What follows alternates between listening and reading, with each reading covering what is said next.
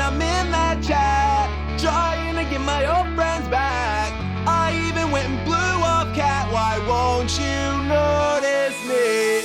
And I'm getting too drunk to type, but I'm gonna stay up all night. And did you guys see my new lights? Can you hear me triple pick? Why did you ignore my rate?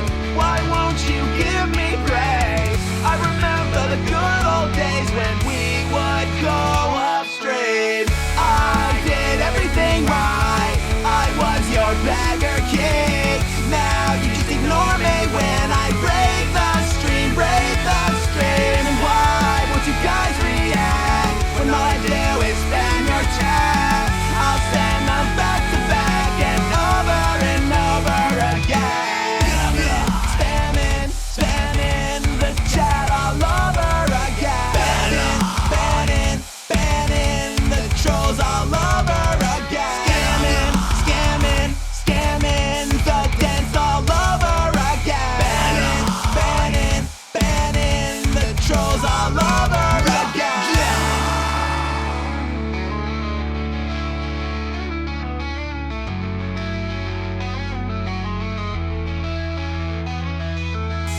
Well, I guess that is it. I don't really want to stream on Catch. I miss you calling me a bum bitch, but now you felt in me. I did everything right, I was your beggar king. Now you just ignore me when I break the stream, break the stream. And why won't you guys react when all I do is spam your chat? I'll send them back to back and over again. Over and over again. I thought you loved me. Get belted cat.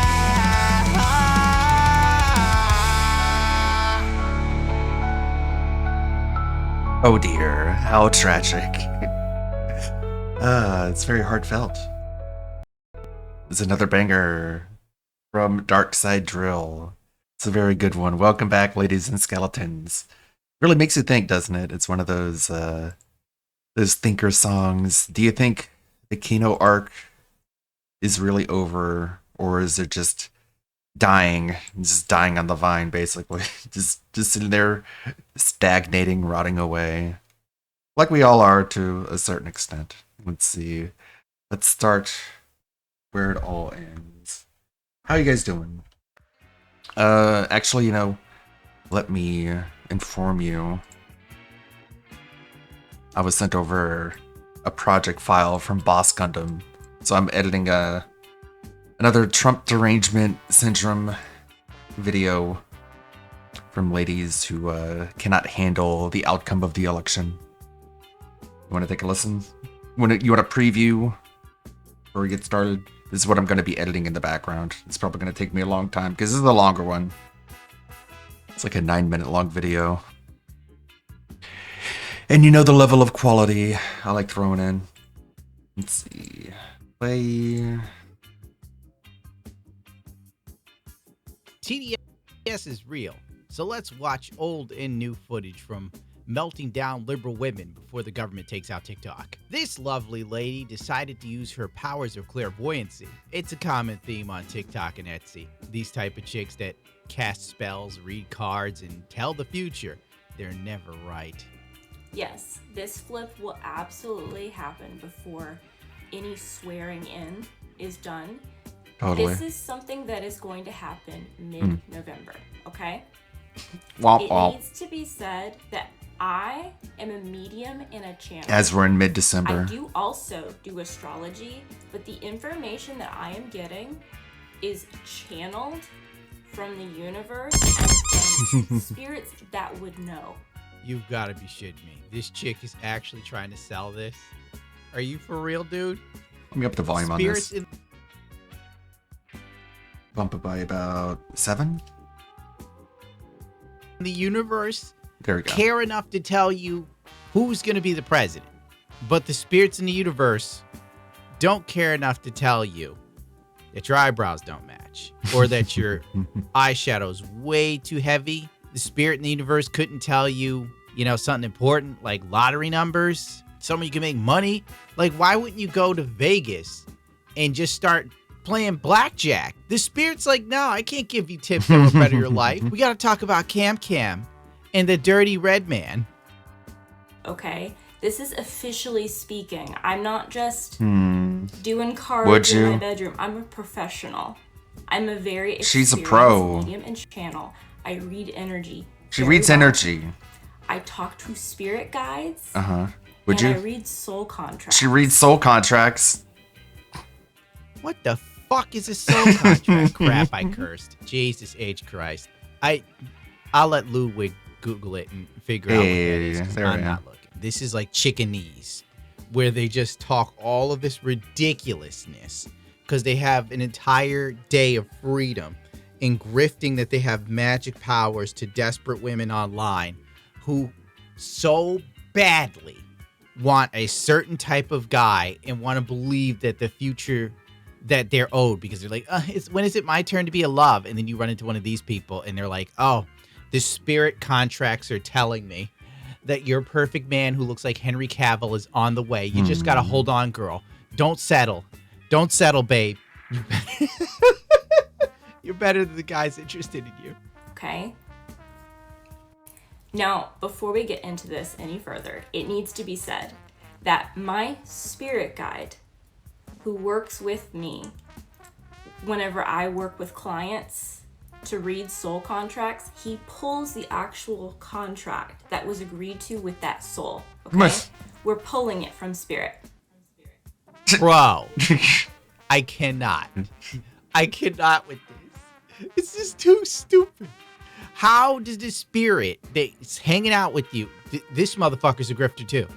This spirit, if it even exists, which it probably doesn't, how does this spirit have that power? How long has this spirit been alive? If this spirit's so powerful, how come they couldn't avoid death?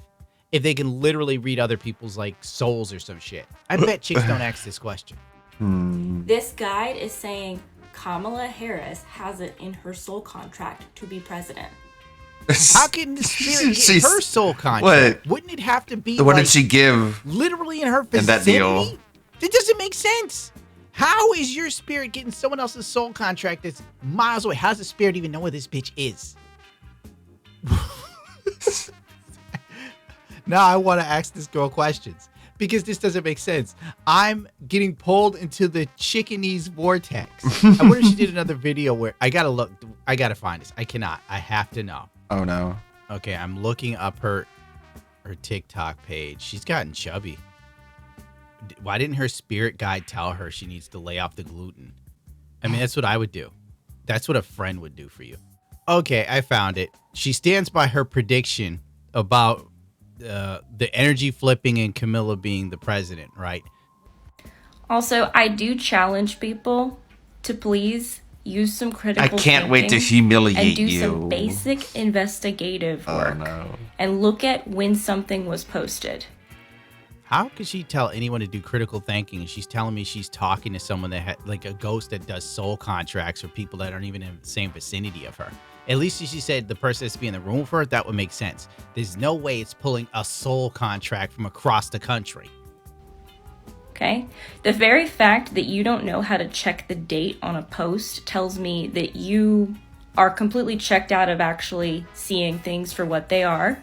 So you have no business telling me that I don't know what I'm talking about, because you don't even know how to find your own answer.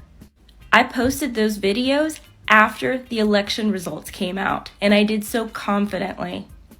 Okay?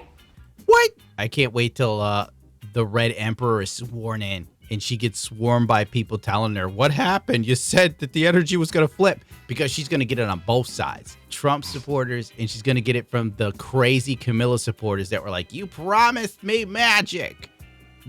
I can't with this. I can't. People listen to stuff like this and then they vote. Maybe we need to restrict it to people that are, that aren't stir fry crazy. That should be a thing we should work on. Do you remember that redheaded woman that believed Cam Cam was somehow going to put the Don in jail? Here's another video of her. I don't even know what to make of it because I haven't really watched it, but I'm sure it's nutso butso. Okay, so what if the Democratic This one Party not so finally got much. smart, and the reason that they had Kamala on Huh? as their Uh-huh. VP is because she's a prosecutor, Yeah. and because the whole Wait, last 4 years have been about setting up DJT. DJT. What if they've been playing the ultra long game, letting The him ultra fuck long himself game. over and over and over again because they knew he would, because that's who he is. He thinks he can get away with anything, and you know, in a lot of cases, Why he's would not he think even really that? trying to be sneaky about it anymore. Like, what if they've been investigating him this entire fucking time, and letting him commit election fraud was like their very last piece of the puzzle? I swear to God, these women are trying so hard to come up with some sort of head Totally. that they pray will become reality or something. You know what the DNC was doing? Nothing. They're too busy telling people that they were stupid and uneducated if they didn't want to vote for a woman of color. And you know what the Bidenator was doing? He was giving his son a 10-year pardon. 10 years. Don't matter what comes out between 2014 and 2024, he can't go to jail for. I've never heard anything like it. Meanwhile, this chick's like, they should be paying attention to Trump. What was he up to? And meanwhile, that laptop, we'll never hear about it again or what was on it. You know, whatever happened to that flying list for that island for people with the Steenster, huh? Nothing. Out the window, old news. Cam's going to put the Don in jail. He's the biggest criminal of them all. I don't know. Like I said in one of my other videos, Get 'em. I could definitely just be in the denial stage of grief, Yep. but it's keeping me sane. So Oh, whatever. is it- is it Anyway, what do really? you guys think? Are you sure about Personally, that? I think Kamala is that smart. You know, she always comes with receipts. Cam was a joke the whole Biden term. 4 years up until the last 6 months. Now, all of a sudden, she's like the world's greatest detective. She's Batman, essentially. She gets all of her information, right? She has everything in line. Everything is set to go. Were we watching the same person? Isn't this the same woman whose teleprompter crashed and she didn't know what the hell to say? And this chick is just gaslighting herself. We know all the traps she set for him at the debate. So why Yeah. wouldn't she have been Like, setting traps for him this whole fucking What? time? I'm not even getting into this. huh? It's such a joke. Where's a man in this woman's life to steer her on the right direction of like, you know what? You need to let this go. It's over. Get on with your effing life instead of getting on TikTok and showing everybody in the world you're kind of unhinged because you're obsessed with something that's already done and dusted. Just saying, Done she's a and bad enough dusted. bitch. Could be true. Get out of here. Yeah, she's just a bad enough She's bitch. a bad bitch. Please. She got fleeced by Beyonce. $10 million for Beyonce to come out, say, H-Town, I'm a mother, and then walk out. No.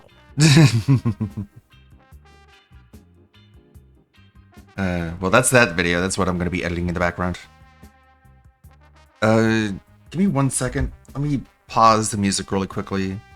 I have to adjust something really fast. Hold on.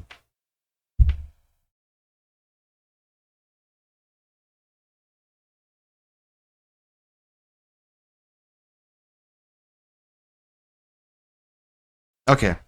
Thank you for waiting. Thanks. I just had to adjust my display a little bit. Thanks. Okay. What do you got, Deloria? What are you sharing? Hopefully it's nice and wholesome. The review tech Hello, USA all right. downfall is getting worse. I got a couple of locale documentaries to go through today. With some editing in the background. Let's see. Hello. take a look at that All one. right. So beautiful. I'm gonna be in the corner of your screen for now. Links is here, everybody. Can you hear me? Can you hear me now? I can hear you. Yep. All right. Lovely. I'm so glad you're here. I am I'm so grateful to be here. So this is Links. She's also going to be one of the co-hosts on Locale Queens. I think I got the name right. Shoo-wee! We back here covering another Review Tech USA video, and it's gonna be a fun one. This time, Rich brings on somebody he's gonna be simping over the entire time. time, and it's cringe from start to beginning. The first time we talked about Review Tech USA, we went over his recent issues and breakup with his editor Jay, and then we did a second video where we covered his recent breakdowns and meltdowns on livestream. And now to round it out with a third one here, we're gonna be looking at some of his recent cringy behavior. There's rumors going around that apparently his own family blocked him from coming downstairs and getting some turkey on good old Thanksgiving. So he had to sit up there, smell the beautiful cooking coming from his parents, and he couldn't even come down and get just a little nibble. Sad times here in the Review Tech USA world. We're gonna jump right in and see this absolute beautiful cringe content. She has had to deal with Becky behind the scenes, and she Poor can, well, Rich. whatever she's allowed to say. She can say how much of a psychotic that she is and go into things that I don't even know about. So she was a pleasure to work with, I should say, right? No, far from. She was impossible. It was absolutely ridiculous. I can't. So, like, what are some of the things that, like, first off, with the wardrobe bullshit, I know she used to do, like, the OnlyFans stuff. I know she has more wardrobe. Like, what the f was that about? So the wardrobe was more actually about me because I have my own business. So I always have like paint and stuff on my shirt, and I'm always wearing like sweaters and stuff. So Keemstar wanted me to just be aware that, hey, you're on camera, you know, look the best you can. So I said, all right, new wardrobe, got it. And she took that as, we need new wardrobe. And then later on had asked him for $1,000 front for wardrobe, even though I was the one who needed the new wardrobe this whole time. And might I add, I paid for it myself because I was just gonna put it back in once I got my first pay, you know, like crazy. So I could probably speak for everybody who's watching this video on the internet that we are definitely not surprised that Rich is going to invest even more time into slandering this woman online that he claims he doesn't care about and has no affiliation with. But yet he's been dedicating weeks and weeks of his life online in the rubble of his career to make sure that he kills it even more by continuing to drag this alleged nobody through the mud even further. But on top of that, apparently now there's going to be a now female version of the Lolcow podcast, and that's very interesting to me. That'll be and great. I think maybe to all of you as well. So let's continue to hear what this woman has to say. But so far, it definitely does sound like Keem is making a Lolcow universe, one that didn't exist before he came along. Fun, but I mean, hey, is it ever fun working with anybody? So yeah, everything goes back to money, and she always tries to hide it behind something else. That's why with Grace, she was trying to get her booted, like this. God forbid, allegedly being an abuse victim. Like, why should she be canned for being a victim? It's about money. So me and Grace, or me Where and can you Becky play the were game both then? gonna walk off the show. However, my issue was Ben, her father, who's the perpetrator, who's, you know, the bad guy here, right? And if he was involved in the show, I didn't want to be involved in the show. That's that part I would get. I get that. So when I found out Ben was handled, I decided, and you watched the stream, I decided, you know what, my hands are off. I'm staying here. Like, I'm good. You know, I don't want anything, right? I didn't want to rock the boat or anything. And further in this stream, she, like, while this was all going on, after it happened, she sent me a voicemail, and she's like, I don't think we can be friends anymore. Like, I just don't trust you. Like, and I was like, I literally offered to give my spot up on like Lolcow Queens for her, and everyone was like threw it under the rug. And I was like, okay, clearly they don't want her back. I mean, I tried, you know, and I needed this opportunity more than her. And I know you haven't seen the stream today, but I'm actually extremely upset because she made fun of my disability and outed publicly that I was on support, $1,000 a month, which doesn't cover much when I'm paying for me and my grandfather, and tried to use that against me. So I don't think it should be twisted at all. I don't think this Becky Boop girl is like any saint by any stretch of the imagination. They're all Lolcows in their own right, and at this point, they're all just grazing in my field, and I'm just watching for the entertainment. I like to take in old cows and rehabilitate them a bit, give them some good years before they end up kicking the bucket. And that's what I'm doing here with good old Rich. You know, Rich put in some good years on YouTube, and you know, I think it's only fair we give him a good send-off and a nice, comfy, healthy field of grass for him to be chewing on. Seems like this girl and Becky are gonna be clashing. Seems like they're gonna be very catty, and it seems like it's already already gonna start with some jabs as she's like, you on disability, girl? And it's like, sheesh, let the whole world know, why don't you? And at the end of the day, I don't really think that's like the most embarrassing thing. If like you obviously have a disability, obviously you're usually gonna get some assistance for that. Not that embarrassing. She's in a my locale, opinion. right? But you know how people are. Perceptions are everything. Let's continue. Now, for clarity, I have hearing aids and FASD. Not that it matters, because even I could afford and could actually motivate myself enough to go and get a USB port. Just saying. Yeah, it's like, and the irony of her doing that too, when she uses her having arthritis for the reason that she won't leave bed all day. Yeah, like it's wild. And to like compare, like she brought it up out of nowhere, and it was like, girl, like this doesn't make your argument look good. Like it just ruins what you're trying to say, you know? Like it doesn't do currently anything playable for you, anywhere. So why are you bringing this up? What else did she demand besides that? Because again, I called her out on it. I went into the lolcow stream. She definitely,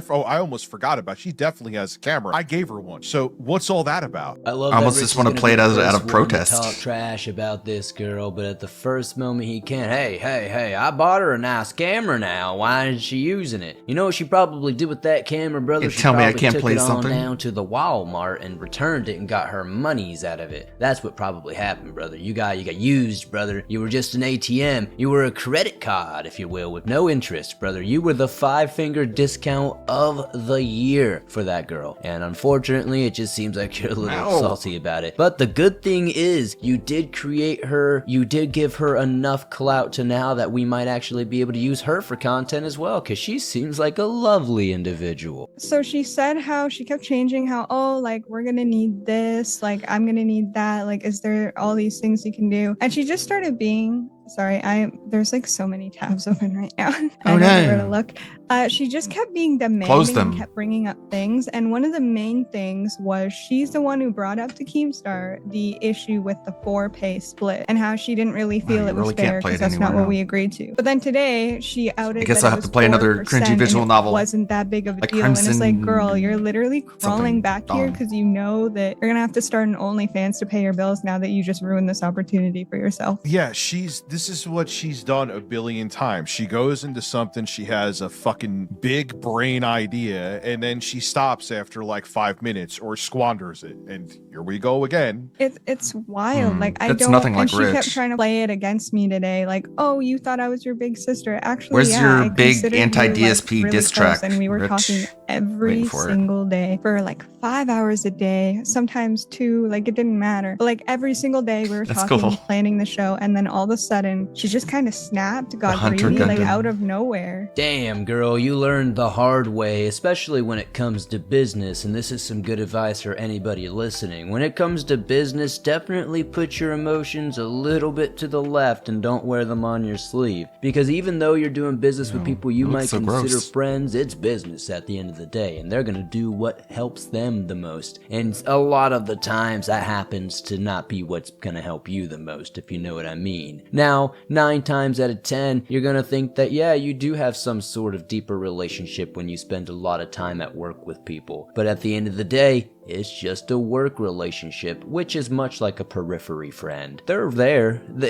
out here, might Rich. have some sort of This is surface better. level relationship, but that's all it is a surface level relationship. And the moment you chart, It's a lot and of the different moment weapons. you think you can dig in a little bit for some support, you're gonna fall right through and fall to your doom. So hopefully we all learned a good lesson here. Can't wait to see all the comments for the people being like, Swamp Dweller hasn't said anything negative about this girl yet. He's probably gooning to her. You're right, brother. I'm gooning right now. Wow, I never see that. Wow, she almost has a pattern. That's what she does. She makes you, in the beginning, she seems like so normal for at least for a while. And then it goes, yeah, this is, dude, Firefox is doing the same thing. I'm having technical issues, dude. And Of YouTube course. always crashes no matter what browser I use. But yeah, she'll start off being completely normal. Everything, like you, and she see, like, you're like, she just Very seems tech like a literate. well-rounded person. And then it's like a light switch just out of fucking nowhere. Like, when did she Yeah. finally like do that flip with you? Was it the whole thing where like about Grace, or was it something else? Like, what really So- started it? So it actually was about Grace because she was like, I'm not really comfortable with Keemstar bringing this person in without addressing us. And I was like, I think we should, maybe make it to the first show, because that's not something we should be bringing up. Like, we have no say yet. Like, we have no stardom. We have no nothing, right? Like, there's no leg to stand on. Sorry, Tina. But it's like... Oh, yeah. I forgot about that. Okay. So, I love Tina, so I'm not throwing any shade either. Continue. And I cannot wait for you and Tina to interact. It is going to be amazing. I'm super excited for it. From what I'm understanding, there is some typical shenanigans going on here behind the scenes. Becky definitely wants to be the star of the show and doesn't want anybody else on there because, assumably, she would have to give up some of that revenue split she would have been getting from it. And you know how people are. They want to get all the monies. But on top of that, seems like she would rather go the road of being conniving and stabbing knives in people's back instead of letting rising tides lift all ships. If the show did really well, and you had 3 co-hosts going on there all making a percentage deal, then you would all actually probably make more money if you worked together hard enough to make the show really successful. If you got a ton of views, a ton of sponsorships, etc. This is one of those situations where I really truly mean work smart, not hard. You don't want to screw yourself out of a bigger bag down the road because you're thinking short-sighted. Also, to be honest, being the star of anything kind of sucks because then you become the face, and even though you weren't necessarily the one making all the decisions, anytime something questionable or unsavory happens with that brand, it's gonna come back to you. She brings Keem into this call, and you think that it's gonna be like, oh, all about Grace, and then all of a sudden it was about the money, and you said this and you said that, and I'm like, why are you bringing me into this when, like, yes, I'm the one who, like, would out of the 4 girls have the most financial issues, but I'm also the one who, like, dealt with it myself. Like, my whole room I renovated and everything, and I did that all myself in preparation for the show, like how much I wanted this opportunity, and I was just baffled. And then I called her right after and I was like, hey, like, I think you're on thin ice because I think you might be voted off. Like, the way that you talked to Keem was kind of screwed up because it was very demanding and almost like psychotic the way she was like, well, you said, and it's like, okay, but if it's not on paper, like, did he say it? Now, I am a little dubious of this girl's claims as well. She makes it seem like she's some sort of saint and did everything herself, haven't even asked a penny, even though she's the brokest one of them all. And I don't necessarily know if I 100% believe all that. I feel like maybe she might be just planning it out to get reimbursement down the line, but it just seems a little strange to me that she'd be like, yeah, this person's just demanding all this money and all this other stuff and all this help, but me, the person that actually needs it, I haven't done anything. I've been a complete angel. Just seems a little overcompensation for something, you know what I mean? But she does bring up a good point. I mean, unless you have that in writing, unless you have some sort of formal agreement that you can show where it says he's gonna provide XYZ,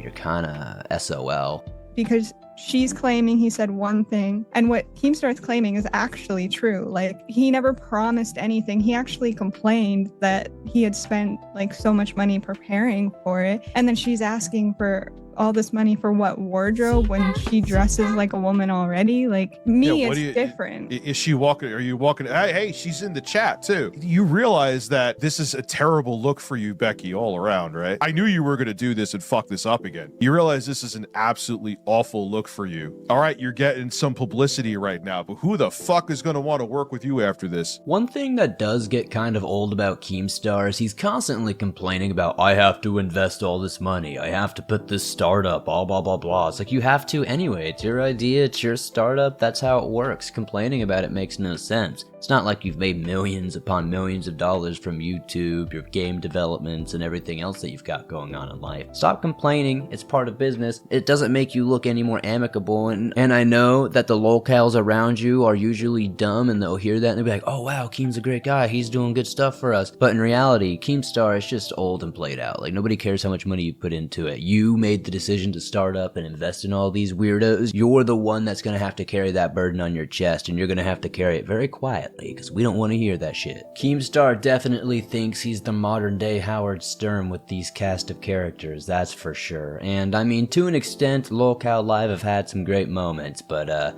it's definitely a far cry away from the old Howard Stern shenanigans. Now, to counter what Rich is saying here, honestly, the same people who would probably give her the opportunity to be on this Lolcow Queens or Cow Queens or Queen Cows or whatever the heck this show is called would probably still want to work with her, because the more crashing out you do as a lolcow, it seems the more doors that open for you. Oh, Not it's that you really bad. care, because you don't leave bed for more than like 30 minutes a day. So anyway, continue though. Let her cry in the chat. And then she continues to break her NDA. And something I thought was funny is she's like, me breaking my NDA was actually a setup for you. How is it a setup when I didn't tell anyone that you broke your NDA because we were friends? But if I was going to stab you in the back, wouldn't that be the first thing I run to Keemstar with? And also, how is you breaking your NDA setting me up if you actually broke your NDA? Like, she would just say things, and she's so fucking hypocritical, because she would say to me like, shit. we just got to make it to the first show, but then turned around and asked for all this stuff and complained and said like, I don't really think it's fair. Meanwhile, I'm happy with like whatever is given to me because I want this opportunity and I think it's really cool. The fact that we're having this many issues and we haven't even recorded one episode yet, I kinda understand where the frustration from Keemstar was coming now. That's definitely crazy. You're having all these demands, you want a wardrobe, you want all this money, you need all these resources for what? To sit down in front of a webcam and talk about some stuff? It's actually diabolical work out there. But this is what you get, Keemstar, when you decide to work with these types of people. This is the type of environment you're gonna be in. Becky does sound a bit delusional though, like, god dang girl, how are you really going in circles here? It shouldn't be that hard to understand what's going on here. You need to put in a little bit of work if you want to get some return, right? You're not just gonna get the world in a handbasket right from the onset, regardless of who's running or fronting all the money for this. It really shows who you are as a person, that you are so worried about other people stabbing you in the back, because clearly you've already been stabbing people in the back and your intentions are that way. So if you have nefarious intentions and want to, mess around and screw your coworkers around, that's probably why you think they're doing the same. And I was like, why are you got to start somewhere too. Yeah, exactly. Same with her. I know, Becky, for some reason in your warped narcissistic mind that you think you're wildly successful because you have a piece of paper from Harvard. But what have you done? You have a piece of Harvard. You're here to do the interview, and she's stream sniping essentially. Go ahead. Like, what have you done? Like, what have you accomplished besides that piece of paper? I don't know how much I believe the piece of paper, because she refuses to actually show an HD photo of it with or without her name in it. And a lot of people in like Discord in the community are breaking it down, saying that they don't believe that it's real. If it is, it is. If it isn't, it isn't. But what's the point of a Harvard degree if you just sit on your ass all day? Yeah, and then she goes, oh, I have to because of my rheumatoid arthritis. Oh, I have to because I'm taking Mounjaro. Like, I know people that have rheumatoid arthritis. I know people that take, or there's off-brands of Mounjaro too. Like, that's all you do, and that's all she does. You do nothing. You just make it like you're so accomplished and you don't do fuck all. Shoo-wee, boys, it's absolutely diabolical to see how deep this lore runs, and we're only surface level with these ladies. Now it seems to come to our attention here that Becky is a smart one. She's a little smarter than she's letting on, and maybe that's where all this manipulation and all these tactics come from. Now, what's coming across the desk here is Becky has a Harvard certificate out here? Sheesh, boy, she apparently is a brainiac. It seems like the common sense and her business acumen aren't too good. She couldn't have gone to Harvard Business School, but it seems to be in question that this might not even be a real piece of paper here. Might be fraudulent, might be some shenanigans going on for her to try to up herself up a little bit more money out there. There can be people with severe enough fibromyalgia and other forms of arthritis that could keep them bedridden. That's actually something that runs in my family, and it's pretty brutal, but I can tell you, exercise and keeping yourself active will actually combat that quite a bit. So, I don't know. Laying around is never gonna help. You're just gonna deteriorate that way. I agree with Rich on this one point. Let's motivate everybody to stay active. Yeah, she's literally so hypocritical, and Oh, she wants to call in, I hear, by the way. Should I have her call in? That would be great. I mean, either here or we can save it for Queens. No, you know what, Becky? I would love to have a chat with you. I'll have a chat with you on LolCow Queens. How about that? You could stay here and bitch and cry in the chat. Did you tell Keem about the old technology that I gave you, like the camera? That would have been more than capable of you using it for the show? What kind of iPhone do you have, too? Anyway, continue. This is what she wanted, this distraction. I also think it's really funny funny that she like made this argument, oh, I didn't have my setup again today because I'm fired from the show. Okay, but again, if it was me, I would have my setup ready and I'd bring my game and prove why I deserve to be there. If one little USB, whether it's snowing or not, Richie, her boyfriend or ex-boyfriend or whatever, literally just said in the Discord that he would have been willing to bring it to her had she have asked. Her mom was over helping her set up. Why couldn't her mom bring it over? I know she says there's all these things, but like, I gotta hop out in a second. What was the cable? Was it you? I know it's kind of like semantics, but yeah, it's just that the camera that we have is a Face Pro or something like that, and it's USB-C, not USB, and apparently she didn't have a USB-C import on her computer anywhere, so she needed a converter. But like, you can get those anywhere, and because they're like these little small things. They sell them on Amazon. You could get USB-A to USB-C. And wasn't the computer brand new from Keem? Yep. Brand spanking new right out of the box. So how the fuck did you not have a USB-C port on there? And even if you didn't, it's something you could get delivered to you. I don't care if you live in the Rocky fucking Mountains. She had both time, and she passed the blame on Keemstar for not doing the research and sending her the right things. And it's like, girl, you could have researched your own equipment. I did. And I know she researches everything. I was just gonna say, if there's any final questions, I'll ask or answer.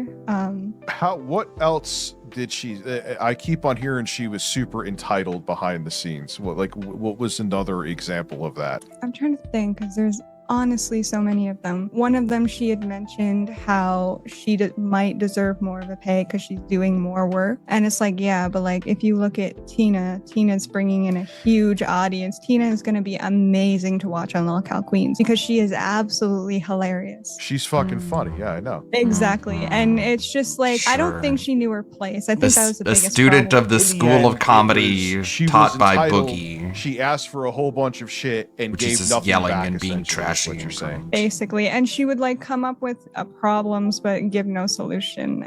But I mean, when we go on LolCal Live, we can get all into this. She can make all the claims she wants, and you know, it's going to be crazy getting you both on it. And with that, my friends, we are done with this particular look at Rich and his recent shenanigans. So now we are going to have to wait until him and good old Becky can duke it out on LolCal Queens. I'm definitely interested to see how this show goes. I'm sure it's going to be just as smooth and fun as the regular LolCal Live podcast. Anything Keem seems to have his fingers in usually turns out to be quite a bit of a crapshoot, that's for sure. Thank you guys so much for supporting this channel the way you do. If you enjoyed this video, please be sure to hit that like button, helps me out a ton. Be sure to comment down below. Would love to know your opinions about Rich, this whole situation he's been going through, and his sad downfall. I'd love to know your thoughts about LolCal Queens, and if you would like to see me cover more of them in the future when they have some content coming out. Be sure to subscribe if you're new. We're on our way to 20,000, and I'll see you guys soon. Okay. That is Swamp Dweller Live. The review Tech USA downfall keeps getting worse. Give it a thumbs up. Be sure, if you like that video, go to his channel, show him some love. This is from Kiwi Tapes. Tammy Hole, TikTok's angriest scammer. You could tell you're in for a real treat right off the bat. Got Theo going over DSP's latest DS Politics stream. Got Cyrax video, another from Swamp Dweller Live, the same guys we saw earlier. And this is Future Latency, the incredibly satisfying downfall of Boogie. I hope it's satisfying.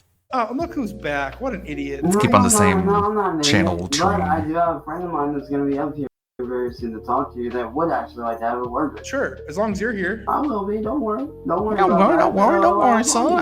We all gonna be here. We're gonna have a good old time. How does it feel knowing that you ruin people's lives every day? Okay. How does it feel being able to live in a luxury apartment and just travel for a few weeks at a time, go wherever, do whatever you want to, just by clicking buttons? Feels good. Now I'll ask you this, Sarks. How does it feel being able to go nowhere and do nothing? That's a fucking lie, you dumb hooker. You dumb hooker.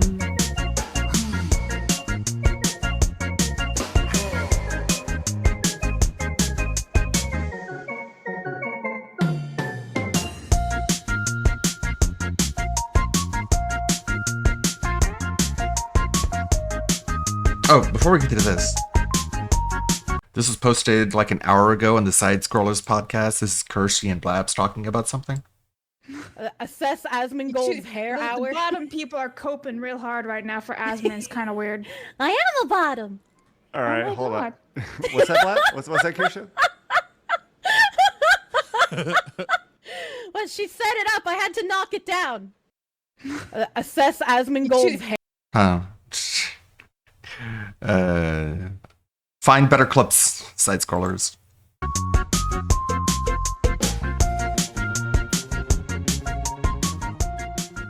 Welcome back to another Cyrax Deep Dive, and unfortunately this is gonna be a redo of episode 24 of this series. Initially this was the Heather 2 arc, and for whatever reason, YouTube decided to take it down for bullying. They said I was being too critical upon good old Goblin Boy, and if I'm honest with you, I really didn't say anything too crazy, I really didn't say anything too wild, but come to find out, Cyrax's own word coming out of his own foul mouth is what got us hit for bullying. So since Cyrax is the one that says all this crazy stuff and throws out all these threats, we got hit for bullying, so the video didn't get taken down because we were bullying Cyrax. The video got taken down because Cyrax was bullying himself. Never worry though, today we're going to be covering another highly requested arc of old school Cyrax lore. Now this one isn't nearly as old as Heather 2, doesn't have quite as many twists and turns, but this is another classic case of Cyrax refusing to help out anybody but himself. All Cyrax had to do was give Marty a little bit of a dance and he would have left his friend alone. But not only did he not do that and decided to try to argue against it and make sure his friend stayed on his side, he not only loses his friends, he not only makes himself look like a complete idiot, he starts stripping down in the process, and I guess we get to see that goblin anatomy firsthand. What? That'll all be changing very soon by my own hand. What? That's all By that's my all I gotta say hand. on that matter, Marty. I mean, What's gonna change? Wait. it's pretty sad.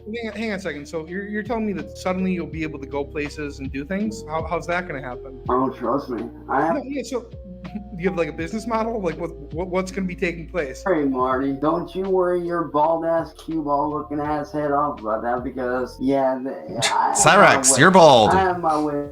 What are your ways of making money, Cyrax? You've never made any money ever. Like nothing significant. Yeah, here's the thing about that though, Marty. Yeah, here's the Your thing. friends would have left me alone. I would actually. Like I've only known you for a few years and you've always been a penniless bum. Don't start playing that with me. If anything, you've made more money since you've known me than before. No, here's the thing though, Marty. If you would have left my Twitch alone, I would have been making real good money. You made $3 a day. $3 a day. Actually, no. You made $110 in a little over a month. Correction, 111, dumbass. You know, I'm truly brain rotted, guys, when the first thing I think of when I hear Go Places Do Things is Nate and Minion from the Narrowway Homestead channel. That's what he says to his dog. It's Go Places Do Things. It's sad that Cyrax's name, it brings up the same wavelength as a dog. And honestly, I respect the dog more. That was a pretty new one, Chance. I haven't heard you say that before. Can we confirm that Marty's bald or was bald at some point? The few pictures I've seen that are alleged to be Marty, he does look like he do be having some hair. But who knows, he could be the long lost brother of Review Tech USA or Wings of Redemption. Cyrax, I'd love to know, just like Marty inquired, how you're going to make any sort of money to go places and do things with your friends and your family that you claim that you have at this point. I mean, this point in your life, Cyrax, you have ran off and or offended every possible person who could be a friend. So even if you could leave, even if you could generate some income, you'd likely just stay home and spend it all on some sludge supplies and probably some V-Bucks. Let's be real with ourselves. Oh, big deal.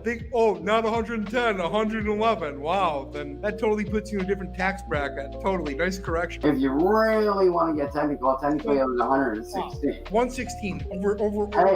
Hey, that's better than nothing though, man. See, $3 a day. See, Marty, your issue is this. $3 a day is dog shit, Cyrus. Your issue is this. You think that money rules everything in the world, but it actually doesn't. Cyrus, like, Whoa. I think, and I hope the IRS isn't listening here, but what you made in a month, I made in an hour.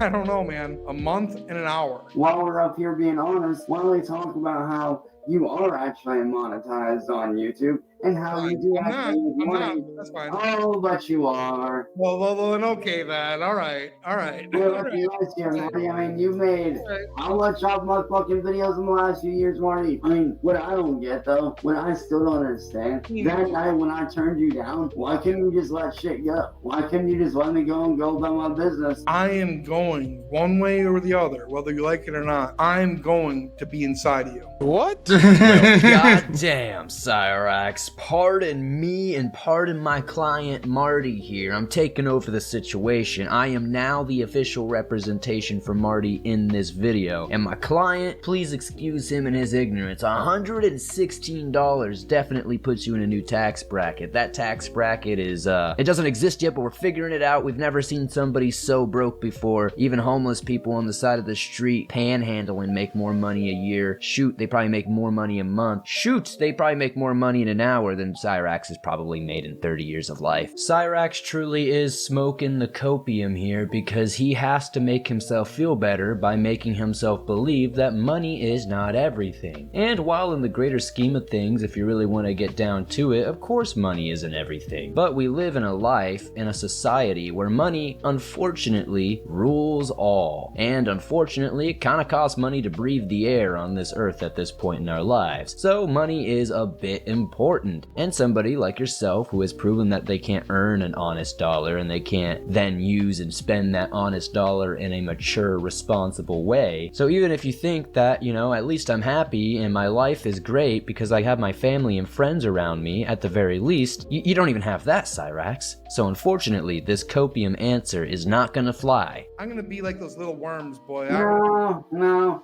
You're gonna be like your mommy and daddy. I'm gonna be the one wriggling up inside you, Cyrax. That's gonna be me. You're gonna be a nobody and a bum for the rest of your life. Cyrax, $116 over 35 days. Do you realize how pathetic that is? Marty, you know what's sad about you? You have the body of a full-grown adult, but you have the mind of a 12-year-old. I have the mind of a 12-year-old. Well, if I have the mind of a 12-year-old, I would be able to answer what 12 times 4 is. Can you do that, Cyrax? 12 times 4. Marty, just shut the fuck up, dude. Yeah, you got shit for brain. Okay, seriously, let's be honest here, Marty. How about 7 plus 7? Can you do that? Marty, you just don't get it, do you, man? 7 plus 7. You can use your fingers, you can use your toes. Come up with the right answer here, Cyrax. You just don't get it, do you, Marty? 7 plus 2. How about that? Nothing you do is significant, Marty. Come on, something. Nothing you do is 7 plus 2. Anyone in the real world. I mean, let's be honest here, Marty. While I'm actually out here working my ass off on For what? $3 a day? all you do is sit on.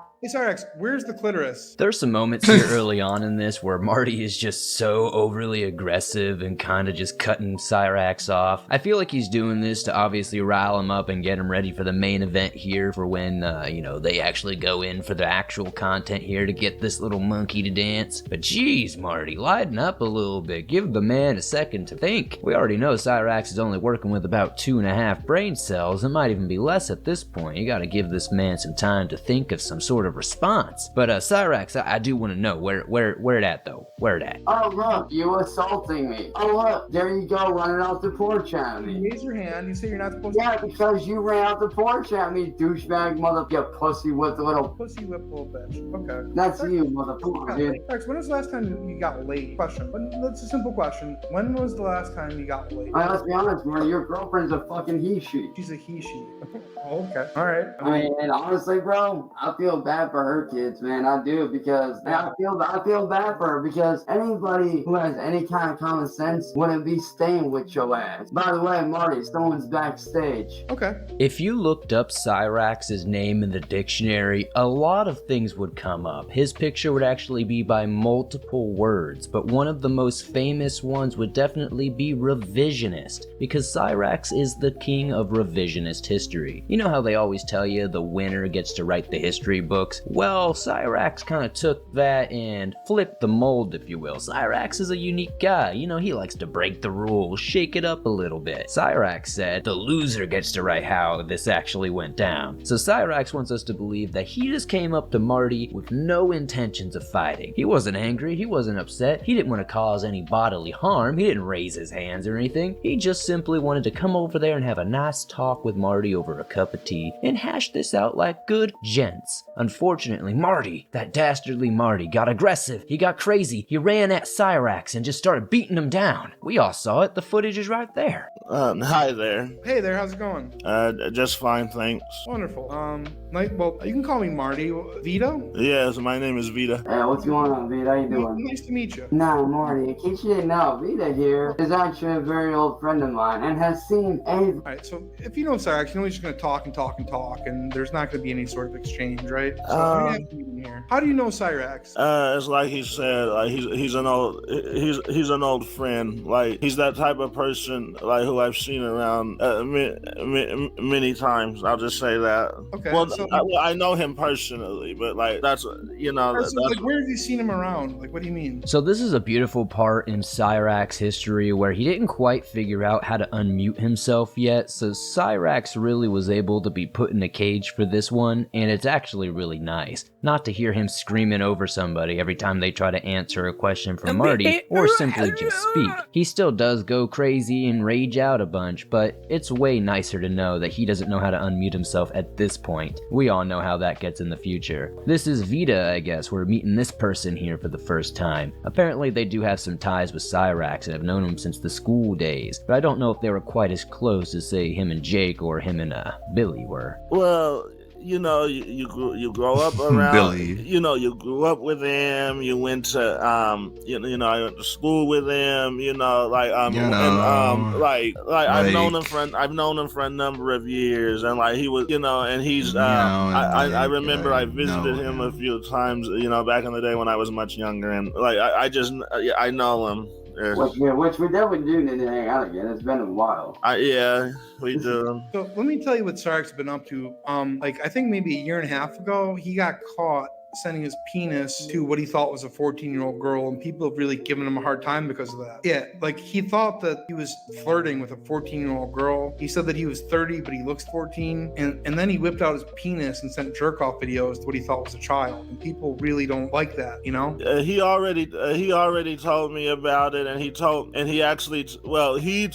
that he knew that it was that it was actually an adult, and that the whole thing was set up, so. I'll tell you this. The thing wasn't set up, and it was actually an adult woman, but he thought that they were 14. He said that's why he said to them, "I'm 30, but I look 14," trying to appeal to them. You sure do need to hang out with Vita again, that's for sure. That definitely needs to happen. And I'm sure it will after he learns about all of the shenanigans you've been up to, Cyrax. Trust me, I'm sure he's gonna want to hang out. It seems like so far that Vita doesn't really have a whole lot of, wherewithal going on up there. He doesn't seem to have too many synopsises firing off there. He seems a little slow himself, so I'm not gonna bully him too much for that. But it definitely does take them quite a few minutes for the cogs to start moving in their brain for them to realize how depraved this actually is. I know you probably want to defend your friend or your acquaintance or whatever, but sheesh, once you hear the allegations come out left and right here, and then every time an allegation's brought up, Cyrax seems to prove him right. It's brutal. Do you know about Billy? Billy Seiler? Yeah, he told me about him. Yeah, he was like a blind kid, got sexually assaulted by Chance, and Chance actually got expelled from school because of it. He told me about it, but from what I remember, and from what I remember, he told me it was a mutual thing. He told me about it, and we never spoke of it. So, well, the school investigated it, and they expelled Cyrax, or Chance, as you know him. So obviously they did an investigation, and they came to the conclusion that he doesn't know that people can't hear him. Where Chance was the violator and Billy was the victim. Actually, that's not true. Actually, that's not true. So he says it's not true. Then why did you have to change high schools? Diabolical work that, like I said, this guy's gonna take quite a few minutes to really get those cogs moving and have those critical thinking moments to where he actually puts two and two together here. Okay. He's trying to compare the act of getting suspended from school for doing, sexy things on campus to R-wording a blind boy at his home when the power was out and they were helping you, and then going to school and getting expelled because that blind boy took solace in their school's staff. And quite frankly, my friends, that just isn't the same situation, no matter how you paint it. Actually, I didn't. Like Friday said, It was a mutual thing, and the school didn't want it going on, so they made sure that it never happened again. So, Vito, you seem like a smart guy. If it was a mutual thing, first off, they wouldn't expel somebody from school for having gay sex. That's not how it works. Like, well, the school. Well, I mean, that wasn't the first time, because like there were a lot of kids in our school who had straight sex, and they all got suspended. I was there when it happened, so it was actually a common thing. They got suspended for having sex with each other? Yes, I think in the detention classroom, I remember. So that was a common thing. A lot of that was going on. So when I found out about it, it just, I thought it was something like, I really don't know. Put the kids in detention and just leave them there? I know he got suspended, but he never told me. Well, he did tell me they experimented, and then he decided it wasn't his thing, but it's whatever. It's funny that he tells you that they experimented. Sounds like a fucking said that he was an unwilling fantasy. participant, as in like a sexual assault victim. The guy just can't tell the truth, but it's interesting that he tells you that he experimented with them. That makes sense. I believe that. Hey Marty, why don't you stop muting me? I'm gay, and that's okay. I don't have to hide.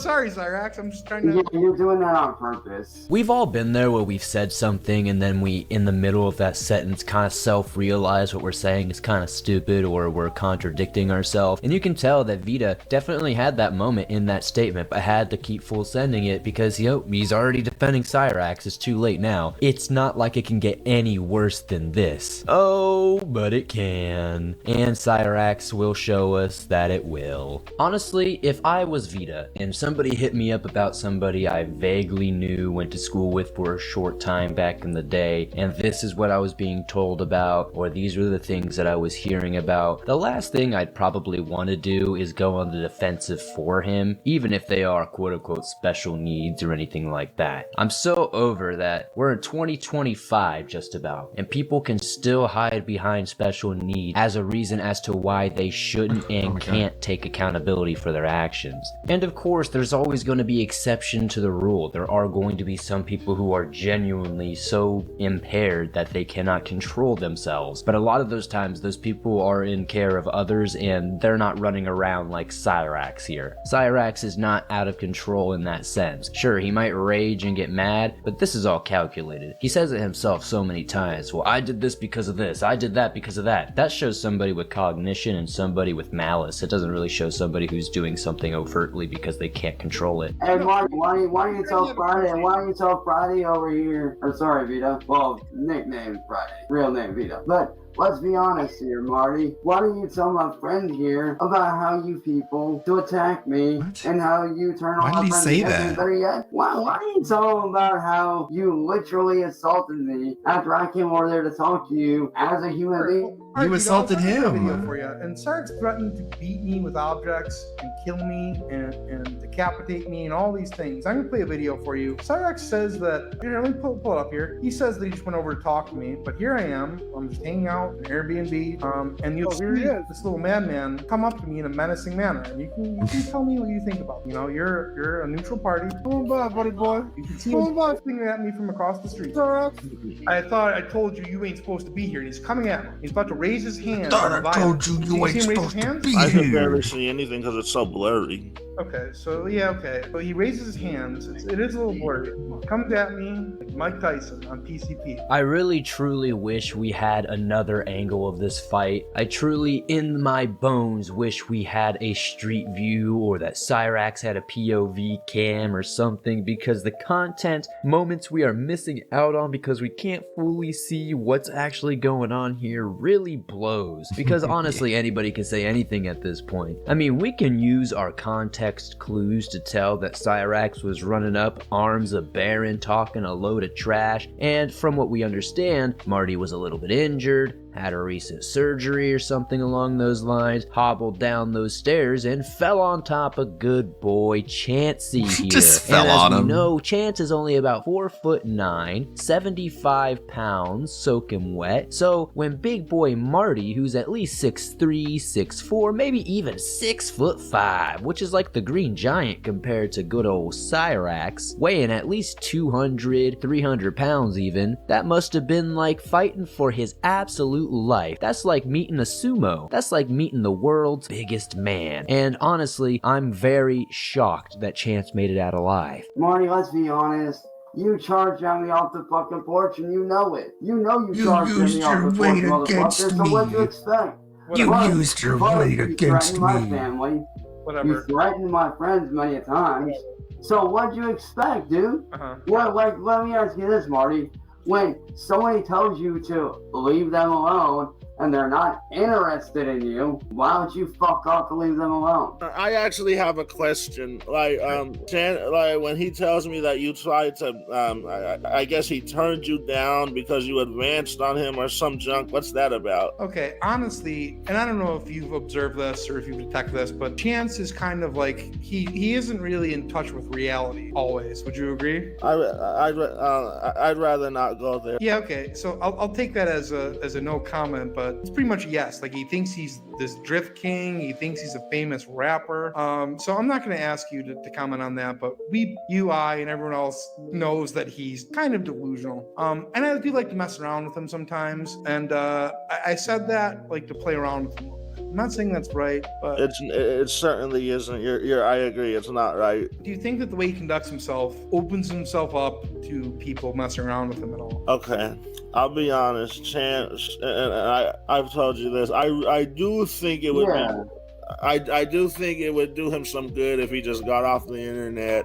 And let's be honest here, though, Marty. Let's be honest here, bro. The reason why I act like that, and this is what I've been trying to get through to you this entire fucking time, dude. You and everybody that's been fucking with me, dude.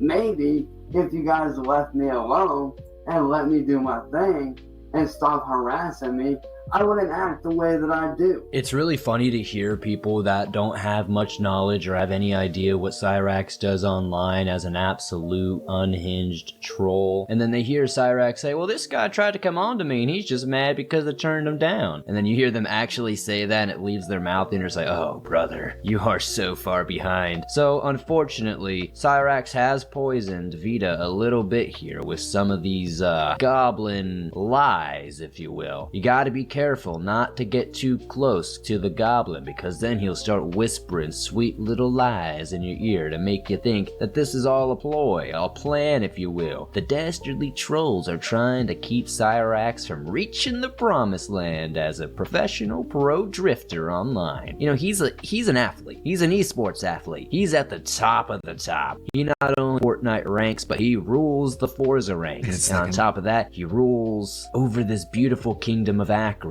from his high pedestal in his grandmother's attic. So I'm gonna play another video for you here. All right, I think you need to see this. I think it's very important. This is really actually going to. This could upset you, but it's going to show you what your friend here is really all about. You said you're dipped to a child.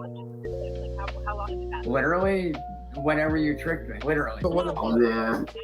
That was So he thought it was a child. Those were beforehand. He thought it was a child. Oh, the Chloe thing. Let's go back. There's so many that you can't even remember. I'm just curious. Like how long is that? Literally, whenever you tricked me. Snafu. But there's like a long list of kids that he sends his dick to. Like, what do you think about that? Generally, I don't. Generally, I think that's wrong. In general, no. I mean, and of course, we all agree that that's wrong. In general, bro, what are you talking about, man? It truly has been a good minute since I've seen a lot of these clips Marty are bringing up here. It's been a minute because these were some of the first things I covered in this series, and we are now 25 episodes into it, and it's absolutely insane. But man, oh man, it never does get any less surprising, and my eyebrows never not raise when I watch this. It's like, wow, you're really so confident in saying, yeah, the last time I sent my wiener to a minor was that last time you tricked me into thinking you were a minor. It's like, Cyrax, no. I remember seeing this clip for the first time and being appalled that anybody would even admit that. The thing, what's funny is you sit there and you say that I'm a pedo, but a real pedo actually does like what Tony does and actually goes on and looks for victims. You guys are a bunch of lazy asses that went after Chris Chan. You got bored, so you decided to. So he's continuing to change the subject here. I mean, Chris Chan fucked his own mother. Is he not a bad person? Your friend here is up to, and the type of perverse pleasures he seeks out. Well, okay, he left because he's ashamed of his actions, but I don't know how you look at these behaviors and endorse his actions, you know? So he's not here anymore. He's clearly like a sick guy. Oh, he's back, so don't say anything. He's back, so don't say anything. Marty, let's be honest, dude. I told you to leave me the fuck alone from day one. And what I still don't understand is why you won't leave me the fuck alone, dude. Like, why you gotta turn people against me? Is it because you're fucking lazy? Is it because of the fact that I'm not a Christian? I mean, let's be honest here, Marty. All you've ever done is try to make me out to be the next Christian because you got fucking bored, and that's He's constantly trying to divert away from his sexual predilections, perverse and illegal desires. He won't talk about that at all. I know it's a lot to take in. I know you consider him to be a friend, but sending your penis to what you think are children is wrong. Would you agree?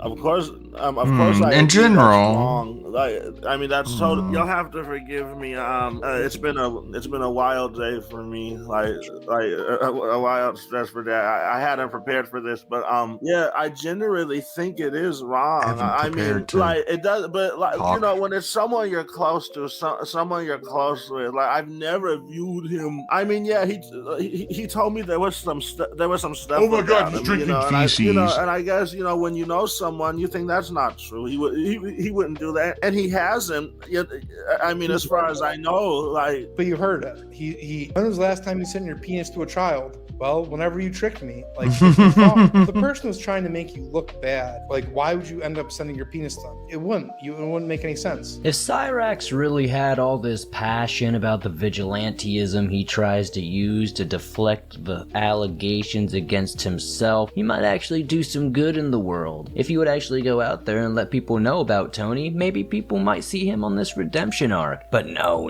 Cyrax, we know you're only bringing up Tony and other people who have these same allegations as you because you just want the heat to get off your shoulders. You seem to think within this little head of yours that if you say, hey, this guy does it too, that they'll suddenly leave you alone and go bother him. Oh my goodness. No, Cyrax, they're not only gonna bother him as well, they're gonna continue to bother you. It's gonna be a 2-for-1 special, a BOGO if you will. One of the catchphrases we haven't heard from Cyrax in quite some time. They don't have enough time to go after me. Vita thing, that he seems to, for some time, think that all we wanted from him was to be the next Christian. We wanted to turn him into the next Christian. And my friend, I don't know if everybody agrees with me on this particular take, but you might be just a bit worse than Christian. I know Christian's kind of like the final boss of LOLCAL. It's kind of the OG, if you will. But sheesh, I don't know, Cyrax. It seems like you might just be a little bit more of a goblin with rage than that virgin ever was. Stop muting me, bro.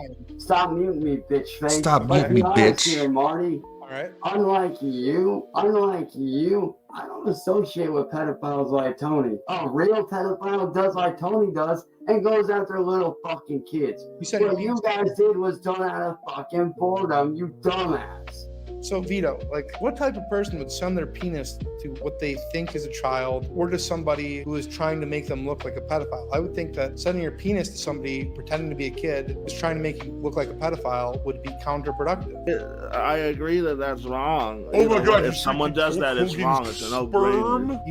And if that was a child in question, it'd be wrong. Yeah, well, so I would say that, like, whether you think it's a child or you think it's somebody pretending to be a child, it's wrong either way. Like, it's just wrong. It's a stupid move either way. It wouldn't make sense. No, what doesn't make sense, Marty, is why you always have to try to turn my friends against me. What doesn't make sense is stuff you do. Is fucking rage out, and you know it. You try to sit there and use every little tactic you can against me. Doesn't matter how you split the hairs, my friends. It doesn't matter if it was a sting. It doesn't matter if it was an adult at the end of the day. The intents were there. The intentions speak way further than most people like to put weight to. I mean, if somebody intended to send their pictures to an underage person and intended to groom that person, but it turned out that they weren't an underage person, how does that make Cyrax the victim? victim. That makes Cyrax a predator, by definition, and we gotta stop dancing around that. It doesn't matter how you tricked, it doesn't matter how that turned out. Your intention was to speak to an underage person with the explicit intent of sexually charged conversation. So look, here's where things really intensified with me and Mr. Wilkins. I was dating a woman. She died from COVID, tragically.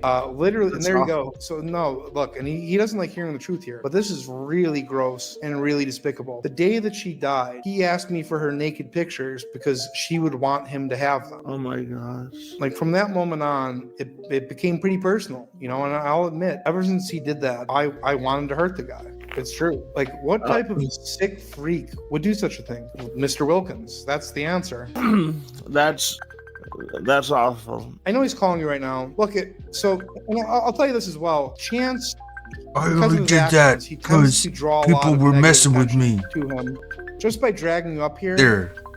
People have already sent me your social media. If you can just stay and converse, I'll be more than gracious, and I won't share it with anybody. When I first started covering this whole saga, I didn't know about this detail, actually. I didn't learn about it until like 2, maybe even 3 episodes in, and I had no real clue as to why Marty had such a dedication, why Marty had such a hard-on, if you will, to bring Cyrax suffering to his life. And for a minute there, I was like, this seems a bit unhinged in its own right. It definitely has some unhealthy parallels here, and there's definitely some weird codependency going on here. But after learning about that whole situation, shoot, I had to throw all the flags out the window. Marty will probably have a lifelong grudge against Cyrax just for that. And I know Cyrax has done more underhanded, gross things as well, but this by far takes the cake when it comes to any personal offense against Marty. That's something that I could never forgive, I could never forget, and you bet your sweet ass I'll let you never forget it either. Who sent my social media? Yeah, Riot. What? He sent you my social media? How? Marty, let's be honest here. You're a fucking bully, dude. You're a bully. Why you're doing all this? Why? Stop it. Because you don't like it when people gang up on you and fight back against bullies like you, bro. What's the matter, Marty? You afraid of me? It's got a sound associated with it now. Kill my family. Came over to my house. No, hold on a second. Has done nothing but threaten my family, threaten to kill me. I have video evidence of this mother sitting there saying, leave Akron or I'll kill you. Attacks my family by... Why don't you ask him about asking for the nude pictures? Why don't you shut the... Ask him. If you want to hear, you can ask him. He'll tell you. Well, did that happen? Marty, why don't you... Hold deflect. Why do you stop? To me? I don't know how long it's been since you interact with him, but he's lost his mind. No, I haven't, Marty. Chance, I gotta go. Right. I don't want Riot involved in this. Like, how do I get out of here? Do I just X out? You don't want to go anywhere, sir. You don't want to go anywhere. As per usual, anytime Chance's friend or loved one tries to get a word in edgewise or give him any sort of advice to maybe get out of this situation in general. No, you shut the F up, bitch. You know, he can't just let anybody get in any word edgewise. He can't let anyone get a word in edgewise. And I only just noticed after editing this for hours that Cyrax's screen name is literally Riot Flamebird, which is apparently the boyfriend or the friend of this Vita guy, however you say their name. Absolutely diabolical work out here from Marty. This really is some of his best work to date. If you want to thank anyone for this, you can thank Mr. Wilkins, because he's the one who's perpetuated this whole chain of actions here. Marty, you don't get it, do you? What? The reason I act the way that I do is because of you, It's because you were bullying. I'm not doing it. You are. You're the one doing this. You know what's funny? You sit there and tell me to take responsibility for my actions, but yet you don't take responsibility for anything you've ever done. I like the name he has, the little idiot. This is why I did this. But the truth is, Marty. Look, I can promise you things won't get out of hand if you can just tell Mr. Wilkins indications here that his behavior is monstrous and that he needs serious help. Well, when we were younger, I would tell Chance it's not. Well, I would tell him a lot. Oh, it's just not what.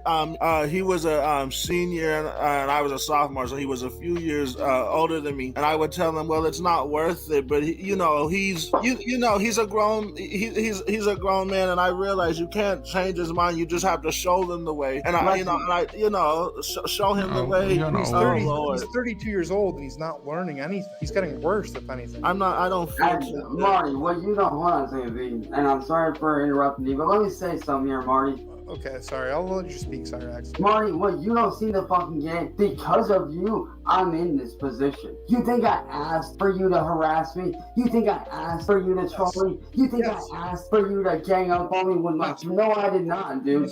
I never once asked to be part of this troll community. I have a little bit of sympathy here for Vita. I hate to see an innocent person get drug into all this, and, it's not my business to look into any of their personal life or judge them on anything they've got going on. At least as long as they're not some sort of predator out here like Cyrax, or defending somebody like Cyrax. As far as I've seen so far, I don't really feel like they're defending Cyrax as much as they're trying to have some sort of benefit of the doubt for somebody they've known for many years, and they're trying to give Cyrax a little bit of leeway here. They're trying to give Cyrax a way to get out. They're trying to give Cyrax that little bit of beacon of hope, but Cyrax is just so stupid, so deluded by his own ways, and blind by the goblin rage that he can't see that there's an actual out here. He could play in vain as a mentally ill hobgoblin in his grandma's attic, but no.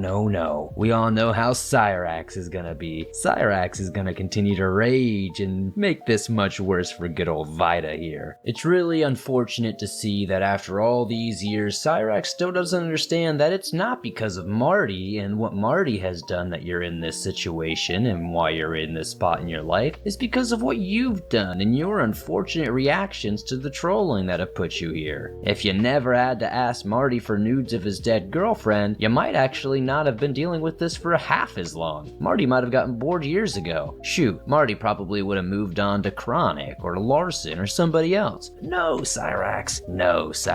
You had to be the star, the center of attention, the apple of our eye. Vito, this is going to sound really strange, and you might not understand the logic or the reasoning here, but if Chance cares about you at all, he will dance right now to prevent me from putting out personal information. Look, it's a simple request of a friend. Like, if I could spare a friend of mine from getting jacked up, I would just dance, no questions asked.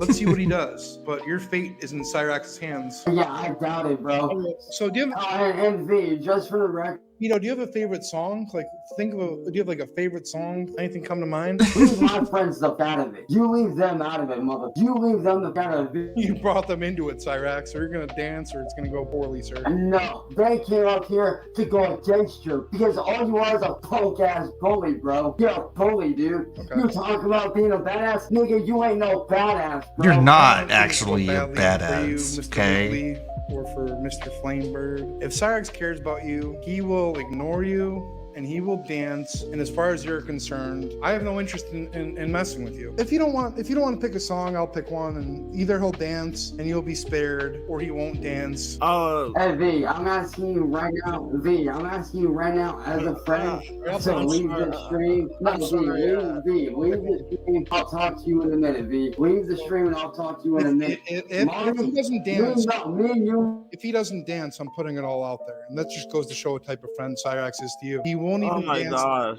He won't even dance to spare your life or in your boyfriend's life. Chance,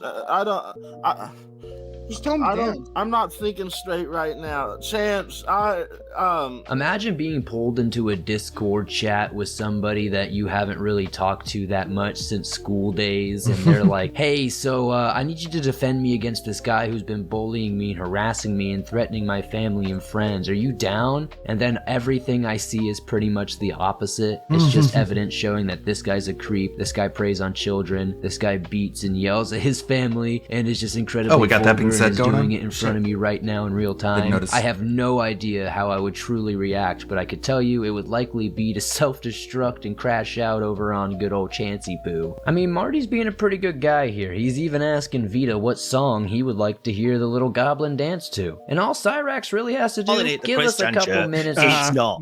So self-conscious about Hey, props on it. everything. Okay, I'm gonna And rewind. He had this tab ready too, so you know Yeah. that shows you where. It's being produced right here. On that being said, You really can't say that, Proper. Come on. Ridiculous. I got to get him out before the show, man.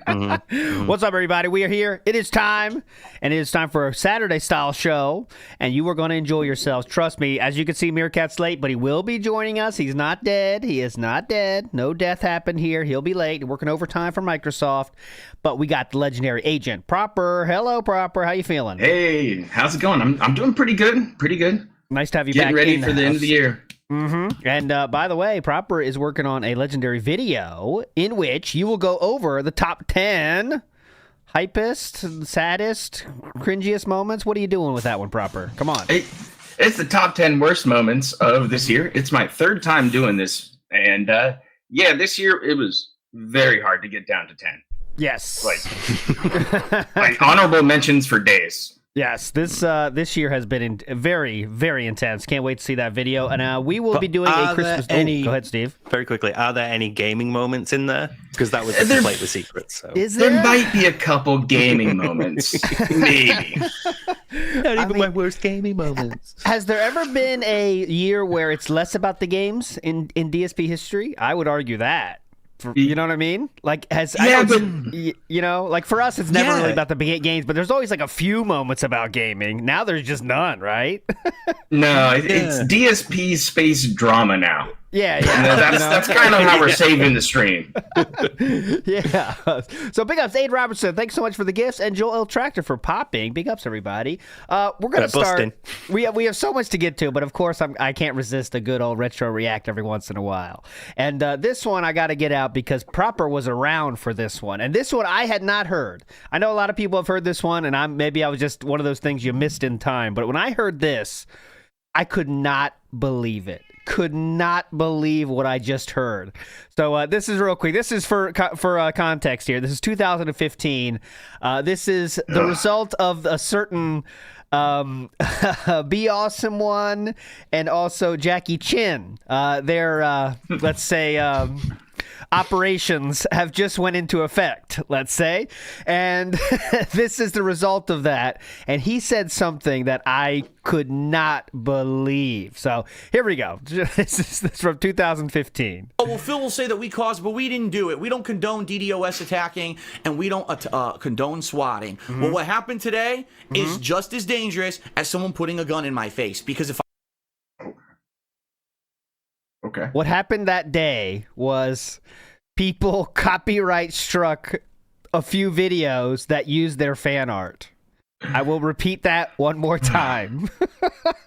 That is what happened on this day. Let me play it again. we caused, but we didn't do it. We don't condone DDoS attacking, and we don't condone swatting. Well, what happened today is just as dangerous as someone putting a gun in my face. Because if I Unbelievable.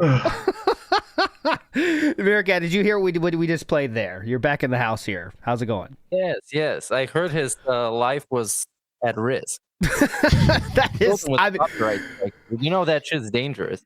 Copywriting videos is the same as putting a gun in my face. Now, Agent Proper, you were around for these times, right? You were alive. Yeah. I definitely was.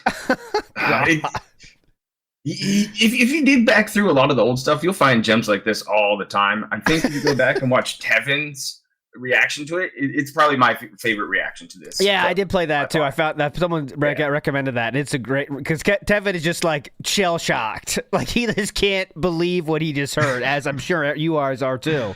It's like, what the fuck? That's we heard this site don't play their attempted murder, and so is striking channels. I didn't know that. But anyways, incredible.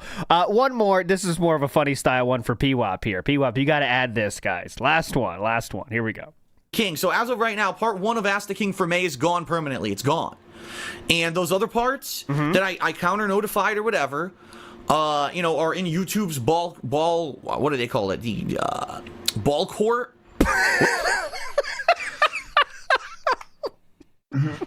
Ball court. Okay. No.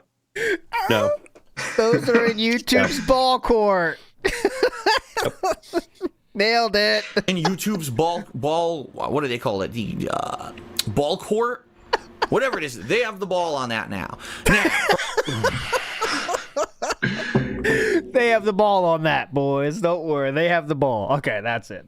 Just two funny things I couldn't resist sharing. I do think it's pretty funny, though, that he went to a sports feeder school for his high school. And he uses this as language. Balls are in your ball court. Anyways, okay, let's get to modern times here. So if you can believe it, we do want to start with this because this happened since our last show. I know it's tough to believe, but yeah, this is the new cable management system we're rocking here. You love this. And by the way, I want to just highlight a few things here. This is a weight-bearing box under... That is not a joke. It is a weight-bearing box for the tangle of wires. You got to have that, guys. It looks like he's got like a multi-adapter on it, but like, why? They're wires. I think it's because he has his USB hub there in the middle, which is perfect place for that. USB hubs in the middle of the wires.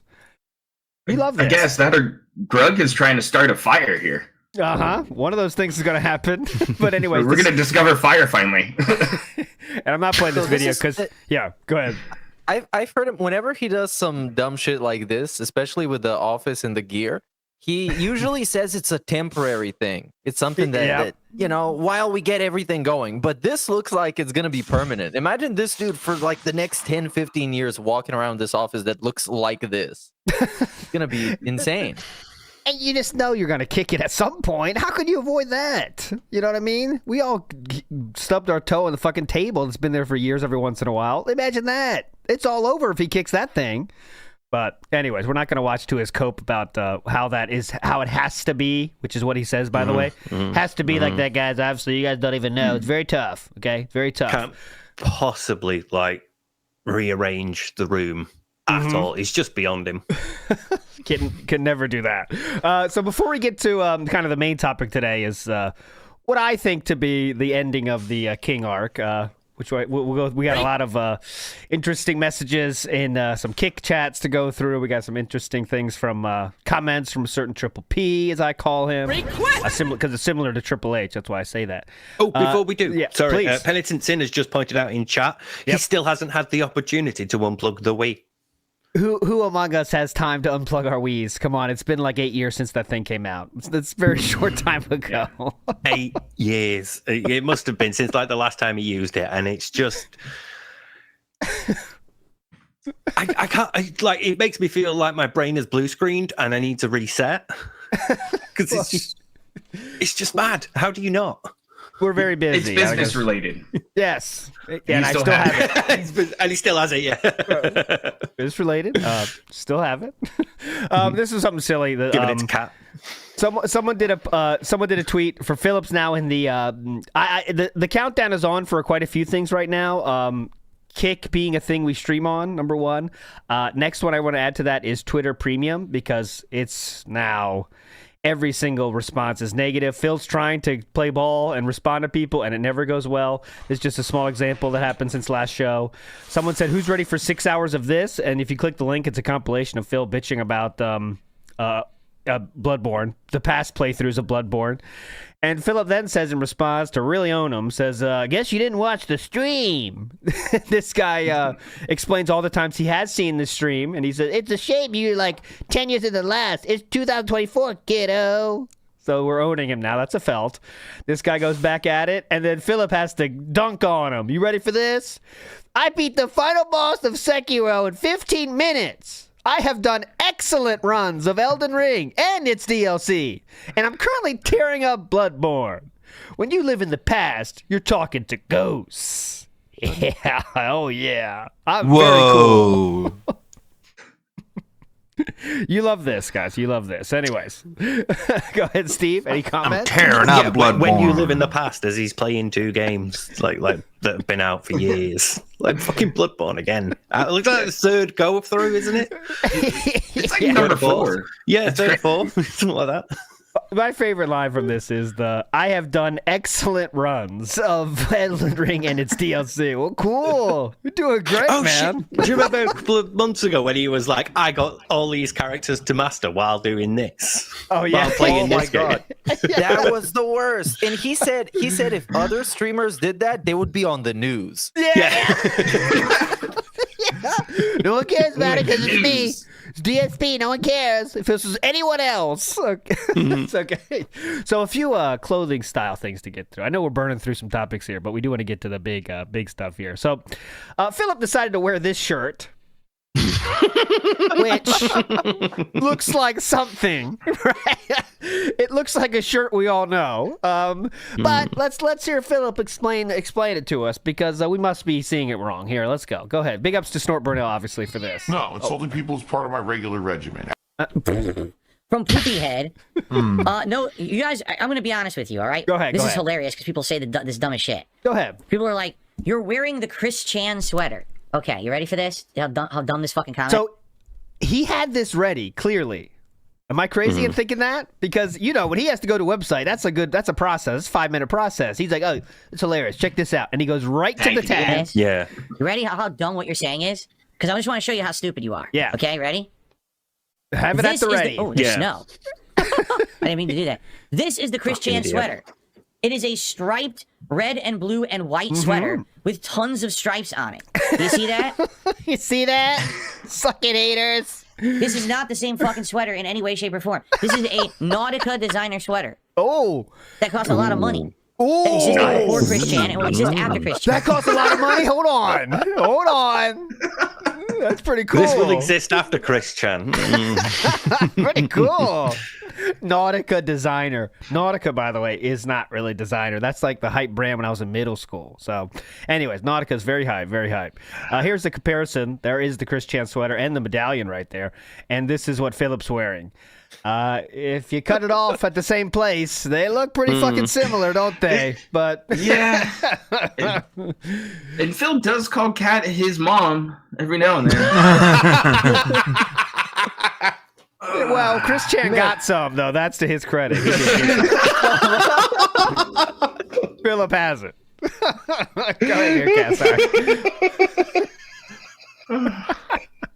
Man, I can't get over how stupid his collar looks. It's just so distracting and idiotic.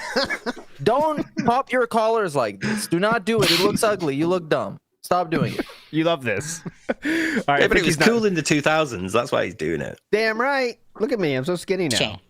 What are you talking about? What are you talking about? It doesn't look anything like the fucking Chris Chan sweater. If you think it's the same, you're stupid. You're stupid. That is a El Cheapo, crappy ass fucking sweater. Very wise rebuttal.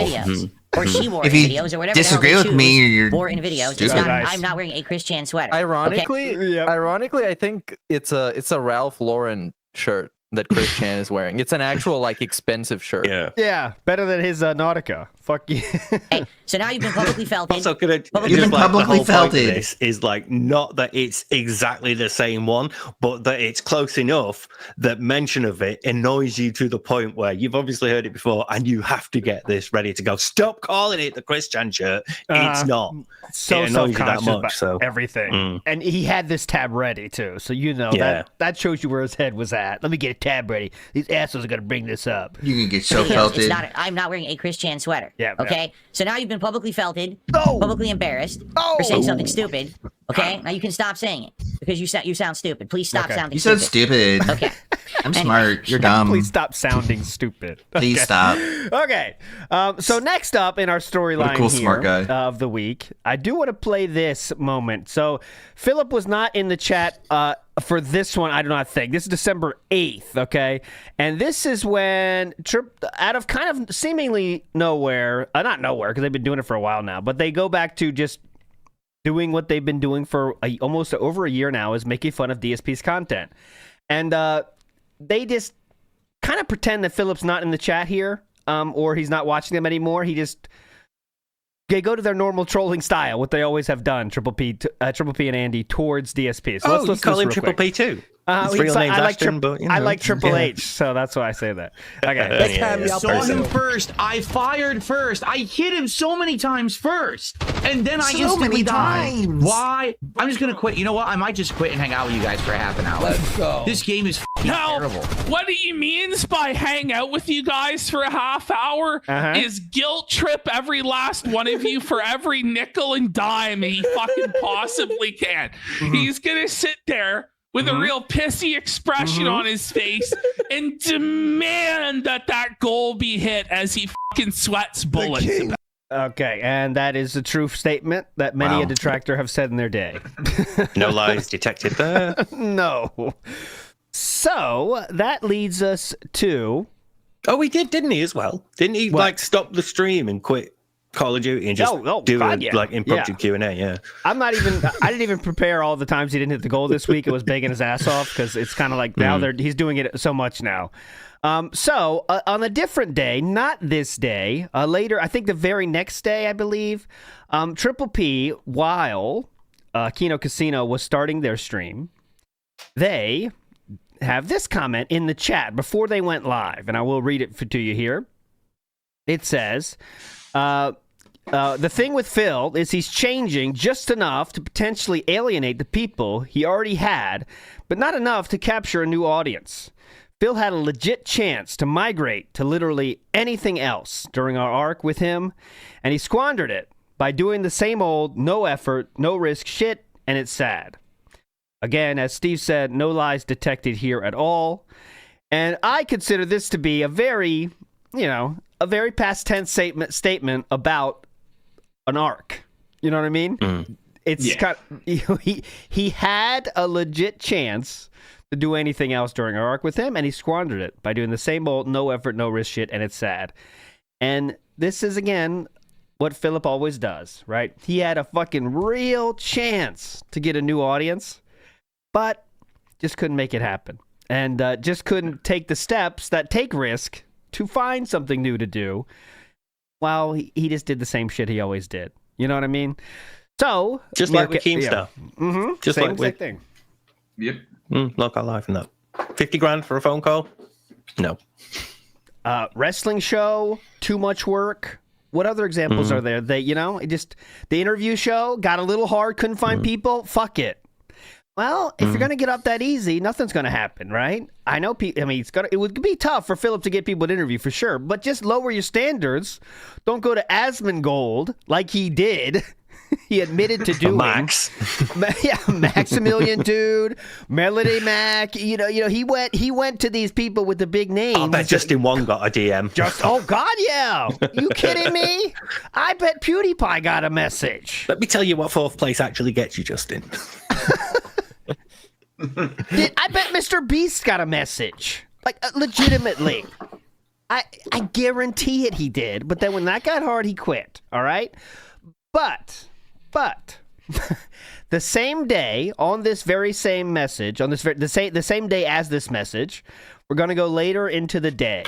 And Philip found himself in that Kino Casino stream, the very same one that Triple P wrote this message, okay? And I'm going to do a big cringe warning, everybody here. If you don't, if you have a low tolerance for cringe, you might want to leave now, because the next series of messages are all extremely cringe. First up, I'm going to cut my toenails watching this, and it still won't be over. No, you're not. You don't fucking you don't take care of your feet. Oh. What? Bro. He's just I think he thinks that they need a court jester or something, so he's just sitting there clowning it up. It's so degrading. This is a middle-aged man. Come on. Yeah, it's bad. I've got to have a mani-pedi. I've got me, I've just had a bath, so I've got my dressing gown on, hair in a towel, and got some candles on, and it still won't be over by the time I've done painting my nails. I think Meerkat, I think you got it exactly right. He says, guys, because he knows what PPP said that same day. He is so locked into whatever shit happens. And he knows, like, all right, well, yeah, guys, I can still do stupid shit. Don't worry. I'm still stupid. You know? It's like Is that his time? No, it's not his time. Though it's not that late for him. I think this was 12:15 his time, I believe. So after the show, past midnight, hanging out with the boys, gin in hand, champions rolling. He's having a great time. That picture we shared of Cat crying downstairs is happening right now. Okay. Next one. Casino Tolerator says, what could I get for 150 subs? If I sub to them, if I gift them 150 subs, Casino Tolerator is a huge whale for Kino Casino. Philip then says, get them to roast me. I'm down for it. And I'll stay. Meerkat, the floor is yours. But you know what? Thinking about it from Kino Casino perspective, who else do they have that they are making fun of? Who actively keeps kissing their asses and actually like falling for that and giving them attention back? Because when they make fun of Review Tech USA, he like, I don't know, shits on them from time to time, but he knows that they fucking own him. So there's not much he can do. And everybody else they make fun of is basically the same thing. But this guy is just, it's like a Stockholm syndrome of cuckoldry. I don't know. It's a massive cuck. It's to the point where does that continue to be funny or just sad for your viewers, right? Even if you're like, pretend you're a Kino Casino viewer and you're like, all right, this is kind of not funny anymore, you know? Like he's here and he thinks he's like a part of this, but like, I don't know. I think we're right. I mean, I think that's why PPP is trying to say it's fucking done because like, it's more sad than funny, honestly, now, I think. It is. It's probably the saddest thing I've seen Phil do in a while. I mean, he even chased down LTG this year, and this is sadder than that. He changed his entire life. Changed his entire life wardrobe because of what LTG said. It's something. Okay, well, you thought we were done. No. Many more. Next up, we have... Andy, what's your favorite animes? Watch Yu Yu Kakusho. Kakusho. If you can. Yu Yu Kakusho. I'm good. LOL. I did, and I'm good. Not any anime, it's Hakusho. But anyways, that's check it out with Andy and the boyfriends. No big deal there. No big deal there. Next up. Yu Yu Kakusho. One of the kind of unwritten rules of YouTube and Twitter and all this content creation is you don't self-promote your own shit. Well, for most people, that's a rule you don't do in the chats of other people's streams. But unfortunately, that's not the case for Philly. I'll gift 5 subs to end this. They're watching a video about some lolcow. But I need a commit that people will check out my streams tomorrow who maybe haven't. No, he recommended it. But he misspelled it. Right, called it Kakusho. Yeah, this is awful. It's awful that he's crying for this much attention, that he's willing to give them money. Yes. Think about it. Because the Kino Casino, they're trying to, I don't know, take audience from Kiwi Farm's audience, so PPP has to pretend like he hates anime. But Worski can't really go along with it because he's watching One Piece and he's like, I like One Piece, at least. Yeah, Ashton. Anime sucks and it's only for stupid degenerates and pedos. But I like One Piece. One Piece is cool, though. And so if DSP knew anything about the whole dynamic of the show, he would understand that going to Worski and being like, what's your favorite anime, Worski? I like Yu Yu Kakusho. She just doesn't get it. It's rare. That's he's rare. That big of a cuck that he's going to give the Kino Casino guys Crazy. money for attention. After you should watch the very Yu Yu same Kakusho. day, That's Triple good. P said this statement, right? Remember, this just happened the same day, and he knows it. He fucking knows it. And he decides to say, hey, guys, I'll just give you money if you guys will commit to that people will check out my streams tomorrow who maybe haven't. Come on. Anyway. You know what? Like, somehow, this is like a level below Derek begging porn stars for attention when he's on their streams and he's like, say my name, make sure you have a drink. This is worse than that. It's so desperate. It's just like, and he knows that, they're on the way off. He's going to act more and more desperate to try to keep them or to try to at least siphon off some of their audience. But yeah, he's screaming. And all this instead of like spending time with the wife who you're constantly saying you don't have time to spend with. Yeah. I think really like it's just another example of social ineptness, right? Like, you can just chill in someone's chat and people know it's you, and if they want to check out your shit, oh, Philip's here, he seems cool, if you just that's how normal people operate. You don't say, I need a commit that people will check out my streams tomorrow. That's something else, right? Dips in the chat is saying Kino did chat after this and say how cringe it was when other people come to a streamer's chat and promote their own channels. Got a clip of that? I'll play it. Yeah. Got a clip of that? That is true, if that's the case. But all right. Next up, well, he's definitely done self-promotion, right? He's done. There's not going to be any more, right? Not yet. Someone in chat says, how about you do 100? And then Philip says, if I give 100 subs, I'll be broke. I spent a ton on my upgrades, and I need to make it back. So we can't do 100 subs. There you go. Because we got to get it back. All that money is gone. Okay. All that money. Yep. Oh, God, Since August. And he let it slip, by the way, that he's also spent a lot on Christmas decorations. And guys, there's a big reveal coming tomorrow because there was a reveal supposed to happen on Thursday. Then he said he's going to save it for Sunday. I don't know if you heard that. So the big reveal to be tomorrow. Yesterday we heard though that Mommy bought us a Christmas present, and it's a huge Christmas decoration. So that's the Christmas present from Linda this year. So we're going to see that tomorrow as well. You guys are all hyped. I can understand it. Next He's up, doing that just to fuck us over. Because if it was tonight, we'd be able to talk about it tomorrow. I think so. All right, next up. Okay. So just want to give you the timeline here. This is exactly 12 minutes after we did the first self-promotion. Here's the second self-promotion. I hope some of you will watch my streams. I hope some of you will check out my streams tomorrow. If not, I may have to watch this all day. And again, they're watching some lolcow thing that he thinks is terrible and horrible. It's a magical time. Magical time right there. Next up, Philip says, I gave those 15 subs after you snaked me, so I guess I have Stockholm Syndrome. I guess so. Because no, we are... No, you don't. No. You're just retarded. That's it. He's really trying to... I'm going to own this. They didn't snake me. They're not done with me. Check this out. I'm going to say it after you snaked me. That means you didn't really snake me, but it's over.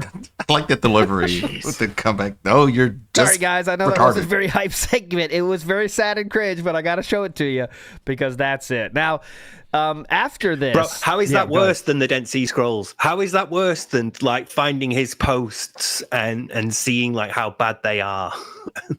It's how? You're supposed to, like, mature and get better at socializing through your life because you do it more? Yeah, it's weird, right? It's really weird how he's acting. And I sent you a little link. Yeah, let me see that. Sorry about that. Can you check that out for me? Oh, please. I definitely will. Give it a read. Quickly refresh. I was talking over with some of the guys in the Discord, the super secret link detractor ones. The one with Circle Jerk one? Okay. Yeah, and this got brought up. And I'd like you to bring it up and have Steve take it a little bit for me. Histrionic personality disorder is a mental health condition marked by unstable emotions, a distorted self-image, and an overwhelming desire to be noticed. People with HPD often behave dramatically or inappropriately to get attention. What do you think, Steve? Yeah. Well, okay, so personality disorders are broken into 3 separate clusters depending on like how they affect the individual. And cluster B is the emotion dysregulation disorders. So it's your narcissism, it's your borderline, it's your antisocial, and it's also your histrionic. So it's not unknown for people with one condition to share some traits that crop up in others. There's other times where Phil might appear quite sociopathic. So it would actually surprise me if he didn't have some of these elements. Especially given like everything we know about his narcissism and his behavioral thing. So yeah, I'd fully expect a few, but I'm not sure I'm prepared for how many he probably actually does have. Yeah. If you want to scroll down and read some symptoms, go for it. I have HPD. I know what it feels like. No. Feel underappreciated or depressed when they're not the center of attention. Check. Have rapidly shifting and shallow emotions. Check. Be dramatic and extremely emotionally expressive, even to the point of embarrassing friends and family in public. Well, we don't have either of those things, but probably. Yeah. Have a larger than life One presence. would imagine if he did, they would be.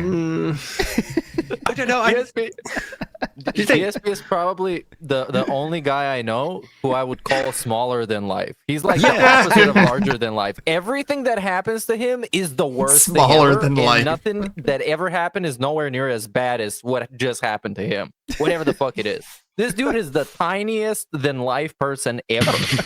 Yeah, that's what I was thinking. He's like the anti-personality. He sucks the disorders out of everyone else. He sucks like all the social aspects that make you think, oh, he's pretty cool, or I feel all right, and yeah, this is a good party. Everything, like every social aspect and interaction you could have, is sort of like brought down by the presence of Phil.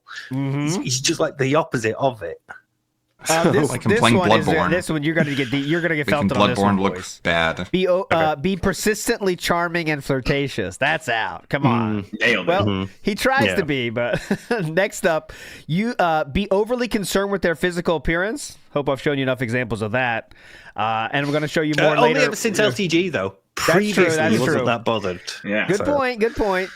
Anyways, act inappropriately sexual with most of the people they meet, even when they're not sexually attracted to them. Before the great castration, you know how that's spelled. That was definitely true. I think just in video games, though. With video games, come on. Anyways, yeah, these are probably all these are very. There's a conversation to be had. Who the fuck knows? Anyways, let's go next to. But this is please. This is Go what ahead. makes him so fascinating, because on a regular basis, I get people unironically debating whether he is gay, autistic, has a narcissistic personality disorder, avoidant personality disorder, whatever this was that we just saw. It's just this guy is constantly giving people reasons to discuss what the fuck is actually wrong with him. I've built a career out of that. That's what makes it fun. Absolutely. CTC Jackie has a fan fiction I'd like to read. Guys, regarding DSP's new shower head, how high do you think the pressure is to be able to get through several layers of fat to get to Cat's happy place? Niagara Falls level? Thank you, CTC Jackie. I'll not entertain that fan fiction. Okay? A lot of settings on that puppy. Come on. You can fit so many settings on this puppy.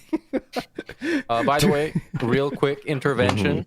Business announcement. We are 8 subscribers away from 7,000. And as you guys know, at 7,000, the streak will reach its climax, and we're going to play Stellar Blade on stream, as we promised. And by the way, sub sooner rather than later, because then we all can enjoy the goals earlier.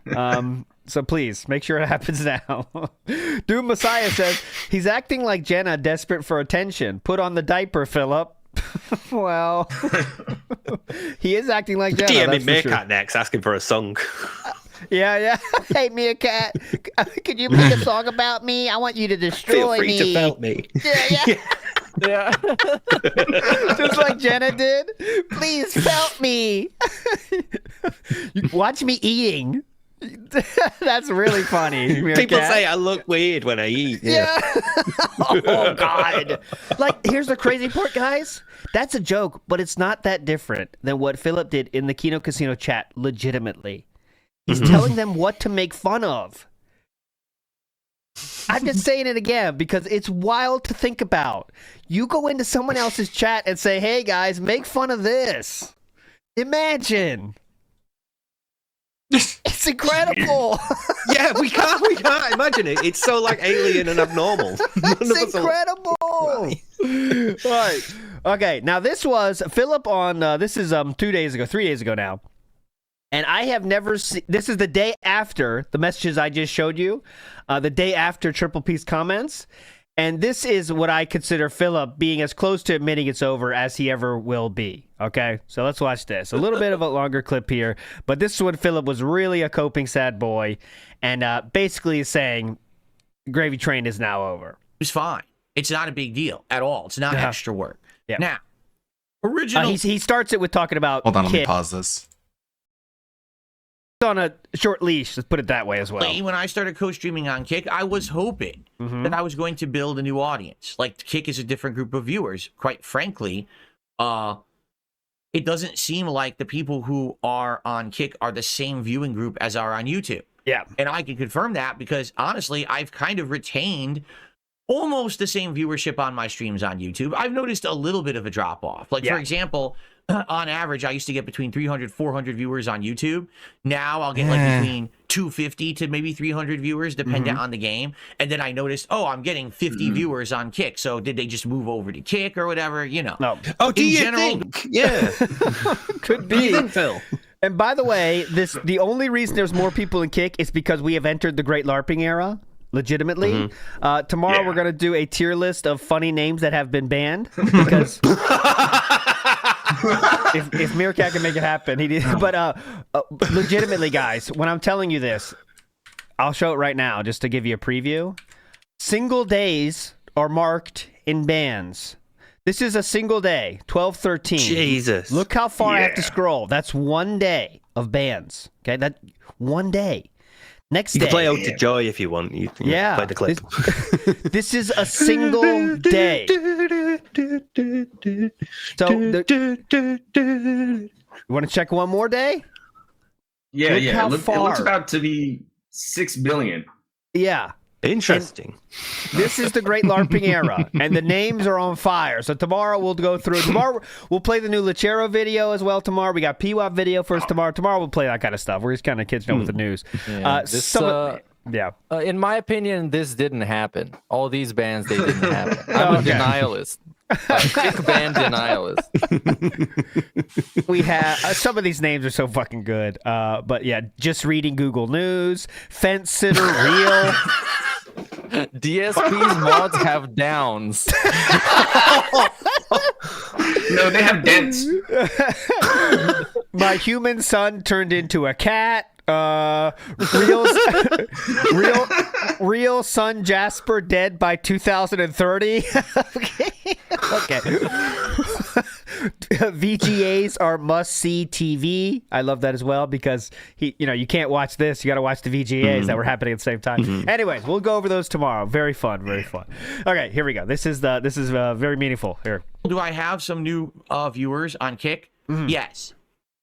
And I'm grateful for them. Thank you to anyone on Kick who watches and engages and has a good time. You Seriously, seem very I happy appreciate about that. very Yeah. much. But is there a ginormous surge of interest or popularity because I'm co-streaming on Kick? No. At very first there was.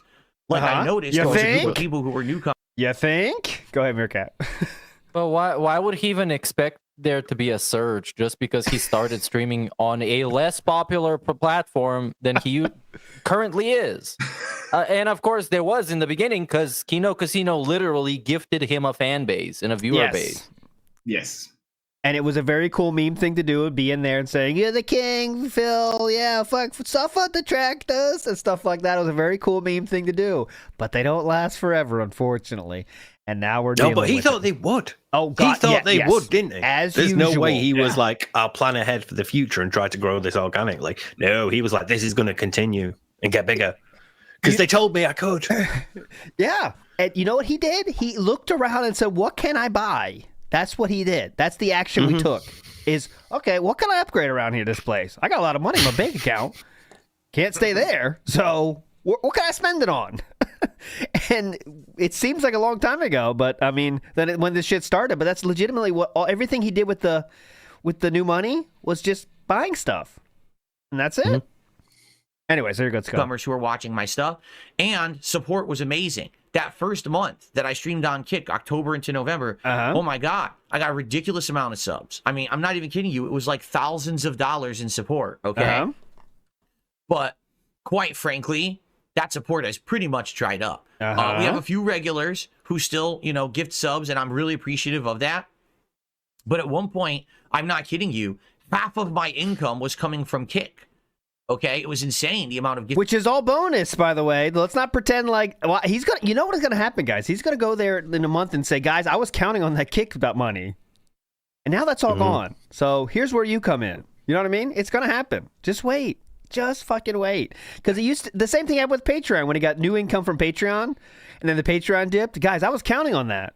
Well, you can't consistently say new income. Well, now I'm counting on that too. Well, now I'm counting on that too. You know what I mean? It doesn't mean anything, but he will. We're getting really close to him calling it a big chunk of my revenue or income, because he said this about like 15 different things across time. He talked about it when the Patreon was failing. He said, "Oh, it's a big chunk of my revenue." He said that about some random YouTube channels that got demonetized. It's just everything is a big amount. Yep, and it's essential. So yeah, like Barrett Wells just said, the new ceiling is the new floor. Exactly. Exactly. Best way to say it. What does it exactly cost him to stream on Kick as well? Nothing. 2 clicks. Yeah. Because I set that same system up he used for WPIG, and it's a plugin where you say, when I start streaming on YouTube, also start streaming on Kick, and that's the beginning and end of it. And he acts like that's a big process too. Hold on, guys, I got to set up Kick. Hold on. And it's nothing. I know it's nothing because I did it. Exact same thing. But very tough. Gifted subs and stuff that I was getting, I was like, holy shit, that's amazing. Yeah. Now it's just kind of dried up. Like, for example, last week I was streaming DS Politics on Kick, and there was no actual support on Kick. What? I got 2 tips. That was all the support I got on the show. And it's a show I stream exclusively on Kick. Much like anything, you get initial hype, and then the initial hype kind of dies down and dries up, and then you get back to normalcy. Okay? I'll be honest, I have noticed the average viewership on Kick is increasing. Yes, so and this is why. Just letting you know, this is exactly why it's happening. Go ahead. Started off with maybe 30, 40 viewers a stream on Kick. Now I'm getting maybe between 50, 60. So there is an increase, and it is slightly growing. And I feel like if I do consistently co-stream like I've been doing, I probably will see that increase even further. In fact, within maybe a month or two, I may actually be able to qualify for the verification status on Kick. That's my problem, is my stream viewership is like this on Kick. If I do a politics stream, I'll have hundreds of viewers. But all my 150, 160, 170 viewers. That's hundreds, yeah. Gameplay streams only have like 50. So because of that, Kick is not going to approve me for the verified status. They want you to have consistent viewership over their threshold. Okay, this is kind of boring. Consistency, noticing the viewership is growing. So if I keep going, we may be good. However, there is a double-edged sword to everything, right? So like I said, I have noticed distinctly that since I started streaming on Kick, the stream viewership on YouTube is down a bit. And what YouTube is now it's almost like that bit of your audience went over here. He really thought he was going to find this untapped resource of new viewers from Kick, right? That have never heard of DSP Gaming, but love this kind of content. Absolutely. That's what he expected. I saw him on Kino. Yeah, holy shit! It's the guy. It's the guy. I'm watching his Kick. My statistics are down. My views are down. The engagement is down, and it's true. If you haven't noticed, statistics are down. So this is what I consider to what he just telling us right now, that it's the honeymoon is over and done and dusted. YouTube is down a bit. And what YouTube is now reporting is all my statistics are down. What YouTube is reporting. Very unique way to say that, isn't it? Hey, Phil, we got to let you know here. This is YouTube. We got to get you on the phone here. YouTube, yeah, things are down right now. What's going on here? It's like he gets the newspaper, the daily YouTube, and oh no, the headline, my views are down. Shit. Yeah, it's a board meeting, guys.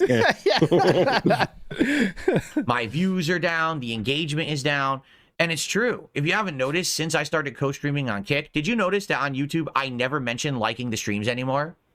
Like right now, we have about 300 viewers on YouTube watching me, and we have 34 likes. If you like my content on YouTube, please click the like button because engagement helps this channel. Yep. No, it doesn't.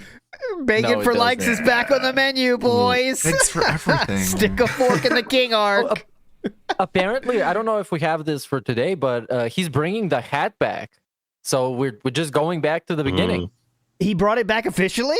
Oh my god! I guess going to for like $50. Oh, he did offer it for 50. Yeah. He says to this one guy. I'll see if I can find it. But he did say like, guys, we're not doing that shit. We're not doing those goals. No one cared about it. A lot of people told me they don't like it. And then one guy says, hey, I'll give you 50 for the hat. He's like, oh, okay, yeah, that's cool. Yeah, I'll do it. Cool. Sure. It really does. Like it helps the channel statistically and to find it in search results and all of that. But that's the thing. I haven't been saying that. So views are way down on YouTube. What's that got to do with likes? I know. So views aren't likes. I haven't asked for likes, so therefore my views are down. It's not because of any King Arc ending, guys. Don't think that. It's because I haven't been begging for likes. Makes sense. I would like to think that whenever he really had money during the peak of the King Saga, he bought a bunch of shit on credit, and now he's just up to his neck in a bunch of random Amazon credits for random bullshit that he bought. Yeah. Oh man, 100%. This fucking guy's ass is gonna be grass soon. He's gonna be fucking sizzling like bacon. Next few months are gonna be good as then payments start mounting up. Yeah. This is the goal. I think December is gonna be fine because it's the season of giving. He's gonna make up a bunch of money from Christmas gimmicks and a bunch of other bullshit. But man, like late January and early February is gonna be crazy. Yes, that has the great potential to be good because when it's really, as you can see now, the interest is waning and it's gonna keep going down. And then what? Then who's left, right? Because some people are just gone. I know Darkside Pimp was in chat yesterday, but he was the only one supporting the kick thing with the subs, and Rend, they haven't been there for a while, though they are banning people. I don't know, maybe they're just being employees now instead of donating. But yeah, go ahead, Proper, sorry. No, it's just funny because he's grabbing at straws for just about anything being entertaining. I think last night he even mentioned that he's going to do DSP tries it drinking. That's right. Former alcoholic DSP is going to get $1,500 to hopefully drink a fifth because then it might be worth it. I remember that. I watched that. And he also said, you guys, the problem with the DSP Tries It and alcohol is that alcohol is just so expensive. He'll get like a £20 bottle of like vodka or scotch or something, or a bit of rum and some Diet Coke, and tastes like rum. You can really taste the Coca-Cola. Big ups, Copes. It mixes well, guys. Yeah. I'm getting the botanicals. You can really taste the lime in the gin. Copeside Phil said the same thing a few minutes ago. So we've really come full circle liquor tasting now. Yep. There we go. Yeah. Big ups, Copeside Phil. Danny the DK says Phil did no research. He get verified on Kick if he has to stream exclusively on Kick and can't dual stream. Too lazy to research anything. Oh, is that a rule on Kick? You can't dual stream? Well, then he's fucked no matter what because he's not going there exclusively. Zero chance. So. Big ups, Danny. Whoops. And Nerdbrew says DSP is like a sitcom that resets every season. Yep, that is true. Next season will start. The 17th season starts in January. Big ups. And that's why it's so unsuccessful as a sitcom that's trying to be good because people, the viewers actually pay attention to the continuity and notice that a lot of times it's just like the writers don't give much attention to continuity and things making sense. Yep. And then we just accuse him of being a liar, and then he admits he is. NWO News says, only use me big. Yes, that's what it's going to be. Only use me big. Big ups, only use me blade. The pasta, who did not stay sober, by the way. I think he did for a little bit, but he did not. I think he's back on the bottle. Who could have guessed? He tried for a while, but that's what happens when you make your content is all about drinking. You can't really go anywhere else, right? You kind of have nothing else. The Pasta Maker says, don't forget the upcoming tax season. The King Arc is going to punish him hard if he's been spending as much as he has. And yeah, that is true. And I don't really usually get into the, tax is going to fuck him up and all that stuff. But in this case, if he saved nothing, it will legitimately affect him negatively because that's going to be extra he has to pay. And when you don't save a cent of what you make extra, bad things are going to happen. The IRS is going to expect that to pay. He does not pay quarterlies. No, he pays yearly, which is an option you can do. I think, Steve, you're back here. Let me refresh you, Steve. Which is an option you can do, but it's harder. Yep. Go ahead. What is pretty suspicious is that recently, whenever he's begging, he's not really begging like he used to for groceries and stuff like that. He mentioned a couple of times that he would like to save up money. So I think even he knows that the cloud buff is wearing out and it's almost gone, and he just needs to scavenge every tip he can because we're gonna go back to lunch meat sandwiches soon. Here we go. You know, views and likes and engagement. Comments are way down on YouTube as well. Yep. Like I ask, hey, can I have feedback? And I get like one comment on a video. And it's like, well, this is what happened. Very cool. So now I'm splitting my attention between YouTube and Kit. And since I'm not focusing exclusively on YouTube and mentioning things like, hey, comment on the video, hey, like the video, it goes away.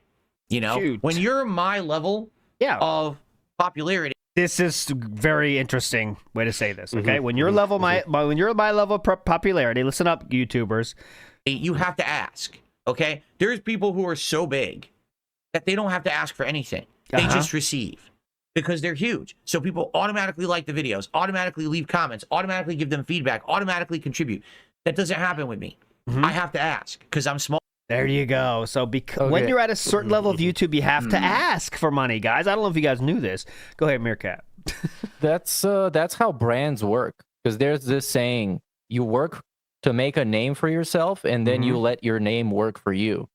So that's why, because they already built their brand. They don't need to put work into that. They just can harvest the benefits. And this guy built a brand that's shitty. And he has to do the opposite now. Yeah. It's not like there's a reason you are the level you are, right? And also, you don't have to. I mean, there's many YouTubers that are smaller and same size as him that do not beg. So it's not like it's something you have to do. But yeah, he's in that place he is because of his own actions. You know what I mean? Steve, you back with us? Let me hear you. I think so. Yeah. Yeah, you're back. You're back. You're back. You're back. You're back. Yeah. Internet style problems here. Sorry. So it's something he chooses to do, but yet is blaming. Here's the wild thing. Wrap your head around this, guys. Good luck. Eat a few crayons. Listen up. Fuchsia. Magenta, you got them? Eat them. Here we go. He's saying, because of where my place on the YouTube, I have to beg. But he is in the place he is in YouTube because he's a begging asshole. You know what I mean? So it's like a circle. Like if he was not doing that begging assholiness, he might not be in the position he is now. But because he is, he then therefore has to beg. It's tough to follow, I know, but you got it. As a YouTube user who could be a potential subscriber, if the person that I'm watching is like, I have to remind you to press the like button, I have to remind you to leave comments, like I have forgotten how to do those things, I find that quite patronizing, and I am less likely to leave a like or a comment or give feedback because it's insulting. I'm more likely to just go away and never bother with you again. Yeah. I am the opposite, actually. If somebody can make a call to action that is fun and creative, like if they segue into a joke about liking the video, subscribing, I'm going to think about I'll consider doing it. Yeah. It's fun. Yep. Like, say, Internet Historian with like his Raid Shadow Legends ads, and he's like puts a creative spin on the ads anyway. So if it's done well, but Phil doesn't do it like that. Oh, so God, that makes me less likely to do it. The worst call to actions ever, right? I mean, that's his worst skill, I'd say. Like, you can I can put up with a few. I can put up with normal ones, like, hey guys, if you like the video, click like. It's like, all right, cool, that's what you got to do. But Philip is pretty much the opposite of normalcy when it comes to asking for stuff from his fans, right? He says, here's the bad, like he has like a playbook of, here's the bad shit that'll happen if you guys don't support me. Here's, you get nothing but like it because it helps me. Everything is about what he gets out of it, right? You know, when if you say it in a funny way, at least you're making someone laugh and being entertaining. But Philip does none of that. It's just it's an endless give me. You know? And what also sucks is when he tries to make it in a funny way, it's so painfully predictable that it ruins the joke before the joke even happens. Yeah. It's the drink out of my dark side mug, my level 1 mug. It's just tastes so man. good. Ooh. Small time, you know. So small time guys. Here we go. Understand, You know, if you see, gee, why is Phil talking about this stuff? While other streamers I watch don't bring it up because they're bigger than you. Bro, what do you mean fucking small time? This shit is pissing me the fuck off. This asshole just spent like what $6,000 buying toys and buying separate PCs to play video games on top of all the other bullshit he got. How the fuck is this small time?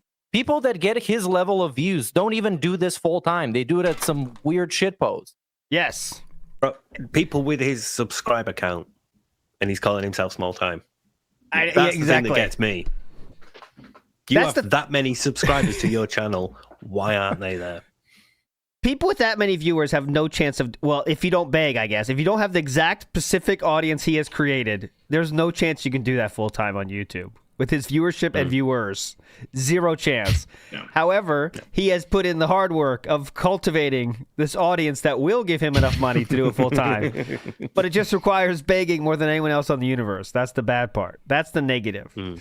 Yeah, but get it by default. I don't. I have to remind the audience because I have a smaller audience. Okay. Wonder why? So, please. Yep.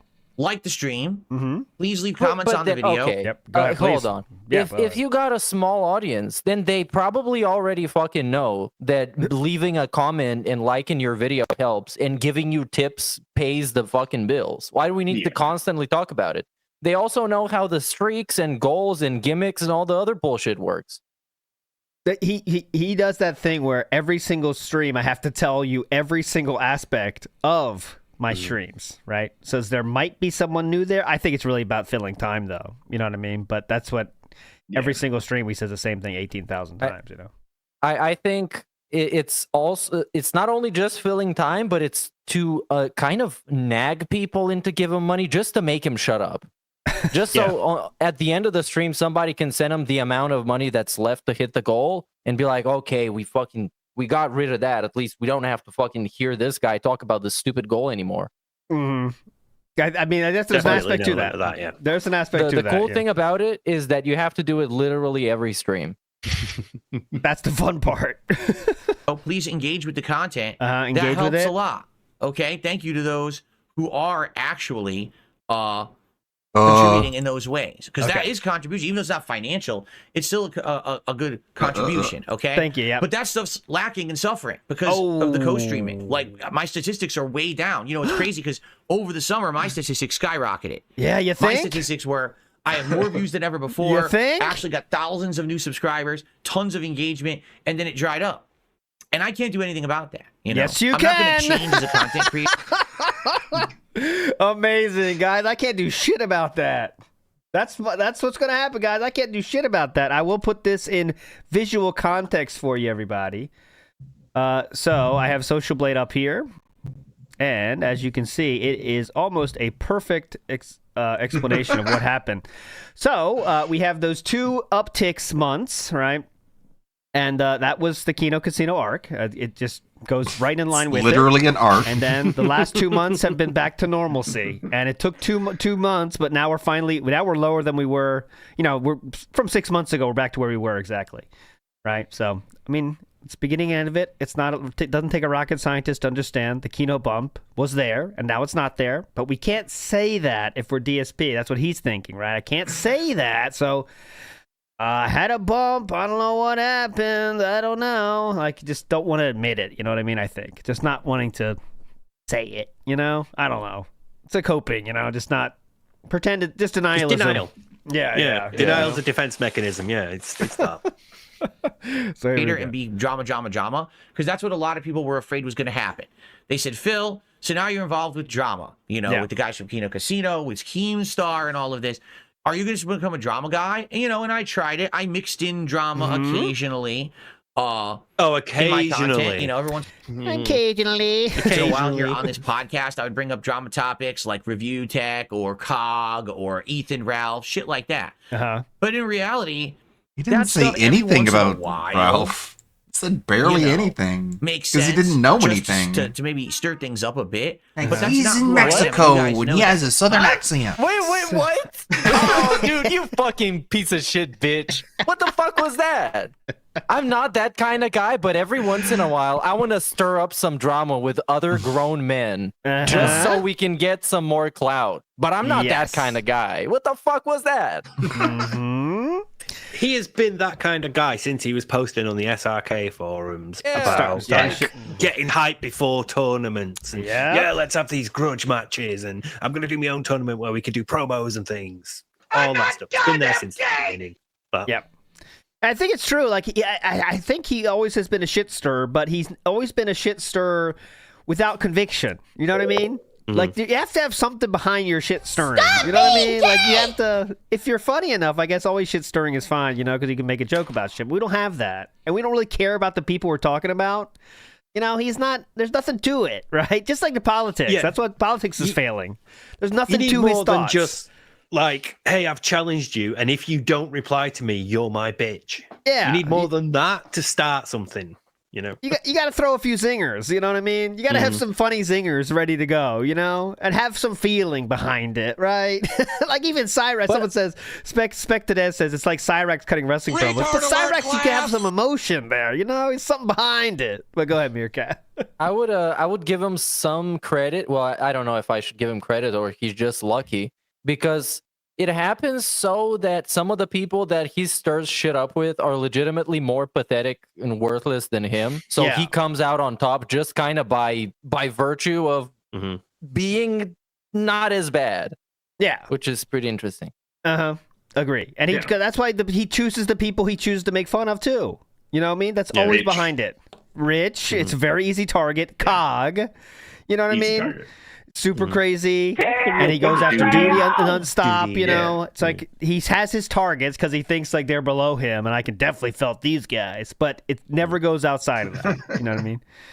But that stuff every once in a while, you know, makes sense just to maybe stir things up a bit. Yeah. But that's not who I am, and you guys know that. Like, I don't want to sit here talking about drama. Don't do it then, brother. And lolcows and making fun of people all day. I'd rather play games and chill with you guys and have social interaction that's fun and meaningful. Okay? But turn your PlayStation on now. Go on, do it. No. I'd rather sit here and play games, but, you know, I've still got, like, how long? Another half hour of this before we get to games. He doesn't like playing games either, though. That's the problem. That's the real problem. So, it definitely sucks because, you know, I had a big increase. It went away. I was getting a lot of money. Now I'm not. I'm still getting a lot of money, but not as much as I once got. Go ahead. Okay. And now I'm co-streaming on Kick. All of a sudden, I got a big increase, and that went away. Okay. And it's like, well, it's just because who I am. You know what I mean? Like, now here's the part that is incredible. I got listen to this. I went to a new program, a new platform, got a huge boost, and it went away because of who I am. What does that mean? Yeah, he thinks it's because I'm Darkside Phil, but it's actually because he didn't put in the work. He's not the sort of person who wants to put in the work to maintain all that and to grow it. Instead, he just thinks, that's it. That's, you know, keep going, everyone. That's me flaw. That's me baseline expectation now. So, you know, it's such an odd statement of cope mixed with delusion about why something, like, we have to find something to blame, and in this case we're just blaming it on who we are, which is really weird. Why can't I get chicks? Well, it's because of who I am. Like, that's not really a good excuse, brother. You know what I mean? I don't know. It seems like you're saying you're an asshole and everyone thinks that too. You know what I mean? It's like, what the fuck? Anyway, I was amazed by that statement. It's because of who I am. And let's see if he brings up the trolls. He's not going to bring them up, right? No way. And now I'm co-streaming on Kick. All of a sudden, I got a big increase, and that went away. And it's like, well, it's just because of who I am. You know what I mean? Like, I think some people thought that this year was going to be Phil's going to completely change who he is. And by the end of the year, he's not even going to be really playing games anymore, right? Instead, he's going to be doing this lolcow drama content every day, and he's going to do this and that. But I told you guys over the summer, don't worry. That's not what's going to happen. You know, I'm not going to change who I am. I'm not going to go for the lowest common denominator. You know what I mean? Like, calling drama YouTubers lowest common denominator here. I'm not. Did do a React channel for a year. Yes. I'd rather be me. Okay. And you could say other channels that do drama content about lolcows. Certain casino might do that. I'm not sure. Yeah. Seems like not sure what they do exactly in their content. But You and Keem are like that now. Yeah, it could be that. And he said Keem as well, kind of negatively back then, like Keem, Keemstar. It's And that all means going there's back. going to be days when we're at the end of a stream. Yeah. And I raised $20 for entirety of a 4-hour stream. We're back, and I'm gonna say to boys. the audience, hey We're guys, back. It would be nice if you could contribute. Yeah. Oh, And if you don't like that, go ahead. It's a literal begging announcement segment. He Yes. announces Yes. that he is gonna beg. And in this whole the fucking 5 minutes we listened from it already, it's about him, like the introduction to him announcing that he's gonna ask for money. Yes. That's the whole point of this segment is, guys, therefore, get ready. We're going to beg again like I used to do. What he used to do, he's been doing it more recently because of the fucking streak, which what he doesn't know. But yeah, we're going back to regularly scheduled begging. The summer is gone. We're back to regularly scheduled begging. I hope you're ready for it. Thank you. so it would be nice if you could contribute. Get ready for begging. And if you don't like that, I don't know what else to say besides. If you don't I'm like sorry. begging, then I That's don't the know, reality other of than the situation sorry. When you're a small time guy. If you don't like If it. you're aware that the only thing that you can do about that is to say sorry, then it means that you know that there's something there to apologize for. Yes. So why don't you do something about that instead of going, well, all I could do is apologize. I'm still going to do it, but sorry if you don't like it. Fuck you forgot And he's it's a small also, time guy. It is so artful and poetic that he spent months trying to almost like scientifically discover the most efficient way to get money from people, and in the end he just defaulted to just straight up asking for money. Yes. You love this. Sorry you feel that way. I'm not sorry for doing it, but I am sorry you feel that way is kind of what we're saying here. I don't know what else to say besides I'm sorry, but that's the reality of the situation when you're a small time guy. All right, I don't do the things that make you big. I never will. Well, then you're not going to get big. You sure as fuck tried to, but now we don't try to do the things that make me big. Okay. That's what Kat said. Oh.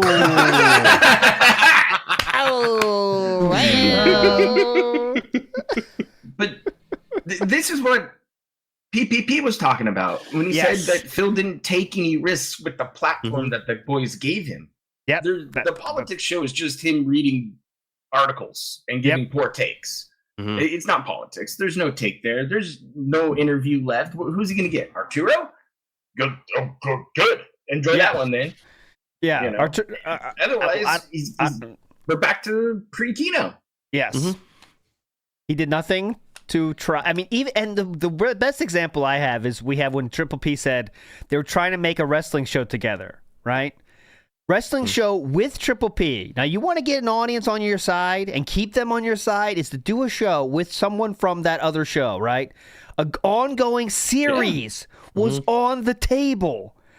And Triple P said, nah, dealing with Phil, it's fucking tough, man. He can't figure anything out. He's stuck in his old ways. And that's exactly what Triple P said about this new show. That's the easiest thing ever. It is like when Machinima said, hey, we can get you into commentating fighting games. You want to do that? Philip's response was, I'm doing YouTube. Why do I have to do that? Dumb fucks. Anything else you want to do? No. I don't know. And they're like, we can get you connections and things. Dude, it was like 3 days into that convention where he realized his passes bit helped him skip lines. Yeah. He just doesn't care. He doesn't put in the effort to go, oh, well, I'll do this. I want to try this. The most he'll do is, I've started another channel and, I'm going to do this thing for a couple of months and then I'm going to give up on it. Like King of Hate Vlogs, DSP Street Fighter, the Throwback channel, having regular streams on that, everything. KO Gaming, edited content. So. The first hit of resistance, and it's over, right? There's so many examples of that. Like the KO Gaming, it worked for a while, stopped working as successfully. Fuck it, that's done, right? He had videos with 1 million fucking views. You don't think you can, you clearly have an audience available there if you keep working at it. Nope, fuck that shit. Next Time for up, holiday.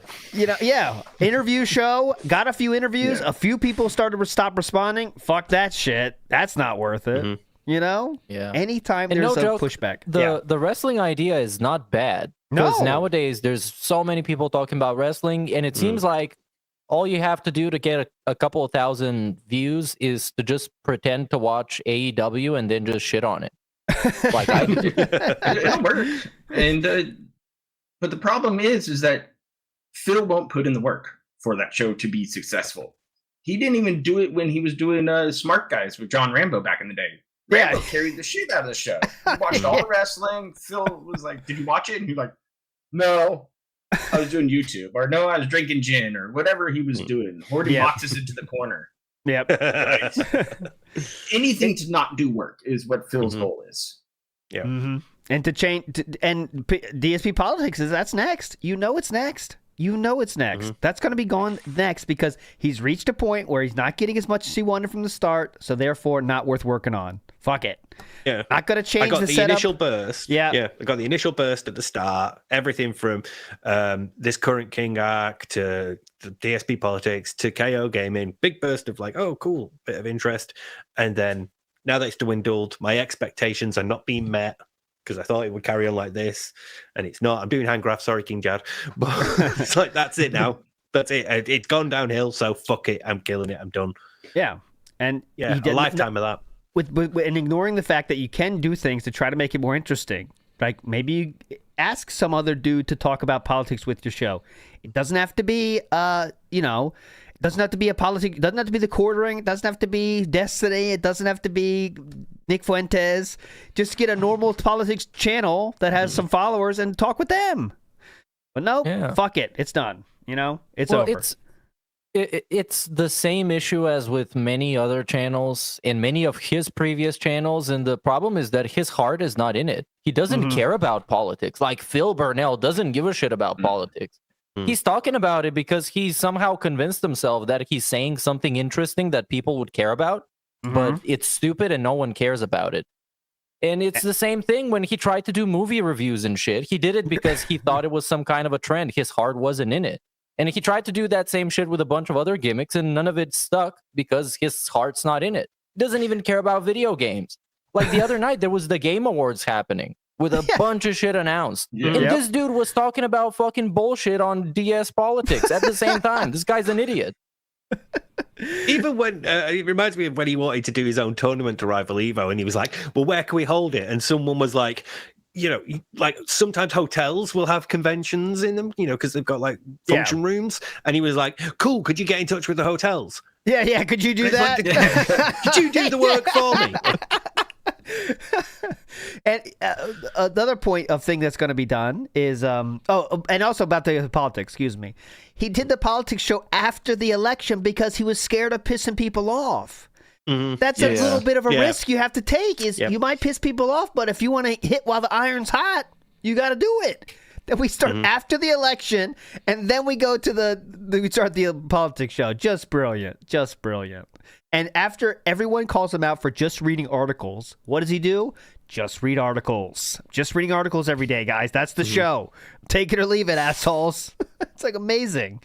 It's because he's so incredibly limited in every way. Like he doesn't actually know anything about what he wants to talk about. He just wants to do it because he thinks other people do exactly that and it works out for them, so why not for him? Yep, that's like even if he waited for after the elections to happen to talk about politics, why hasn't he said what he thinks is going to change after the election? What's going to get better? What's going to get worse? How is society going to progress? What's going to happen with the fucking country and the world? This guy is supposed to talk politics, right? And he hasn't said any of this. Instead, we're just reading random articles about issues barely anybody cares about. He's apart from Syria. Oh, yeah, Syria was fun. I gotta find that clip. Fuck Syria. Where's that clip? Remember he said like if he said that would get some viral popularity if he said something like strong like that, but he's not gonna say that shit. But same thing with the React channel, right? That was clearly other people do React. I should do React, and it's gonna work out for me too. It's gonna be great. It's gonna be easy. I can just react to stuff. But when that hits a snag, it's the cargo culting. It's the cargo culture thing. It always comes back to that. It's like seeing it and trying to mirror it or copy it, which he does with everything. He does it with like emotions and behavior. And we've seen it even in this with the King Arc and him copying what they do. But it's not understanding how it works and why it works for those people, what those people do to make it work. When he looks at politics channels, he doesn't see the hours behind the scenes where people are following politics and researching stuff and looking into things. He just sees that presented final product and thinks, I could do that. It will work for me too. And he just go and see people, Phil. Go out and socialize. For fuck's sake. Fuck you. You got a family. What's wrong with you, asshole? You got a cat. Operating a household. One more minute on this clip. I think it's really worth it to play. I thought this was very telling of the mindset we're in right now. And you're a small-time guy. All right? Besides, I'm sorry, but that's the reality of the situation when you're a small-time guy.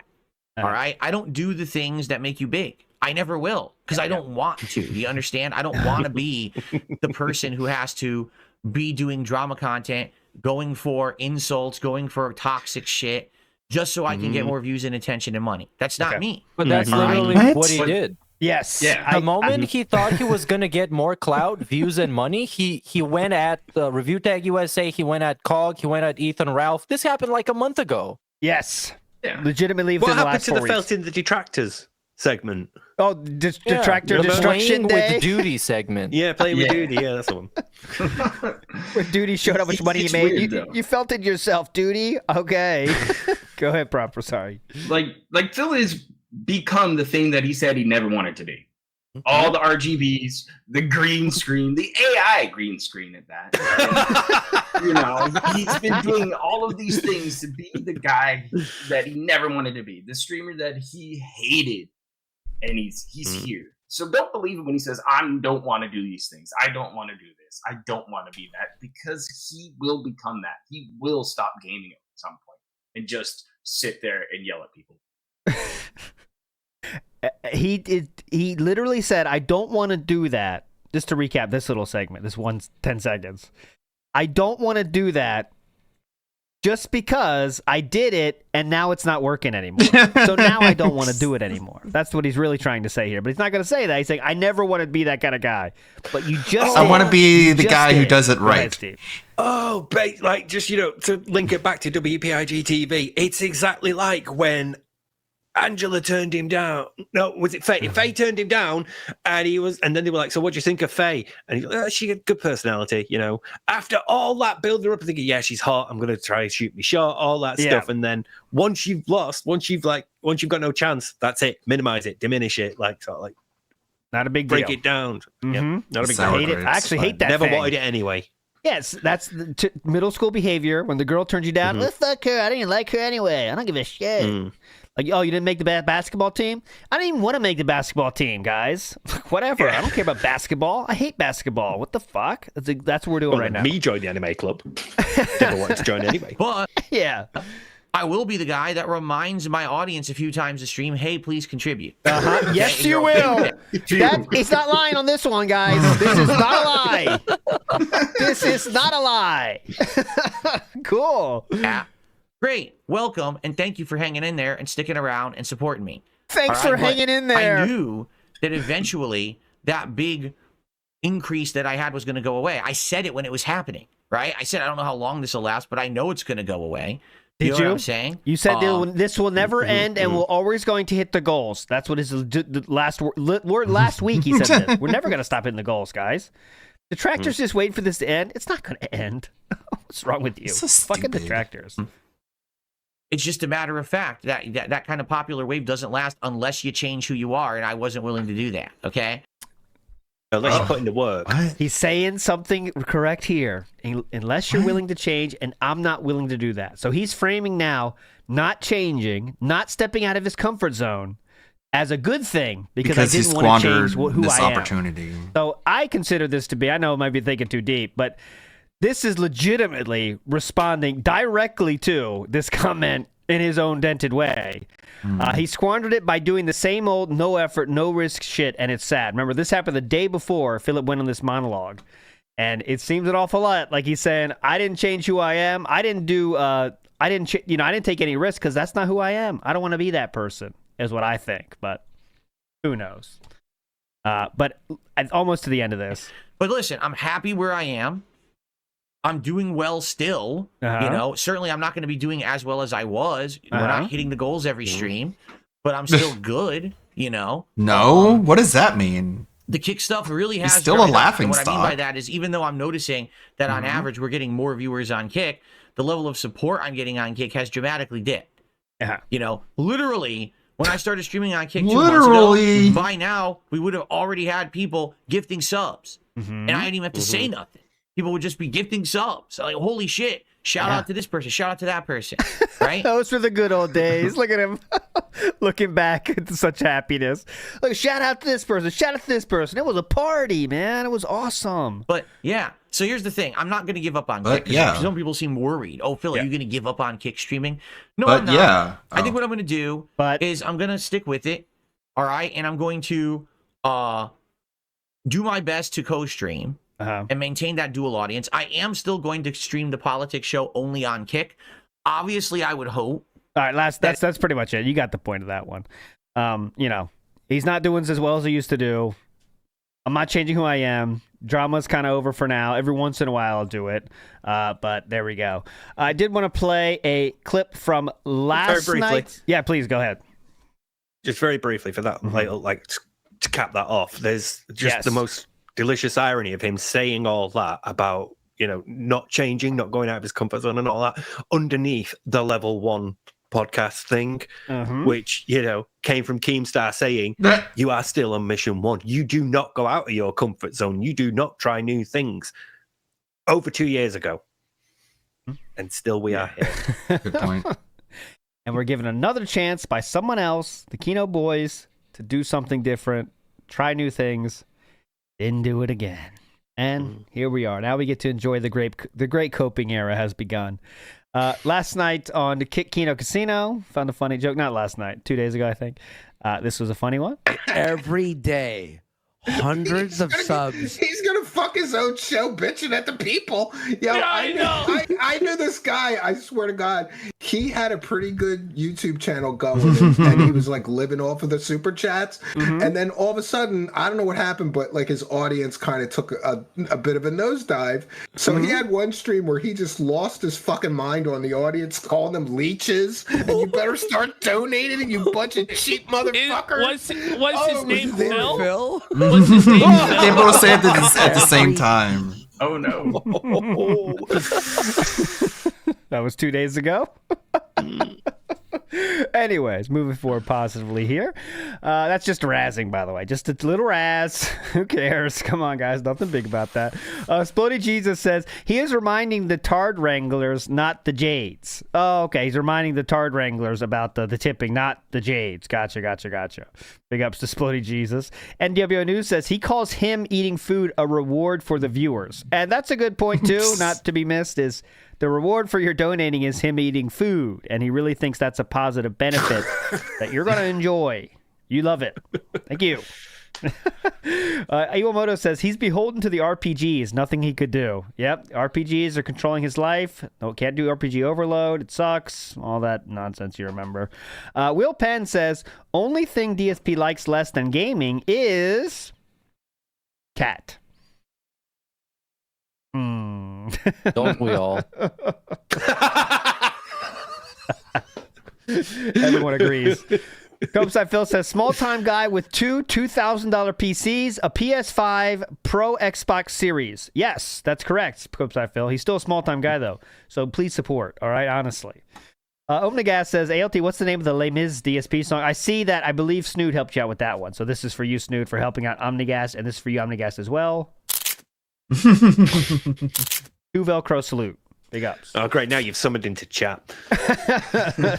GBRC says, the be-all, tell-all I don't want to do, but you still have to give me money. And like giving me money, I have my eye on a few of you. What the fuck? And yes, he's very much doing that. He's calling out individual people for not supporting now. Like, if you like this show, I mean, you haven't supported yet. What's going on? You know.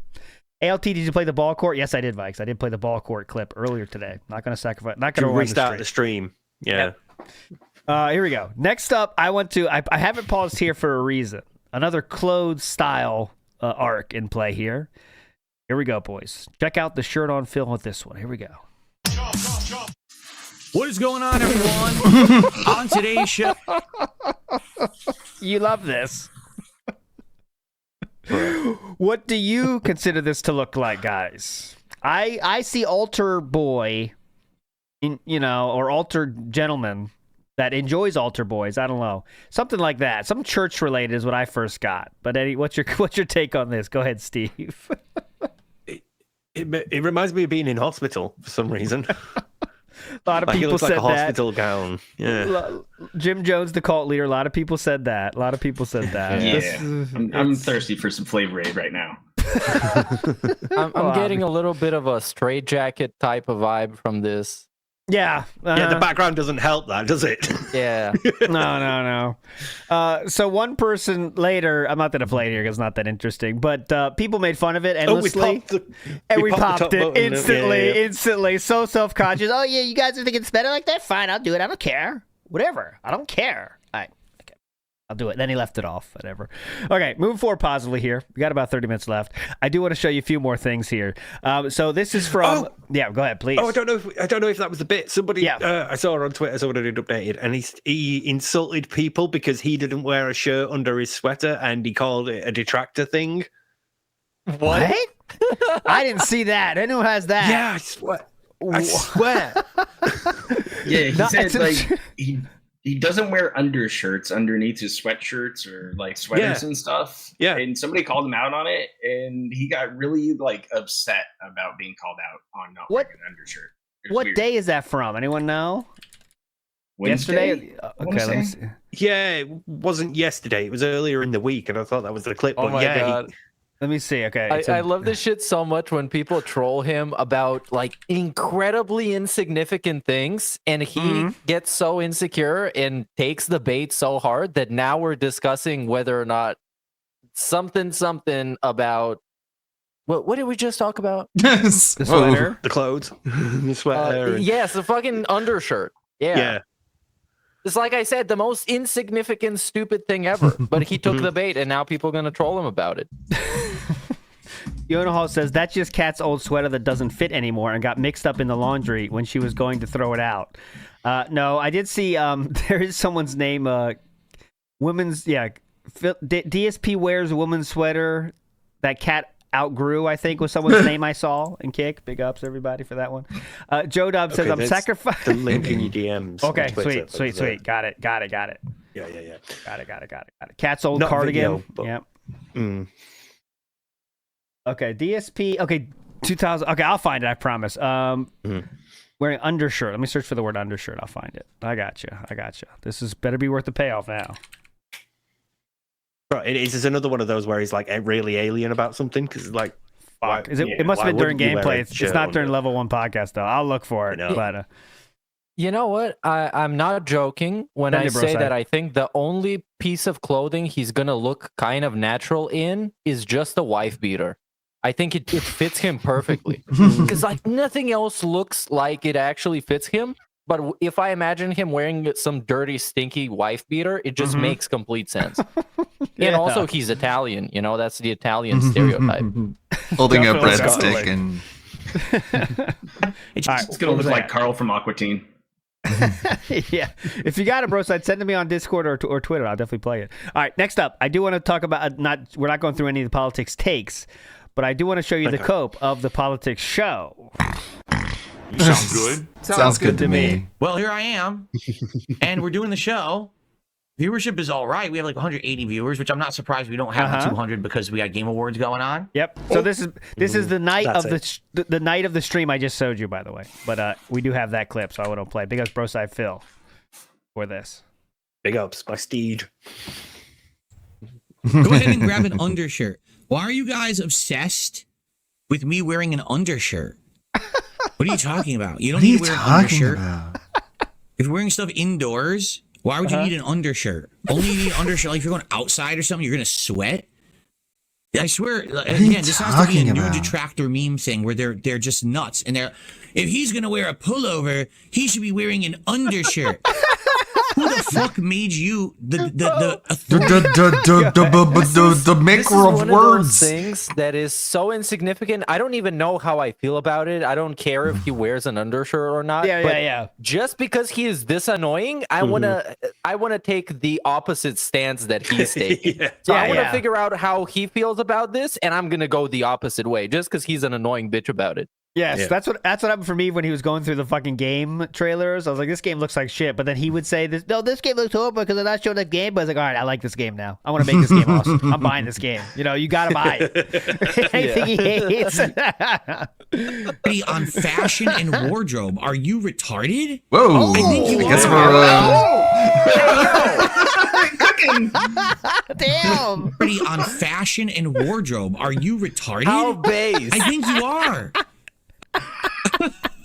Yo, I thought that was a slur. I just don't know why he moral fags other people saying it so much. Because like he likes saying retarded. He likes calling people mentally ill, whatever, everything. Mouth then somebody he's making fun of says it, and then we got a pearl clutch. Oh my god, you can't say that. Did you hear what he just said? He said, yeah. First one out of his mouth was a slur, by the way. That's what he said about when Cog. Can't remember who's Hog or something. Yeah, slur. He used those slurs. Okay, cool. This thing that come out of their mouths, the dumbest memes that they say, like, what the fuck are you talking about? Yeah, well, it definitely clearly struck a nerve with you. That's how easy it is. Guys on Kick, call out anything. Like, just say, like, cool. What was the bell? What was that? It was mine. Yeah, that was because we hit 7,000 subscribers, by the way. That was the celebratory bell. Hell yeah, that's for you. I'll hit 7,000 times. Here we go. Yeah. Okay. All right, let's get to the bitching about shut support. the fuck up about the bubbles. Yeah. Bitching about support on politics. This is the night of the thing I just showed you. Okay, so remember he said, guys, I gotta ask for money sometimes. So no big deal. I'm a small guy. You love this. Oh my god, he's drinking gin. Yes. But I feel like I literally could be doing any other stream. And I literally could be doing any other stream. And probably things would be going better. Here we go. And I don't know, because at first I was definitely getting support, and now I'm not. Like, I was getting money. Now I'm not getting money. And What's again, going the show on? is exclusively streamed on Kick, so where is the support? What? All of you in chat right now, there's tons of you who Where don't is have my subs. money? Do you like the show? Do you like Do me? you support it? Give me your money. Calling people What are out. you doing here? What are you doing? Oh God! Right? Wow. God! What are you doing here? Give me your I just money. straight leave. Well, you tell me that, I'm out. You have a brain, but that's the hard part. Do you like this show? If you don't like it, fucking leave. Imagine that sandwich shop analogy. You guys looking at my menu? You like it? You don't like shit? You're not buying shit? Get the fuck out. Tired of it. It's amazing. There we go. Please support the show. If you don't like the show, then leave. Because that way I can judge there you go. if it's popular or people want to see it or not. Right? I kind of feel like I'm doing all this work, putting this show together every week. And Doing all this behind him work. as well. Oh yeah, politics. You love that. You love that. He just searches that fucking app for anything. It literally just says politics on it. There's no like anything of substance. It just says the word politics. What the fuck? I think it's supposed to be like somebody giving a speech. Yeah. with, It's someone like, giving a people- speech. But it looks like it's someone standing in a graveyard. That could be because too. it's just black and white. It's Oh yeah, I see zombies coming out of the ground. Actually. Yeah. Now that you mention it, the zombies coming out. But yeah, so this is incredible. Obviously, this is definitely the way to get people behind your show and supporting it. Is saying if you don't like it, leave. And I'm doing a lot of work, and you know what work means? Pulling up 3 articles and reading the article with you. That's the work we're putting into this show, guys. And Yeah. The I'm not young sure- treatment. Yes. Sure if you guys don't like forget. it. Don't forget. Yeah. He also tells you what the article just said after he read it. Yes. And when You have there's to a recap video, it, yeah. oh yeah, I forget. Go ahead, Meerkat. And sometimes it's fucking wrong. They didn't like he misinterprets what he just read. And my favorite is when there's a video, he'll also read the video for you. So that's a good, that's a benefit. He'll read the text or the video for you. That's a cool benefit. That makes it very transformative as well. At first, I thought you did, but I think what was happening is I was getting a lot of view bots. To be honest, I was getting a ton of view bots. You think he had over 1,000 views the first 2 weeks? Now he's down to 180, and yeah, maybe he was getting view bots. Just maybe. I don't know. Maybe. I don't know. Negative, toxic behavior. Those first few weeks, but then there was outpouring of support. Now what? There hasn't been any, right? Okay, Astrobot won Game of the Year. That's great. I don't care. This is a politics show. I don't give a shit about Astrobot. Okay, so yeah. I guess we'll see how the show goes for the rest of the night. But I'm gonna be honest. 2 weeks in a row now. Last week we only made like $60. Now we're at 27. Yes. I definitely hope that the show does garner some support. It's a hype show. I think I'm just gonna go ahead and rage quit. Yes. Maybe not do it anymore. Maybe instead just go back to gaming every night, because the gaming is definitely. There you go. Sounds good to me, dude. Cool. There goes. No. It's like a bit of difficulty, a bit of like, it's not working out right now. Done. See ya. Give it up. Yeah.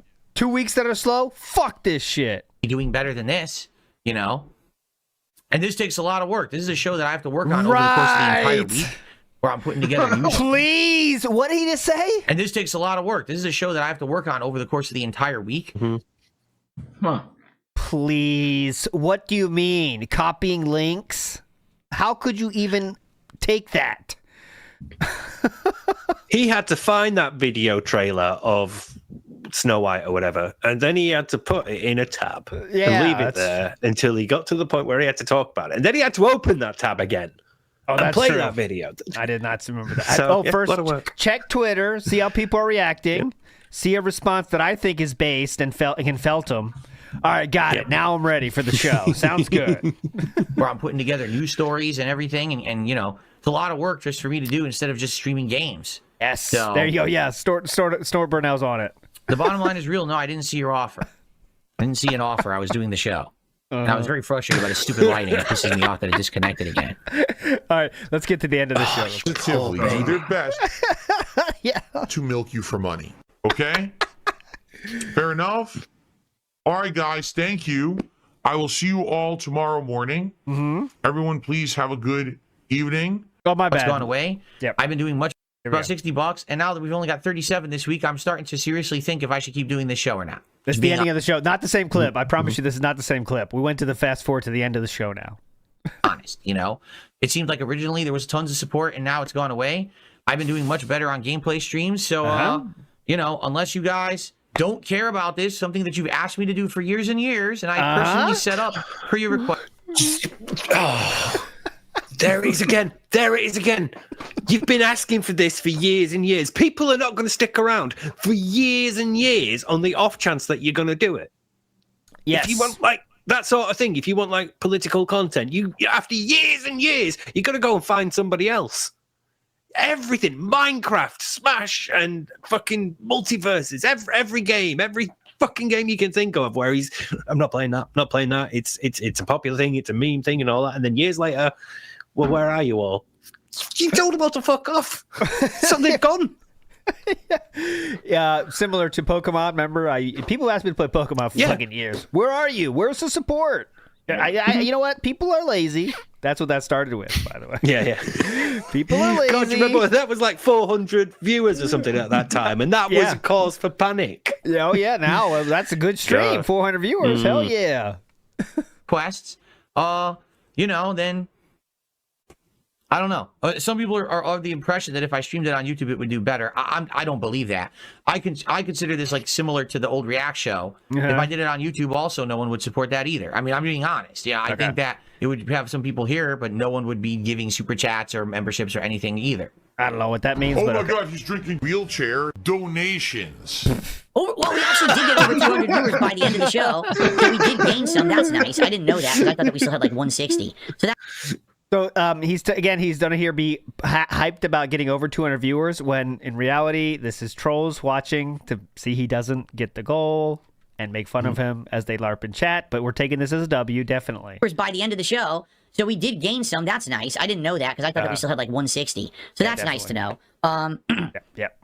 And I do want to say thank you to those who did support. Incidentally, we did actually get more support this week than I did last week.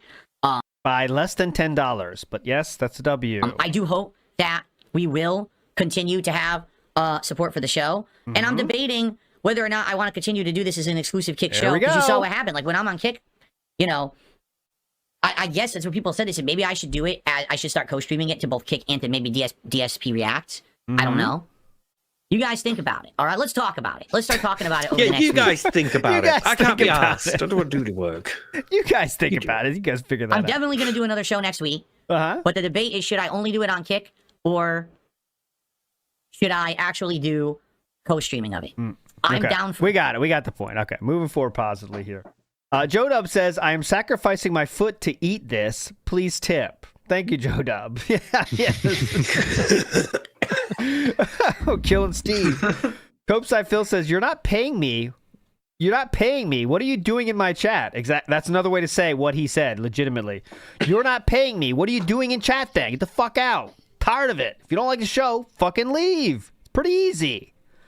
Broside Phil in the house says, you guys wanted this. Yes, Phil, everyone wants to watch your noisily eat and review fast food. Who doesn't?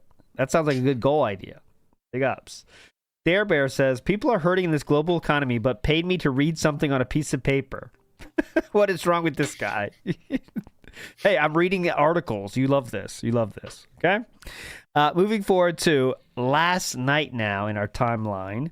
And last night, unfortunately, we didn't hit the goal again. Shoot. All right? So we're not going to cope about that at all. We're not going to. Did I see it correctly that he spent $75 on Kino subs and then he did the politics show? So he pretty much only got $2 from the politics show? Correctamundo. He bought 50. No, I think he bought 50. He bought 15 subs in total. So do the math. But that was a investment. That was a marketing. So you could write it off for taxes. It's almost a book of stamps, that, isn't it? Book of stamps from Costco. Yeah. From Costco? Yeah. Remember we just spent $80 on stamps. We were riding high. Oh yeah, we need stamps. Yeah, I'll buy that. Fuck it. Come on. All right, here we go. Balatro's trying to save the business though. Just gifted a sub on Kick. Sounds good to me, dude. So that got us to 127, but that's it. We didn't hit the goal tonight, guys, and I'm definitely out of here now. I got to get out of here. I stayed late to beat the game. I'm out of here. Fuck you. Prevents death if chips scored are at least 25%. Get out of here. Get out of here. Super. We beat Balatro. That was fun, right? That was super fun. Balatro. Super awesome. I hope Balatro. Oh, God. Right. Some people told me that's how you officially supposed to say it, but everyone says Balatro. But someone told him Balatro. Yeah, but that you guys enjoyed. I had a great time. Did you? But I had a great time. I hope you guys did too. You know, that was great. So next time around, I'll probably do it differently. Like I'll probably use a different deck or whatever. There you go. Thank you guys. So that's it for Balatro this time. See you next time. Amazing victory. Okay. Just said it like amazing victory for me. The least hype possible. Amazing and the victory. sign off is amazing. So that's it for Balatro this time. See you next time. Amazing victory. Amazing victory. Okay. Amazing victory. Alrighty, everybody. Amazing. The least enthusiastic utterance of that phrase. Thank you, everyone who hung out, helped me with the game, and Amazing supported. victory. It's just a shame we didn't hit the goal. You know, but it is what it is. It is what it is, This as is they it. say. If someone was going to do the final contribution, now would be the time because I'm out of here. It's super late already. I got to get going. All this means is I'm not going to edit any highlight tonight. I'm just going to Should I clip that? Just upload straight and get out of here. So hopefully people will watch the podcast because of all those trailers in there. Cool. Okay. People are going to really come to me to watch trailers. That was 12 hours ago from when this was recorded or whatever. Not 12. Okay, let me rewind. Amazing victory. Amazing victory. And the sign off. It's amazing. So that's it for Balatro this time. See you next time. Amazing victory. Okay. Amazing victory. All right, next time. Amazing victory. Okay. Now we're getting up for something. I'm off tomorrow. Amazing victory. My day off from streaming. Amazing victory. I'm gonna be running errands out and about most of the day. I'm gonna try to relax with my wife at some point if I can. Amazing we'll see what victory. happens. Nice. How the day goes. I thought that was the I'm one back day on where Sunday. you got to. How are you try trying to relax with that? That's the one day Amazing you're victory. supposed to. Well, you know. Yeah. Time. You Amazing know. victory. And on the overtime recently. Yes. where he's saying, I got to spend time with my wife. And then he spends time on overtime. And then he gets no money. And then we're here. And also, he said, someone asked about he's talking about, guys, if I can keep this going, I can take 2 days off a week. And he talked this week about how that's done too now because the massive support didn't continue. So, and every time I take days off, it's not really a day off. So please tip, guys. Please tip. It's difficult because she's having to have a shower when I go downstairs now rather than amazing victory. She needs another day. Amazing victory. Amazing victory. The daytime stream on Sunday. We'll have a fun podcast in the morning where I have an announcement to make on that podcast. Amazing victory. Indiana Jones victory. The Great Circle on the first stream. When we played it the other day, it was great, super fun. It got better because we focused on the story, and that's what I'm going to do this time as well. And then the chill stream on Sunday night. Amazing victory. You got the point. Full siege mode as well. Amazing victory. Yeah, you got the point. We're pissy about not hitting our goals. All right, so this is from David. We do have the moment where Kino Casino talk about 229. Let me see. Talk about people promoting in their chat, I believe. Remember, Philip did that. So here we go. Taking on the moon. Stephen He kind of sounded like Scotty Kilmer there. You ever listen to Scotty? Alien aliens in space. Pretending that the Montauk Project was real. Oh, is that Dark Side Phil? You think? Yeah. Dark Side Phil talking. I'm with you there, Have you seen Dark Side Phil, Steve? No, I don't believe I'm familiar with Andy, it. Andy, pull up a picture of Steve. This is actually supposed to be Jimmy Church. Because Jimmy Church hates me and started all this Kylo shit, Ren sucks and all he the has fun a out of YouTube everything, I show, promise you. Kylo Ren, please. Yeah, there we go. You see takes or anything? Like 9 hours in. Oh, here we go. Get him to join again, and then I'll come in and call him an live imposter. a lasting impression because he's kind of a fence sitter with no real takes or anything. But that's Phil. Oh no. Jerking off in front of each other in chairs. This is some serious shit we're talking about. Jerking off in front of each other. Ooh, okay. Now the fence sitter without really takes. I think they go to DSP to developer. Forum sites that are...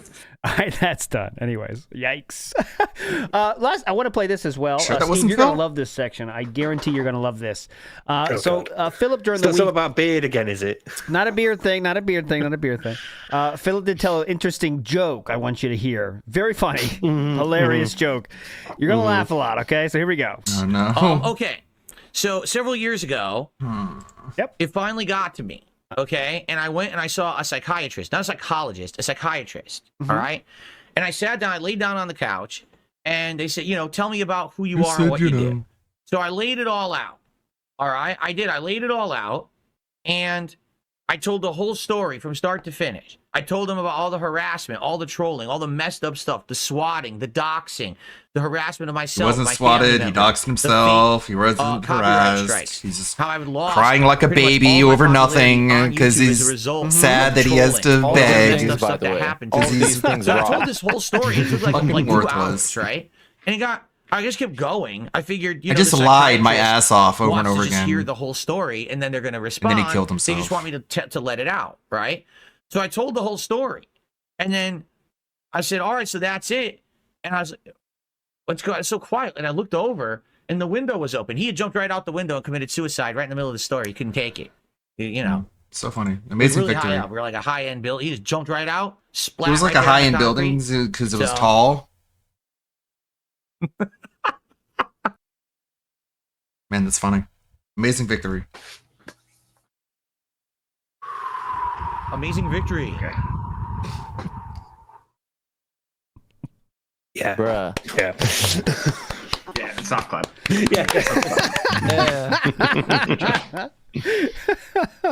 Anyways, I know you'd appreciate that, Steve. I had to play it for you. I did. Thank you. Very normal thing to joke about. Again, extremism. Someone that could benefit from seeing someone more than most people on this universe take it to extreme joke to, definitely. Felt in the trolls as usual. Yep, got it. Nice. I'm so felt big ups to Jay Wusso says his wet noodle hand clapping is so annoying. Oh, you mean this? Yeah. You love this. You love this, Jay Wusso. Stop. Been asking for this for years. Okay, last thing I want to do today, reminder, we'll be back on tomorrow at 11:45 a.m. with Kinda Sav in the house as well, and we'll do it all over again. We're gonna do this a lot of stuff as fun tomorrow. But before we get out of here, I do want to play Agent Proper's trailer. Amazing victory. Trailer. He Amazing said victory. trailer. That's right. Did you promise everyone a trailer here, or is this a or a teaser, if you will? Okay. So I do want to play this. This is a teaser style tease video for what's going to come up from Proper later this month when he gets to finishing the top 10 worst DSP gaming moments. Come on. 2024 is stacking up to be one of the most, if not the most, yes, this is true, interesting year that I've ever been on the internet for me and possibly you. No. Oh, look at that. All right, good evening, everyone. Welcome. You know what he's looking at. Yeah. When you make that face, it can only be one thing, and I think we all know what that thing is.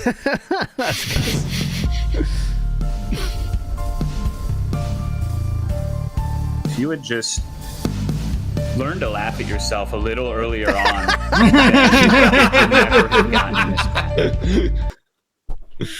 the headbanging of it's like going crazy. He's listening to Rain and Blood on that one. Okay, gotcha.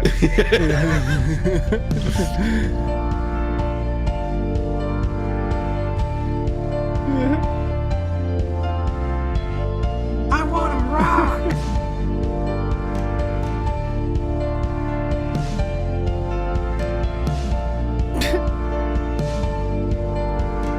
Very cool, bro.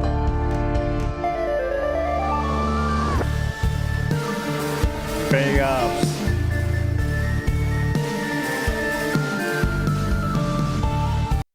Oh shit, my bad. When is it? All right, so do you have a date planned for this? Is it going to be out before the end of the year?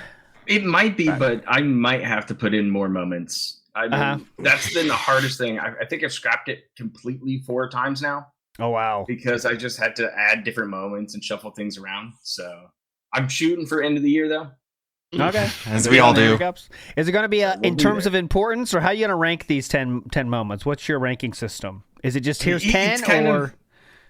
It was really hard to get to 10 first. Yeah. Okay. Like people are like, it's got to be a top 100, top 15, top 20. Split it up. Just do 1 hour for every single day that he streamed.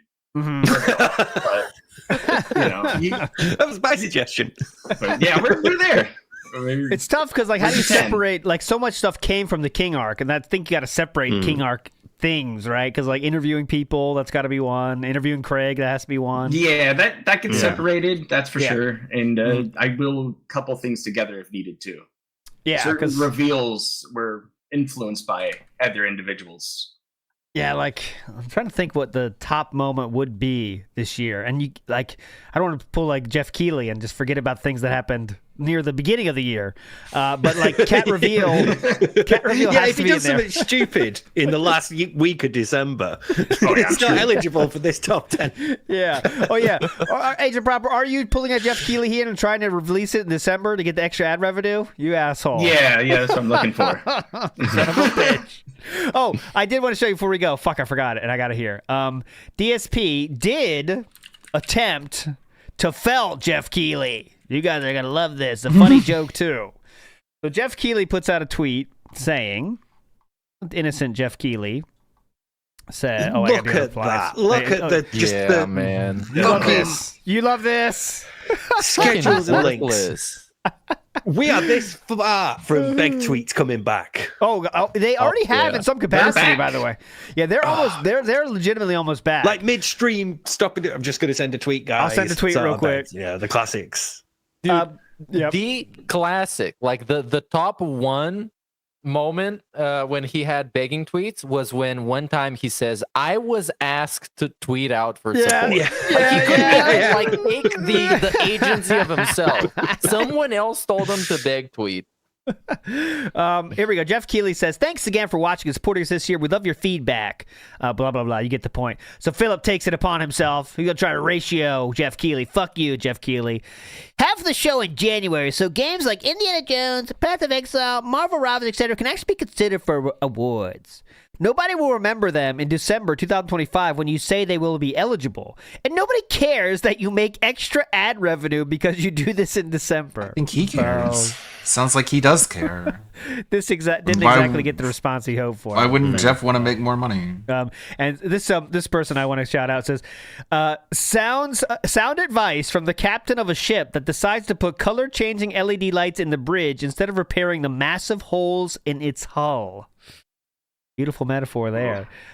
DSP, where do I ever begin? And this is the last one. A real picture of a 40-year-old man trying to give Jeff Keighley business advice that generates insane cash flow. If you're unfamiliar with DSP, he makes his living with a 15-year legacy of begging for money on the internet, spending 6 figures on a WWE mobile game. And he has picture of this gentleman where he's talking about. Yeah! Felt it, Jeff! Good luck, Jeff! I do feel like every time you want to mention, hey, DSP is giving business advice to someone, you should add, like by law, you should add, also he went bankrupt. Yes, yes, definitely. Just like automatically invalidate any financial advice you're giving anyone else. You know? Yeah. But all right, my friends, that will be it for the show. Thanks so much for joining us. Agent Proper, I know you're working on the video. Any final words, though, for the people out there? Beautiful people out there. Yeah, it's been an interesting year for all of us. Your show has been great. Big ups for your 7,000 subs, my guys. Big ups, everybody. Thank you so much, sir. Steve, I know you're getting ever closer to the video coming out. How's it going? Yeah, I wanted to ask Proper, what's it like to actually finish projects? Difficult. Difficult. Not just me then, thank God. There we go. So Steve's video is coming out at some point. Working hard on it. Follow him on Twitter if you want to see the updates. I see you updating your stuff on that. Yeah. And finally, Meerkat, anything from your side, sir, CEO of Microsoft? Yeah, thanks everyone for 7,000 subs. But think about it, how much cooler it would be if all of you guys gave us $1. That would be like amazing. But jokes aside, I just bought a new guitar, so I'm gonna go and fuck around with it and play. So if I make any future songs, they're gonna be including the guitar and stuff. That's pretty high. That's pretty high. Yeah. All right, my friends. We'll see you tomorrow, 11:45 a.m. Kinda sad. We'll do it all over again. Later, everybody. Bye. Bye. Bye-bye. Later. Cool. Thank you, that being said. Very good episode. The end of the King arc. One can only suspect. I think for my end of the year video, it's going to be more about like a continuation of what he tried to do last year by talking to the side scrollers and trying to steal their audience. And he managed to basically do that in his own way to the Kino Casino audience, but you know, it's in his own way. So he failed at it. It didn't last. And we're seeing the end of it. No hurry to watch that lady. We can finish up the Cyrex video and then shuffling those 3 months. Is that really all it was? 3 months? Huh. feet and we'll be happy, and then we'll let your friends go on in peace. We won't mess with them any further. I think it's a pretty good deal, brother. Oh, I had locale at the top of the screen the whole time. Can't ever compromise. Cyrax has to have the last word every single time. He's got to have the last breath, if you will, wheezing out of that little lung that can barely fill up all the way. Chance, I don't want Riot wrapped up into this. And listen, I can't believe I'm asking this stupid thing, but could you just dance, please? Oh my gosh. No, V, listen, V, leave the stream right now and warn Riot. Leave. Warn Riot right now before it gets back. I'll handle this, badass. I'll handle this. Go run. Save yourself. Go warn the others. Like, if he cares about you, he'll just dance. It's simple. It'll be over in 4 minutes. Why can't you leave my friends alone, Marty? Do this. Why? So leave my friends out of this. Now, before now. I find you and I beat your ass. You blackmail to get what you want. Well, guess what, Marty? It ain't on you. Look, as the comment says, he doesn't care about you. If he did, he would dance. Hey. If he cared about you, he wouldn't have brought you into this game knowing how it's played. Marty, listen, listen. I think it's 1v1 Like me. you said, you could expose you could expose me all you want because I know I don't want to do that. Yeah, but I have nothing to hide. I have a regular job. I attend community college, like and I'm a struggling voice actor. So you could Everyone's a struggling voice actor. But please don't expose my boyfriend. He's special needs, and don't expose my boyfriend. He doesn't need to go through that. I don't want to do anything to you. I just want Cyrax to not be selfish. That's all that I want. Imagine all Cyrax has to do is just shimmy his little hips around a little bit, maybe just throw around a few little spirit fingers, a little jazz hands, if you will, and honestly, this would all go away. Just one song worth of dancing, brother, 3, 4, 5 minutes most. And he can't even do that. Instead, he would rather have his special needs friend get doxxed while he's live streaming currently, which we're gonna see here in a minute, and get harassed by tons of people, knowing that this man that is going to be doxxed and harassed already has issues with those types of things, already has a very hard complex trusting people. So now you're only making it worse, and you're gonna hear Vita get more and more upset with good old Chance here, because Chance can't just be a decent human being for once in his life. He can't just put his self to the side and be selfless. No. The goblin doesn't know what the word selfless means. He actually thought you meant to be selfish. This guy has made me the way that I am today with his inane antics. You want insane money? Look who put me here! You! By bullying me, man! Wake up, dude! It's like Batman and the Joker. They're two sides of the same derangement. You're like this because you're selfish, you're selfish! You want what you want, and if you can't have it, you do You want what you want. I have the fucking shit to prove that you ain't nothing but a pussy, Marty, and you know it! Chance, how did Riot get here? I don't know. Because Riot was off doing his own thing. Like, how did he get into this? I don't understand. I'd be more than happy to answer that. Chance gave his name to a troll. Chance gave his name to a troll. No, Marty. That's easy. Oh my God. No, you want to know how he got it? Through a guy named William Gloryhole, who's a fucking hacker. Yeah, William Gloryhole. That's a real person. Dude, you got 2 minutes. If he doesn't start dancing, I'll even extend it to 3:05. Maybe you can talk to him. Maybe you can get him to dance. Maybe you can... Oh, my Lord. I know. So talk to him. Just get him to dance. Ooh, bars, Marty. Those are some great vocabulary terms you're using. It's just it's unfortunate that Cyrax doesn't have enough capacity in that little head of his to know what you're saying, so he probably just thinks you're speaking Spanish or something. But beautiful words, man. The dictation is great. I love hearing people use good words. I do. It makes me feel so good and warm inside. And I love seeing Marty do the same thing good old Chance does. I'm this way because of you, Chance. I'm only doing this because of what you've done to me, Chance. You know, it's very sad. We can Spider-Man meme this all we want, Cyrax. We can point at each other and call each other the same thing. We can all be the pot calling the kettle black. We can do it. We're all mirrors just like you are, brother. We can deflect just as good, if not better. Marty, I have to fucking go because I have real shit going on. V, I'm telling you right now, leave the fucking stream because I need to talk to you. Seriously. Marty, you leave my friends the fuck alone. I'm done with you, man. I'm done falling for your tricks.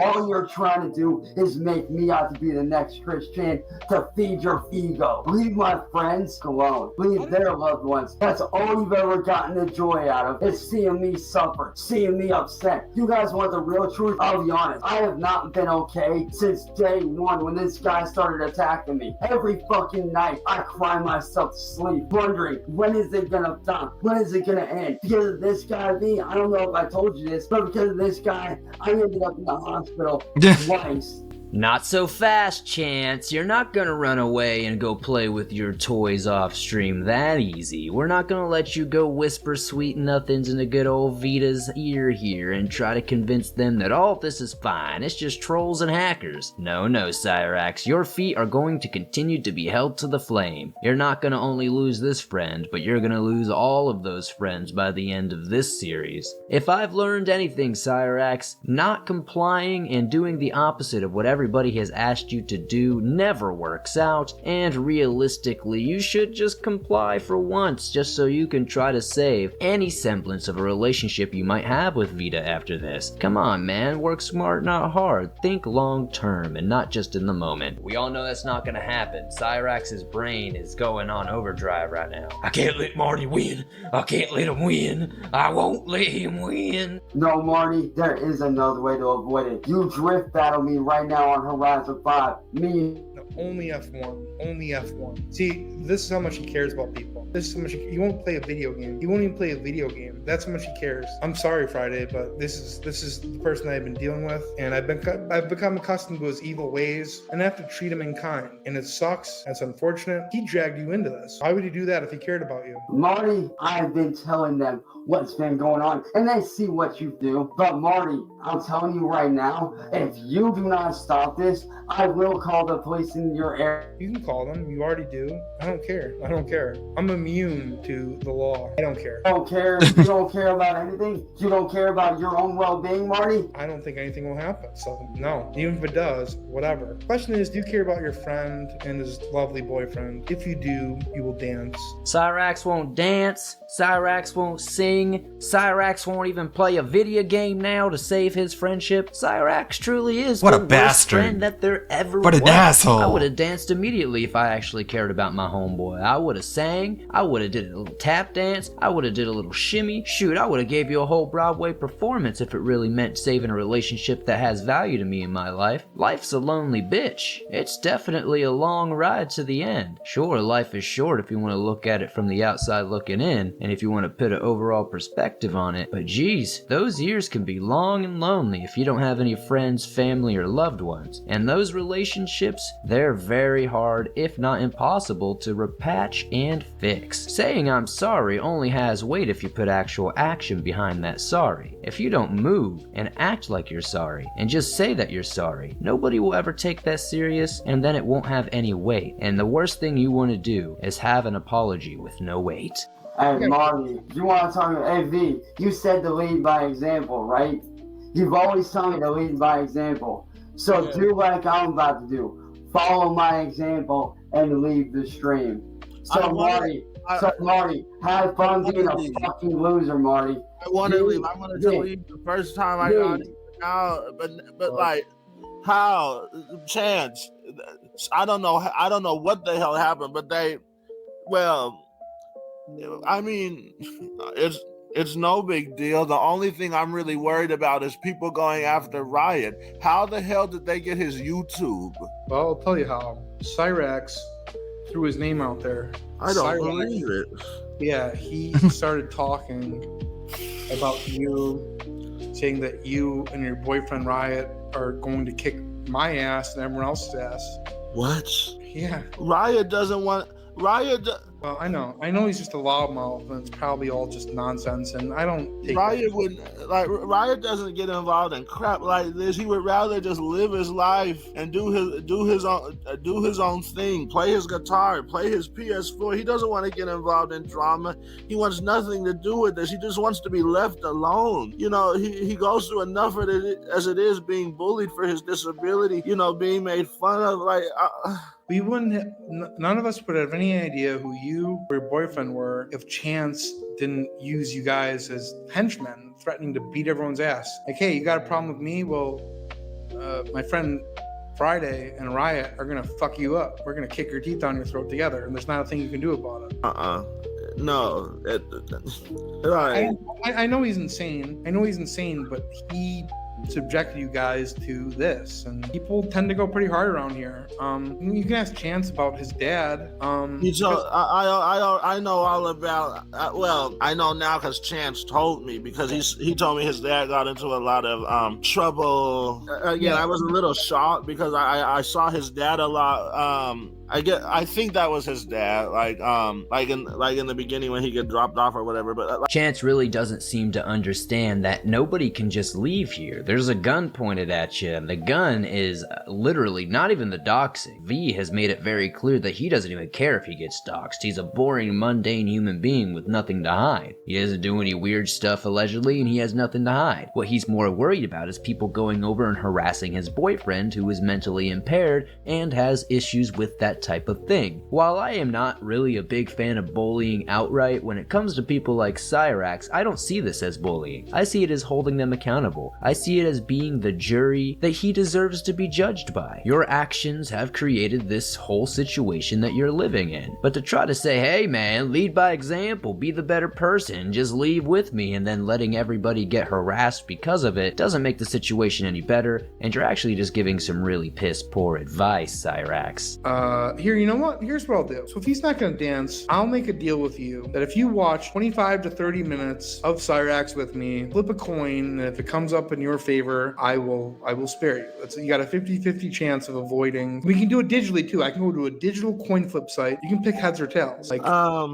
I go tails never fails. I'm a tails guy. So look, I guess we could do I guess we could do heads. I guess or tails. I don't know. I'm not thinking straight right now. This all happened so fast. I'm aware of that. I'm aware of that. You have one person to thank for all this, right? I'm going to take some suggestions from the chat here on videos that they would like you to watch on Cyrax, so you get a clear sense of who your friend has become. I mean, he told me he got arrested one time, but he didn't say why. He just told me it was a long story. I think your boyfriend's actually live right now. Please no, don't. I rather not. Please leave him alone. He's nothing to do with this. No, I'm aware of that. I'm just aware of that. It was just brought to my attention. He's actually live streaming right now at this very moment. Are you on your computer or your phone?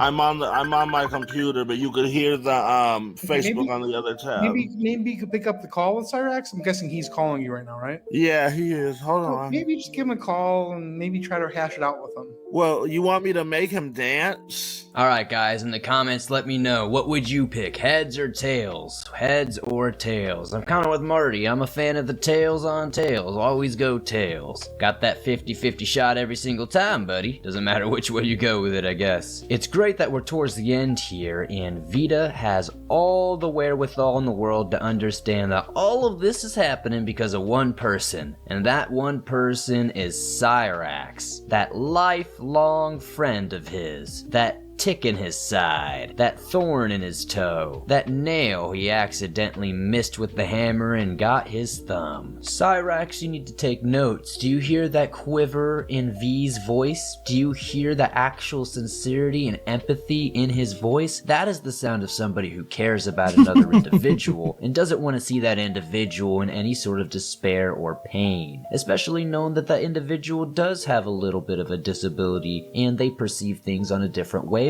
than us. And this little bit of bullying might be something that I could handle or you could handle, but that person might not be able to handle it. And even though Cyrax is aware of this, Cyrax doesn't care, because Cyrax is a very terrible human being. He has no empathy, he has no sympathy, he could care less about the people around him. It's all about Cyrax. He's on his Drake shit, if you will. Hello? Yo, Friday, you good? No, I'm not.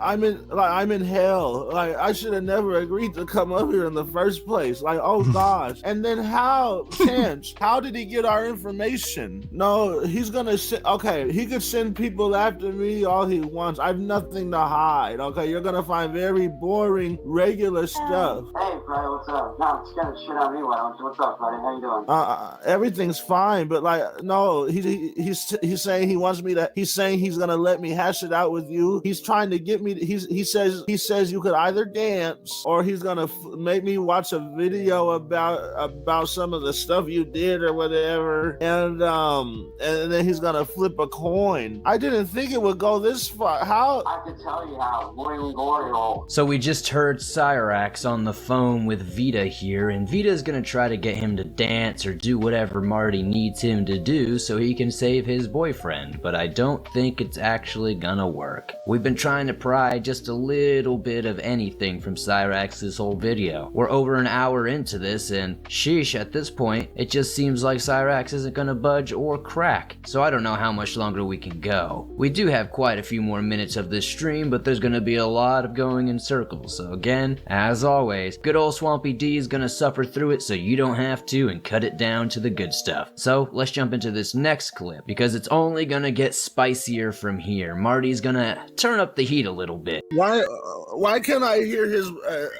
how come I can hear his live? I can hear Riot's live. Why? What's going on? Listen, Marty, Chance, I'm not gonna leave. I just gotta do something real quick. Hold on. You better be right back. He's too twisted, man. He thinks he's an evil villain. He really does. Who are we talking about? Listen, Marty could do whatever he wants, but I just want him to leave Riot alone. Riot is special needs. He hyperfixates and he'll get depressed.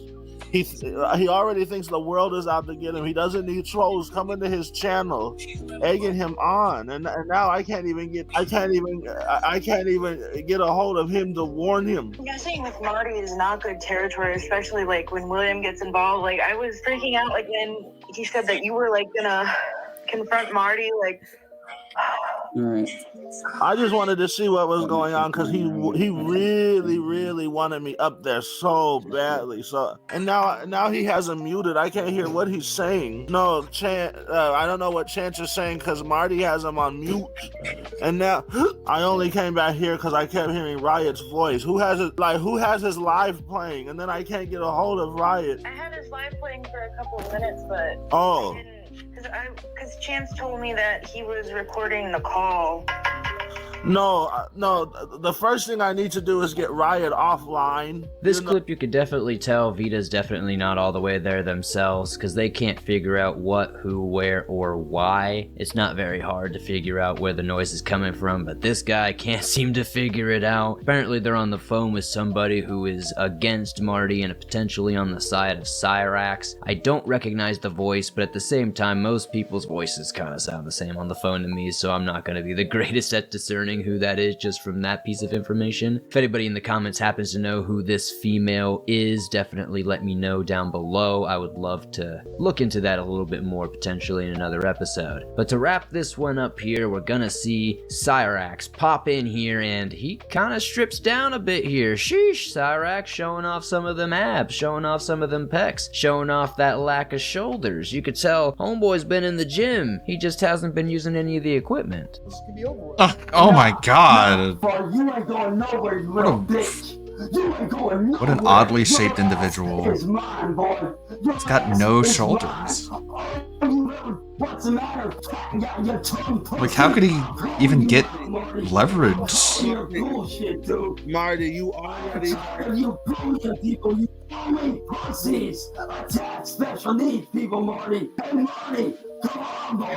Come on, Marty. Let's Come on, boy. Let's go, Marty. Why you a bitch? Chance, you tried this already, remember? I'm not afraid of some midget. Some midget who I rearranged his face. He's pathetic. He's weak. He's puny. He's nothing. I already made him cry. I already made him bleed out of his nose. So this talk, it doesn't mean anything to me. He could just dance and it'll be over with. It's beautiful to hear that Cyrax isn't gonna let Mart Dog go anywhere. This is a beautiful leech, symbiotic type thing here. And without each other, I don't know if they truly have anything. You know, Marty has a bunch of cast of characters, he can go out there and do his thing, but from what I've seen recently in the comments, people definitely prefer the Cyrax content, and they prefer when it's not, you know, orchestrated like some of the recent stuff may have been. It's a beautiful story, as long as life itself. You got Marty here, a man, a myth, a legend among the trolls of the internet. And then you've got Cyrax, this absolute beautiful specimen, the perfect experiment, the absolute best specimen to troll and to see what works and what doesn't. It's slow zoom. Look at them shoulders, brother. Look how round they are. It's absolutely beautiful. I can't tell you. It's all collarbone here, brother. No delts. Anyways, if you enjoyed this video, thank you so much. Be sure to slap that like button as it helps us out a ton. The more likes this video gets, the more YouTube promotes it in the algorithm, and that helps get more fresh new eyes on the Cyrax story. If you're new, be sure to join us, subscribe, and turn on those notifications. I upload videos on Cyrax and other lolcows multiple times a week. I would love to see you on other episodes. That is Swamp Dweller Live, a new channel that we haven't checked out until today. Pretty good channel. Pretty wide variety of lolcow news. I'm doing limbos. Okay. Speaking of lolcow news, let's see how far we can get through this before tapping out. All right, buckle up, because today we're diving deep into the rise and fall of Boogie 2980. Oh, Boogie 2980. Why do we have to open on this side? This should be good. You guys sent over a ton of YouTube videos and a documentary, and let me tell you, this guy's story is wild. It is fascinating how Boogie went from like this uplifting figure, almost a Mr. Rogers of the internet, to, well, someone embroiled in so much controversy and financial woes. Yeah, we're here to try to figure out how that happened. Yeah. How we went from internet darling to, well, the mess he is today. Yeah. And whether or not his downfall was kind of self-inflicted. I mean, his story is a real cautionary tale, I think, about online fame, For sure. financial responsibility, and I think the dangers of manipulation. Okay, so Boogie, Yeah. real name Stephen Jason, Right. starts off by painting this picture of a really tough childhood Yeah. in Virginia. Right. He talks about his parents, claiming his dad was an alcoholic, mom was abusive, Hmm. both physically and emotionally. Yeah, he was really laying it on thick. Yeah, I mean, some of the stuff he describes is brutal. He talks about being overweight as a kid and suggested that his mother intentionally overfed him. He even said that she'd beat him and then take him to Pizza Hut afterwards. Oh, like as a reward? As a twisted reward. That's how it works. Wow, that's, I mean, it's messed up on so many levels. Yeah. It's almost like she's trying to, like, mess with his head. A V card? Using I want a food V card. as like a weapon or something. Yeah, it's a pretty Open the disturbing gamer picture, subs. and it definitely points Get your to free a samples on troubled us when you sign up And I for think emails. that's something that a lot of people can relate to, right? Particularly Everyone if has you- coping mechanisms. Totally. And it's how those mechanisms evolve as we kind of gain Get free influence GG. and face different pressures in our lives, right? Absolutely. And for Boogie, it seemed like video games became a major escape, A huge escape for him. Yeah. which is interesting because that love for video games is what eventually leads him to YouTube, right? Right, exactly. He starts making these Francis Yeah. videos, Oh, the Francis. these over-the-top rants Oh, those rants. Yeah. from this like angry gamer persona, and they like hit a nerve. They really did. People loved them. Yeah. I mean, they were so popular. Yeah, I think what's so fascinating about that is that he tapped into this this universal feeling of frustration, you know, that feeling of being misunderstood, Wow. especially among gamers. Totally. But then he also layered in these messages of positivity, of overcoming adversity. It was kind of a weird mix. It was like Mhm. anger and inspiration. It was a strange cocktail. Yeah. Like he was this unlikely motivational speaker, Mhm. but he was speaking directly to people who, felt like outsiders. Right. And people really connected with him. They saw him as a friend. Yeah. People started confiding in him, which is, And that's where you start to see the development of this intense parasocial relationship Yeah. between Boogie and his audience. Totally. He was very open about his struggles with his weight, his mental health. for sure. And that vulnerability, you know, whether it was genuine or calculated, Right. made him seem incredibly relatable. Yeah. And it really blurred the lines, Absolutely. between like performer and like actual friend to these people. Yeah. Yeah. So we've got this guy, he's got a rough childhood, right? Finds an outlet in video games, stumbles into YouTube fame. Yeah. By being, this emotional, relatable gamer. Yeah.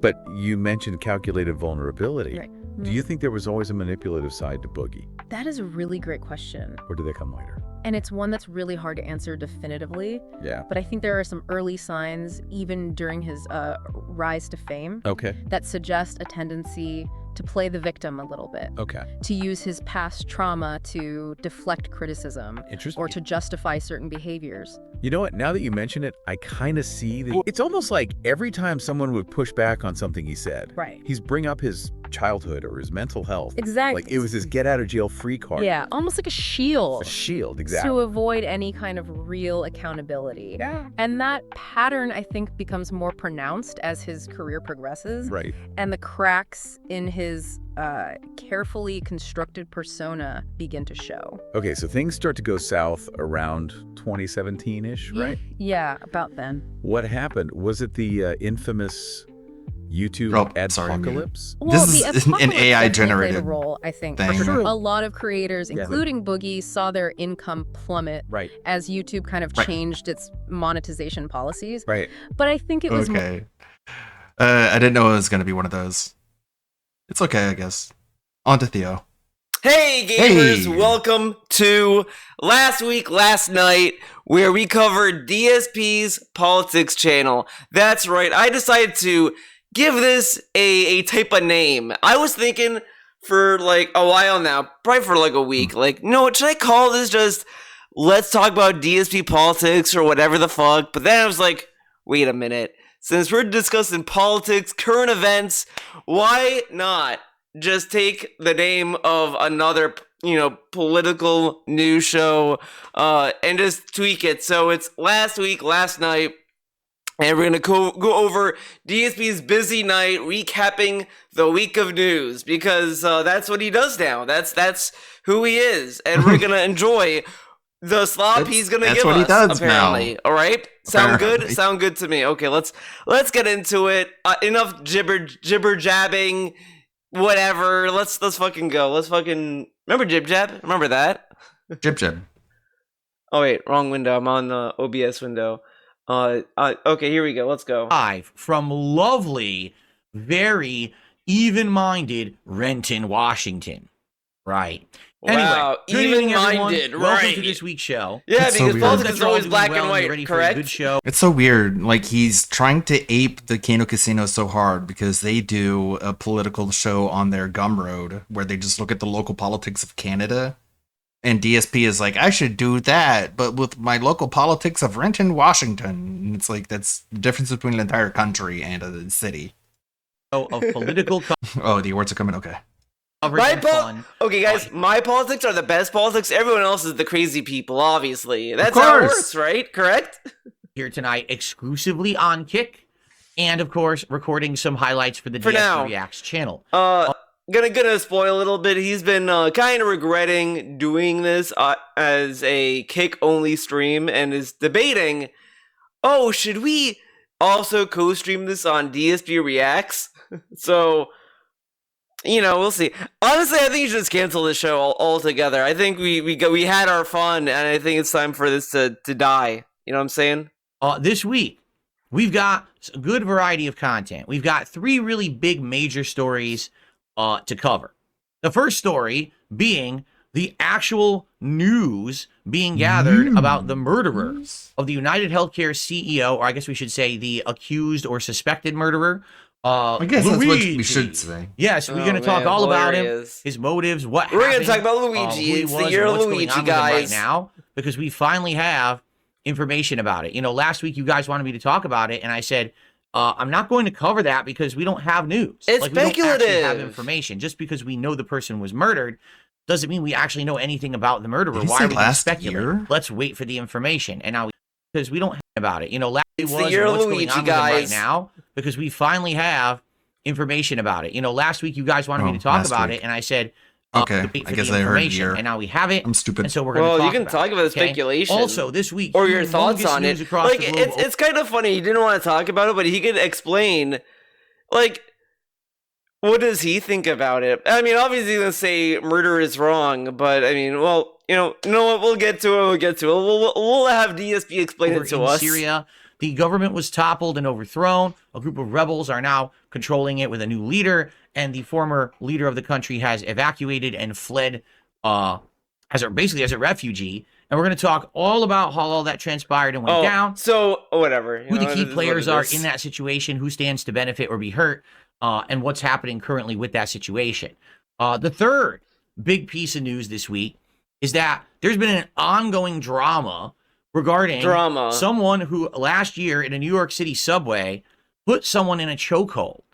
This resulted in the person passing away, and there was a ginormous controversy, a huge trial regarding this person. Are they guilty of murder or not? Should they be held accountable in any way, shape, or form? Well, tonight we're going to analyze the situation because guess what? Or form. The verdict has come in, and they were found acquitted of all charges. And this. Well, thanks for spoiling the story. What taints this story to me was that he kept calling the dude a hero. Now, you can say whatever. We're going to get to it when we get to it. So it's a very loaded topic. I'm just going to say that's a very loaded story. And I kind of don't think this was a story DSP should have covered, honestly. This is, it just, no. Just no. This has created gigantic controversy around the situation. DSP is the last person to talk about it, honestly. Some people rejoicing, some people are absolutely infuriated. And we're going to talk about both arguments and, give you my take on it as well. Okay, so I was watching the Kinda Slav restream of this. And it was just like, man, it would have been one thing if he was just like, oh, I think what Daniel did was like, he was only reacting to like someone there. He tried to do the best for the subway or whatever. Like that's one take, and you can think whatever with that take. He went in a direction. It was a direction. It was just a direction, and I really don't think he should have done that, But we'll get to it when we get to it. All right. Now, in addition, I just couldn't believe what I heard. Topics.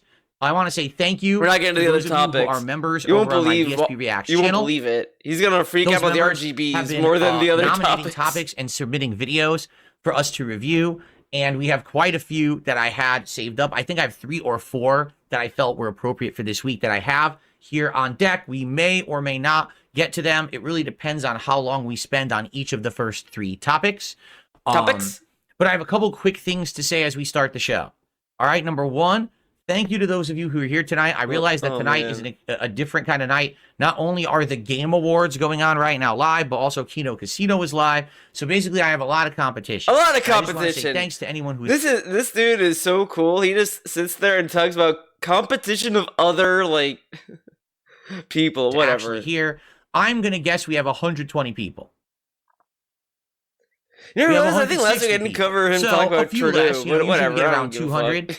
I'm not surprised at all. That's last week. That's the case. Not this week. But maybe we'll build up some more viewership tonight. I'm not sure. Still the most attended stream that I do on this channel. This channel usually only gets around 50 viewers. So to have over 100 extra viewers tonight, I'm very appreciative. However, I do have something to say about last week's show. Okay? Last week, last week's show was DS garbage. Politics ended my streak. It should have just canceled I had 96 straight streams where I was hitting this goal. I couldn't believe what I heard. Died out. I vaguely remember it now, but man, this show did not get support. It was wild. Week. What did Basically, he talk this about? show had 1 membership, one sub, and 2 tips. Why am I trying to remember this garbage show? And here's the pre-stream thing. dancing. Some people gave me crap for it, and they were like, Phil, you shouldn't hold that as part of the show. Or a part of your streak. It's your politics show. Man. It's different from all your other content. I know it got really heated too. Everyone else was supporting you during your gameplay.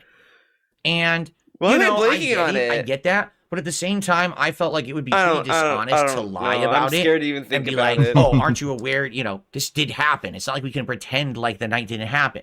I feel like it would just be semantics to say, oh, the streak continued. Semantics. So instead, the streak ended, and we redesigned my goals. All right. Now, it's absolutely not important so much that I hit the goal every single stream. Therefore, the immigration story. That's what I was thinking of. It's okay. And that was a terrible thing to read. But if we do hit it, I will add one to our goal. I've been noticing this weird trajectory of this politics show. It just seems the further it goes, the more unhinged it gets. And maybe that's what people want. They want DSP to get more unhinged, but it's like, I don't know, man. I don't know if it's worth it. A milestone total, and it gets us closer to a DSP Tries It episode. At this point, it's like it's like getting news from Chris Chan. Like imagine listening to Chris Chan. That's where we're going. At the end of the road here. So please do consider supporting this stream. The 3 ways you can support: becoming a sub on the channel if you're not a subscriber already. Look at the About panel on the channel. all right, and / at DSP topics from those supporters. Also, I make highlights from this. Please consider topic of this. All right. Wow, that was like a whole bunch of nothing. Just a very long-winded shill segment. So you knew I was going to start with this one. We've got to start the show talking about the murder of the United Healthcare CEO and the now in custody shooting suspect. But now in custody. Who he is, where he comes from, where what's did he currently come from? Where did he happening go? with this person. Okay? Let's do it. Let's jump right into this topic. So, ladies and gentlemen, hold on one second. There we go. The person in question, his name is Luigi Mangione. Luigi, no! And we now know a ton about him, which we're going to kind of cover right now and summarize. Maybe some of you have not been following This is this not story, the Mario Brother and way. you're interested to learn more about this person. I know. Yeah, let's learn about would. Luigi. Tell me about the last Luigi. week there was so much rampant speculation about who this person was, and there was no concrete evidence. Everyone was just guessing. Oh, I think he's this. I think he's that. It's like, I think he's this. I think he's that. That's what everyone was saying. What are they even saying? You knew that we were What if going they never to catch caught him. him? So now today we can actually talk about it. All right, let's do it. Let's jump into some of the information. Let's go. So, first of all, what's going on right now? What is He's going been on charged by New York prosecutors, okay, with murder. He was arrested at a McDonald's in Altoona, Pennsylvania on Monday. The full story, which isn't listed here, basically he was just kind of sitting there, still kind of wearing... You know, I was reading, and I don't think he's going to cover this. Body tracking. The person who turned Luigi in did usually they give you like some kind of like reward for turning in a suspect or whatever the fuck. The dude may not get that money anyway, and I saw that, I was like, I mean, obviously it's ironic, right? But I also think, the fact that you could not get rewarded for doing that. What kind of incentive do people have anymore to do that, right? Like, it's kind of like a very, very weird situation that person was in, that he couldn't get the bounty, so he really did it for nothing, honestly. The same outfit that he had committed the murder in. So he looked almost exactly the same as the security camera footage that had been put all over the internet. If you remember, that's all we had. That's all we were going on a week ago, was this security camera footage of him pulling out what appeared to be a 3D printed silenced weapon and shooting the United Healthcare CEO. How could you determine it was a 3D printed weapon without knowing that, though? A gun looks like a gun, correct? Whatever. No, in the back of the head. It was put all over the internet. Everyone saw this. So because of this, people started looking for the guy, and they saw him at a McDonald's. So it's pretty obvious this guy did not care about hiding. If he did, he wouldn't be in public eating McDonald's. Right? He would have been at the very least, he'd be ordering Jack in the it Box. to be delivered to his house. No one goes there. So he didn't give a shit. So 1 count of murder. I mean, whatever. 2 counts of second-degree criminal possession of a weapon. 1 count of a second-degree possession of a forged document. And a count of third-degree criminal possession of a weapon. That's what's been filed against him. So he was found with a 3D printed pistol and a black silencer, which was also 3D printed. Which is pretty crazy to think that now you can just 3D print your weapons. Yeah, that is. You don't even need that to is kind of wild. So you don't need to register. There's no traceability on a 3D printed weapon. That's and I wonder, like, did the people who wrote this story were debating, should we say that the gun was 3D printed? Should we even admit that? Because, you know, that's putting the information out there. I just wonder, what would be the ramifications of this for that industry? Because at this point, they may just, like, either restrict a Lancer from Mass the purchase Effect of 3D printed, like, 3D printers or whatever. It's really, I don't know what's going to happen. Ban it in the firmware or some dumb shit. That would be kind of, I don't know, that's kind of wild. I think that people can be doing this now, okay? So they said that they do have evidence proving that he's the person in that surveillance video that we all probably saw. I didn't even mean to see it. I saw it because it was posted all over. I didn't see it. It just showed up against my will. He still wasn't called Twitter X. Appearance. Man, he arrived to court yelling. Wild. I didn't try to. It just showed up. Insult to the intelligence of the American people. It's lived experience. Huh? What the hell is that supposed to mean? What? Yelling. It's completely out of touch and an insult to the intelligence of the. I should say it was all over the place. So court appearance. What? He arrived to court yelling. It's completely out of touch and an insult to the intelligence of the American people. It's lived experience. What the hell is that supposed to mean? What the hell does that supposed to mean? Escorted from the car to. What the hell does that supposed to mean? Courtroom, Blair County District Attorney detailed that. I don't know. What does that supposed to mean? Okay, I thought I'd explain a little bit more of the context of that, because I think there's. Yeah, the gun looked like he kept jamming. Context, man. I have absolutely no idea. So what's going to happen is that they're trying to fight expedition. They're actually trying to get him to go to New York, but he's trying to fight the expedition, and so there's going to be some back and forth legal nonsense going on. Legal nonsense. In the meantime, obviously, they're gathering as much evidence as humanly possible to pin this on him, so that basically he can't try to sneak away or delay anything. Okay? Did I say expedition? I meant to say extradition. I'm sorry if I said expedition.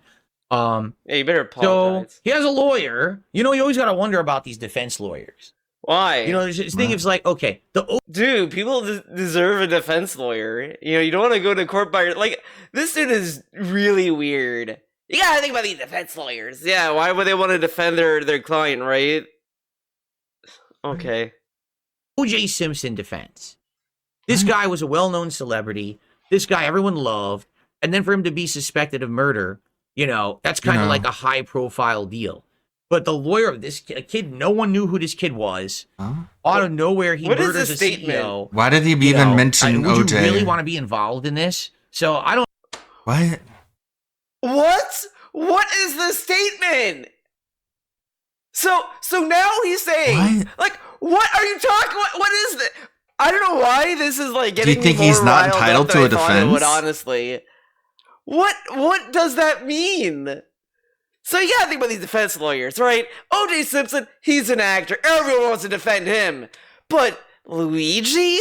Who is that? Why would a defense lawyer want to defend him? So I guess defense lawyers will only take cases if you're a star, right? If you're just a normal citizen, you don't get one, right? What does that have to do with anything? What relevance does that have? I've never heard anyone on this planet talk about defense lawyers like this. If anything, I've heard more people say that people should get defense lawyers, or that there should be better defense lawyers, or whatever the fuck. But not that. Why would a defense lawyer take this case? Dude, he's a lawyer. They take a case because that's their job. In DSP's world, where they just be like, fuck this guy. Just on principle that this dude is insinuating Throw that the book at him. lawyers should have We the hate right him to just as much as you I do. guess they could turn away clients, but at the same time, if someone is willing to pay someone to be their lawyer, I mean, they should take the job. I mean, people should have access to lawyers. Like, not everyone can go to the court of law and be able to defend themselves accurately. You know, there's all these other like issues. What if it might be a slim chance, right? But what if Luigi was actually innocent, and every defense lawyer didn't want to take the case because he's not a high-profile person, and then I think that counted innocent guy gets sent to jail for murder that he didn't commit, right? Right? Like, dude, come on. Why say this? What was the point of saying this? We're gonna watch the. I don't know who this Tom Dickey guy is, but he's got to have. We're gonna watch the VTuber awards here in a bit. Philly is just going crazy right now. Climb the Great Wall of China, bro. What the frick? Entertaining people in the pre-stream. I'm stuck. Frick. Here. So long, suckers. Can you guys see me anymore? Did I just appear? I'm effing out. All right, where the frick am I? Here. Okay. She's 2D now. Chat.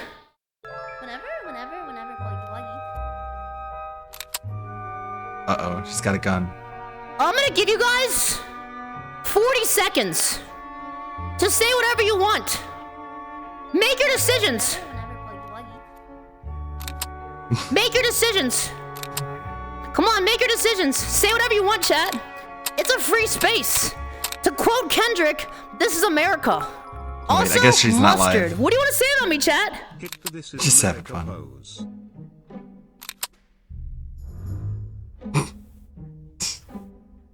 It's looking goofy. All right. Chat, today is the great calling. All these freaks farm the same joke 18 times in a year. You're done for. They call me Death Note, but it's Death Gun, which is most guns. But this gun can kill you through the internet. So Thank you, Fillion. I guess we'll tune in when that's live. Have balls of steel to step up and try to defend this guy. He says he's going to plead not. Does he think lawyers just like kind of like they decide to defend people, or that like whatever? Oh, this dude is so stupid. He's so stupid. Come on. This is the shit that he fixates on. Why don't you kill yourself? Which is pretty insane considering they found a fake ID and a gun. Yeah, I think it's kind of brave. This is a plead not guilty. That's pretty insane. Let's see what happens with that. I'm curious. I'd be curious how this is Mangione going was to turn actually the out subject not of a guilty. missing persons report filed in San Francisco by his mother on November 18th. CNN reached out to their police department and they said that he does have ties to San Francisco, but the exact time, is unclear. Supposedly, it says the suspect may have the suspect may have suffered a back injury in July of 2023. So some of the difficulty, some of the writing they found on him is talking about his back injury. So what they're trying to piece together here, if you can't figure it out, he murdered the CEO of a health insurance company. So what they're trying to say is if he got a back injury, did this health insurance company possibly deny his claims? No, what happened was, like, at least from what I remember reading, social media. Yeah, I saw Pippa and Fillion collab. It was more about his grandparents. Like it was that like he was getting revenge for his grandmother or something, because everyone was like, "This is the most Italian thing someone's ever done," or whatever. That's at least what I remember. I don't know if it's the back injury itself, but whatever. He get health care for his back, and that's what made him become so angry that he wanted to murder this CEO. That's what they're trying to piece together right now. Okay. Sure, so this is the situation like as Batman. of today. Now there's a million stories Wanted about revenge. this guy. This is the story. His former classmate Oh saying my he was god, totally. This is kind of like lame. He goes with this story. There's all these other unique stories that talk about like anything else about this, and he picks the one that's like, oh, the classmates say this. I mean, of course they're gonna say that. I mean, they, whatever. Brilliant in high school. He didn't seem like the kind of kid who would ever do something like this. But how many times do you kind of hear that story? Oh, I never suspected that this person would have been the one who would have done this. They were the valedictorian of the high school and they were a nice person and this and that. I think if anything, what we've seen with some of these killers, these shooters, these is killers. that either people would know if they actually did pay attention. Okay. A lot of the times it's like a parent or someone is very like inattentive, allowing that person to have these thoughts or crazy things go on. Or sometimes these people, you just don't know them. You think you know someone and you just don't know them well enough. And then something sets them off and the next thing you know. Oh my God, what is this dude. commentary? They're doing something crazy or completely unbelievable, right? Of course. Right? Like people, not everyone knows like everyone on that kind of level. Like, come on, dude. Like, we don't know what's going on in your mental health. We can make assumptions, but whatever. Okay. Now, they did do the non-guilty plea, FYI, and continuing on with everything that's been going on with this guy. Continuing on with everything that's been going on. Pages of notes. Right. All right. Gotcha. And they're kind of calling it Mangione's manifesto, and they're combing through it, but they're not really giving any information out. I mean, it's an ongoing investigation. They're not going to just spill the beans and tell you everything about this guy. Very Italian. This is something that they need to prove in a court of law to try to get a conviction. You know what I mean? Like, they're not going to be like, oh, here's everything that we found on this guy. But it says that they found a bunch of pages of notes in a spiral notebook. It includes to-do lists of tasks that needed to be completed to facilitate a killing, as well as notes justifying those plans. So, I mean, they found the weapon. That looks exactly like the weapon in the video. they found a notebook stating the fact that I've been noticing this a lot with DSP when it comes to this kind of stuff. He seems to get very excited when the police have their guy and the police are like gonna win the case. He gets very excited. Like he sounds like he's ready to like pop off again. Like he's gonna have a May 1st burst over the police. It's such a weird thing. Like, you know, people are like, okay, justice has been served or whatever, but this guy gets like very excited. It's like a sports team winning. Like this dude, like you think he's watching the NFL and he's like, dude, my team, they scored a touchdown. But it's like he's reading like this, and he's like, oh, the cops got their guy. Yes. Like it's really, really weird. Is planning on doing it. Because he thinks he's every cop, I guess. And how to justify it. He sees the cops and he's like, that's like me, for real. I mean, they're really going to have to fuck up this investigation horribly in order to get this one thrown out. But it's happened. He did. Like, no lie, this has actually happened. Where they have a slap bang case and they accidentally do something stupid that's against the the way that you're supposed to actually proceed with the investigation, and then they end up making the person get off from the charges because they did the investigation wrong. Oh no, they got off. Maybe they should do it correctly. So here we go. In one notebook, they better not do it wrong. Wrote about the Unabomber. Okay. Remember that guy? The CEN had previously reported Mangione wrote about in posts online as well. In his passage in the notebook, Mangione concludes that using a bomb against his intended victim would kill innocents, but shooting him would be more targeted, musing, what could be better than to kill the CEO at his own bean counting conference? Ooh. I mean, this is not looking too good. Mr. Mangione, at least he de-escalated what he was gonna do. I mean, like, he, instead of having innocent bystanders being killed, he decided to go with the more personal route. Which, at the end of the day, at least he was like, you know what? Let's just kill one person, just not kill him. do mass. Let's not do a mass. Shoot him. Okay. Issue. So at least he picked the least explosive route. You know what I'm saying? Oh man. So he had expressed a diverse range of political viewpoints in a months-long correspondence with an online blogger. So Mangione was a subscriber to Gurwinder Bogle's Substack, The Prism. The two corresponded this past spring. They had a 2-hour video chat in May. Mangione said he was in Japan and exchanged 20 emails and direct messages on X and Substack. He says Mangione told him he subscribed to his blog. Here we go. And he seemed to resonate with Luigi. He was also left-wing on some things and right-wing on others.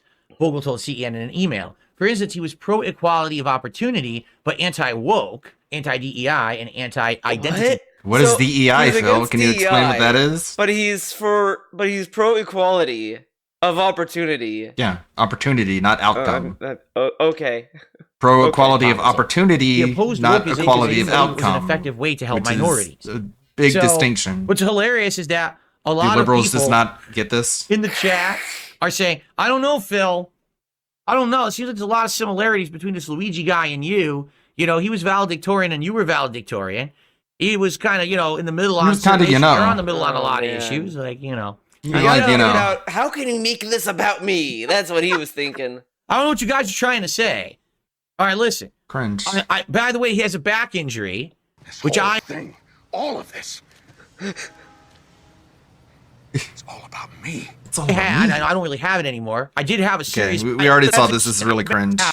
And then he says that he's in Tell good shape. Someone that they were going to do something that was illegal? Like he's about to die. Why didn't they say this? Oh my god. This guy was unhinged and could do something like this? So the I don't think it was unhinged. I just think it was a very straightforward cause and effect kind of thing. Something happened with their healthcare and his family that pissed him off, and then he was like, fuck these guys. Because a lot of people have given a lot of shit on healthcare, especially United Healthcare. By the way, they have the highest denial rate, and I think they even used AI to send out denials to their clients. And it would also deny claims for life-saving medicine, life-saving treatments, etc. So you could argue that they're also killing thousands of more people by giving these denials to people.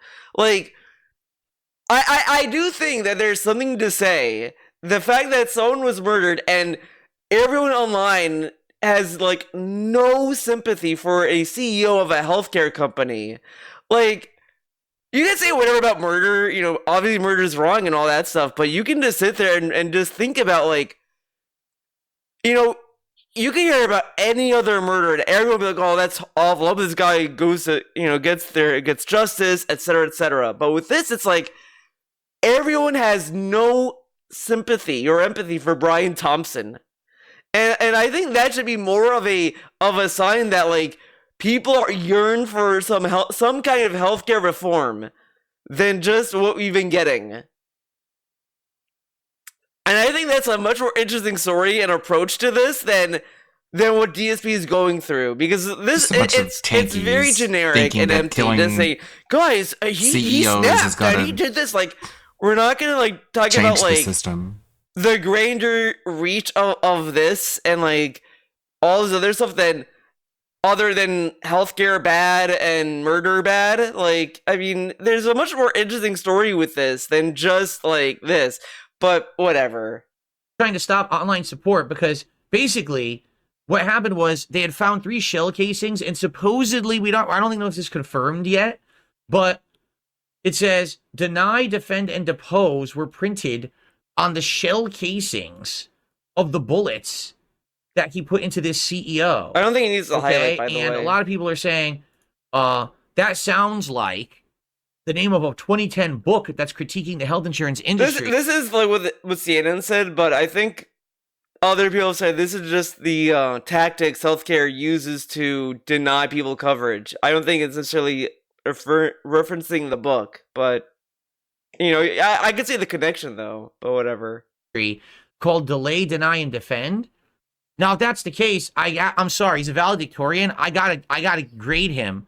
Oh no. Deny and defend. Okay, but depose, that's not the same word. Wow, this dude is so funny. We're talking about this and he's like, he's a valedictorian. Okay, we gotta give him a grade. Like, dude, you're talking about like real life and you're gonna do this kind of joke. And it's very obvious. It may not be necessarily tied to the book itself, but whatever. Wow. Okay. It was delay. Luigi, the third word was delay. You fucked up. So I'm sorry. You had 3 chances to get it right. You got 2, so I can only give you a 66% grade on this exam, and that's a failing grade. So cringe. Wow, hilarious. You couldn't get the 3 words right. Wow. Anyway. Can you find So some yeah, bleach, so basically, please? Listen to this. The suspect in this case has garnered sympathy and online fandom. Listen to this. Now, why would people like rally behind Luigi and not a CEO that has profited off of people's misery? I wonder why. Partly because of people's problems with the health insurance industry. The majority of insured U.S. adults had at least one issue, including denial of claims with their insurance in the span of a year, according to a survey released in June of 2023. So people started putting merchandise up. What? Okay? Merchandise up. And they were selling it on there, and they pulled it down because they're like, this is associated with a freaking murder and a murder investigation. No, you can't sell this merch on our site. Okay? But there's still merch on eBay and other places. They're saying, you know, that phrase actually doesn't violate our rules. It's like, jeez. It's just dude. Honestly, it's just words. Healthcare been throwing those words around. How come they can do it but we can't? See how bullshit this is? See how bullshit the system is? Jeez. Continuing on, there's just a ton of information that's come out. That book, Delay, Deny, Defend, has soared in sales on Amazon now. Now everyone wants to read this book for some reason. For some reason, they want to read a book about healthcare. Why would they want to read this? Why do they want to know about healthcare more? Huh? So now we're going to shape people for like, see how weird this politics show is? It's really like an alien. Huh? What's going on? Like, let's not think too hard. All of a sudden, everyone is so, interested in health insurance, like I guess. A stupid kid. Why would they be interested filming in health something insurance? for himself? Why would they be interested? Okay, guys, type in your theory as to why people would be interested in health insurance. Why would they care about health insurance? I don't know, guys. Is it, what's this fad of, like, caring about health insurance? No one has ever talked about health insurance prior to 2024. No one has ever talked about it. You can go on DSP Reacts, find podcasts in, like, 2016 and all this stuff, or the one about Leanna having a panic attack, and you will definitely hear nothing from DSP about healthcare. You will never hear him talk about it because no one cared about healthcare until this year, this very moment, apparently. This dude is so dented. Why would they care? I guess people care about health insurance now, suddenly. Oh, I can't believe this dude. He's doing this politics show and he's like dumbfounded about shit like this. Oh my god. So why I don't think he thought this through. would Luigi Mangione be fighting extradition to New York? Well, the reason is, it says there could be several reasons. It will allow him more time to think about his defense, demand prosecutors present more evidence at the next hearing, or maybe try to get bail in Pennsylvania, which is unlikely. I mean, he's not going to get bail. How do you know that? There's what no if he judge did? in their right mind is going to grant this guy bail with all this evidence they already have. But whatever. I mean, sure. So most criminal defendants facing prosecution on more serious charges in another state waive their right to extradition, but in murder cases like Mangione's, there's no chance he's going to be let out, so he's fighting that extradition. 8 or 9 out of 10 times, defendants waive extradition because they realize it's so perfunctory, it's so easy, and most of them don't want to languish in detention in the other state because you don't even get to fight your case yet. Okay? So here's the thing. Before we get to my opinion, because I do have a lot to say on this, okay? There's one other thing that I want to cover. I mean, we just covered a lot of the case and things. Oh, by the way, we should bring up, basically, now people are starting to threaten the police officers who arrested him and are now investigating the case, which is pretty insane. Like, why are you threatening the police officers? I don't think this is the first time. We're just trying to investigate a crime. Okay. Don't you want them to actually figure out what's going on? What if they didn't? And that, if he's really a killer or not? And don't you want to find out? I mean, people are going to do things. Would spend $52.80 on a can of tuna? Because that sounds pretty expensive to me. Friends. I don't know about you guys. Oh, there you go. Now it's 20% off at least. So they've got instant sale. It's still $52 right here on DS Politics. That's nice. Friends. I had a hard time reading that. Okay, one, continuing on. Click the link. Stop it. You just click so the they link. do have the body cam of when they arrested him. However, control they're of your not releasing fucking that ADD, yet, bro. so we're holding off on that. But that probably okay. will be released, at some point during the investigation. Listen to this. Listen to His this. lawyer has received offers to completely cover Luigi Mangione's legal bills. So he says, my understanding, my office staff are looking at this, and we probably won't accept the offers. Obviously, my client appreciates the support. It's like he's reading this, but DSP is like having a hard time grappling or whatever the notion that more people just are not happy with CEOs. Like this dude like had all these podcasts, shitting on Bobby Kotick and all these other CEOs, and then he gets this story dropped on his lap, and he's just like, why are people like so mean to CEOs, guys? Like, this is weird. I mean, you could even argue, like, if this was, like, Bobby Kotick, right, in this situation, it would be kind of like, well, all he did was, like, mishandle, his job, whatever.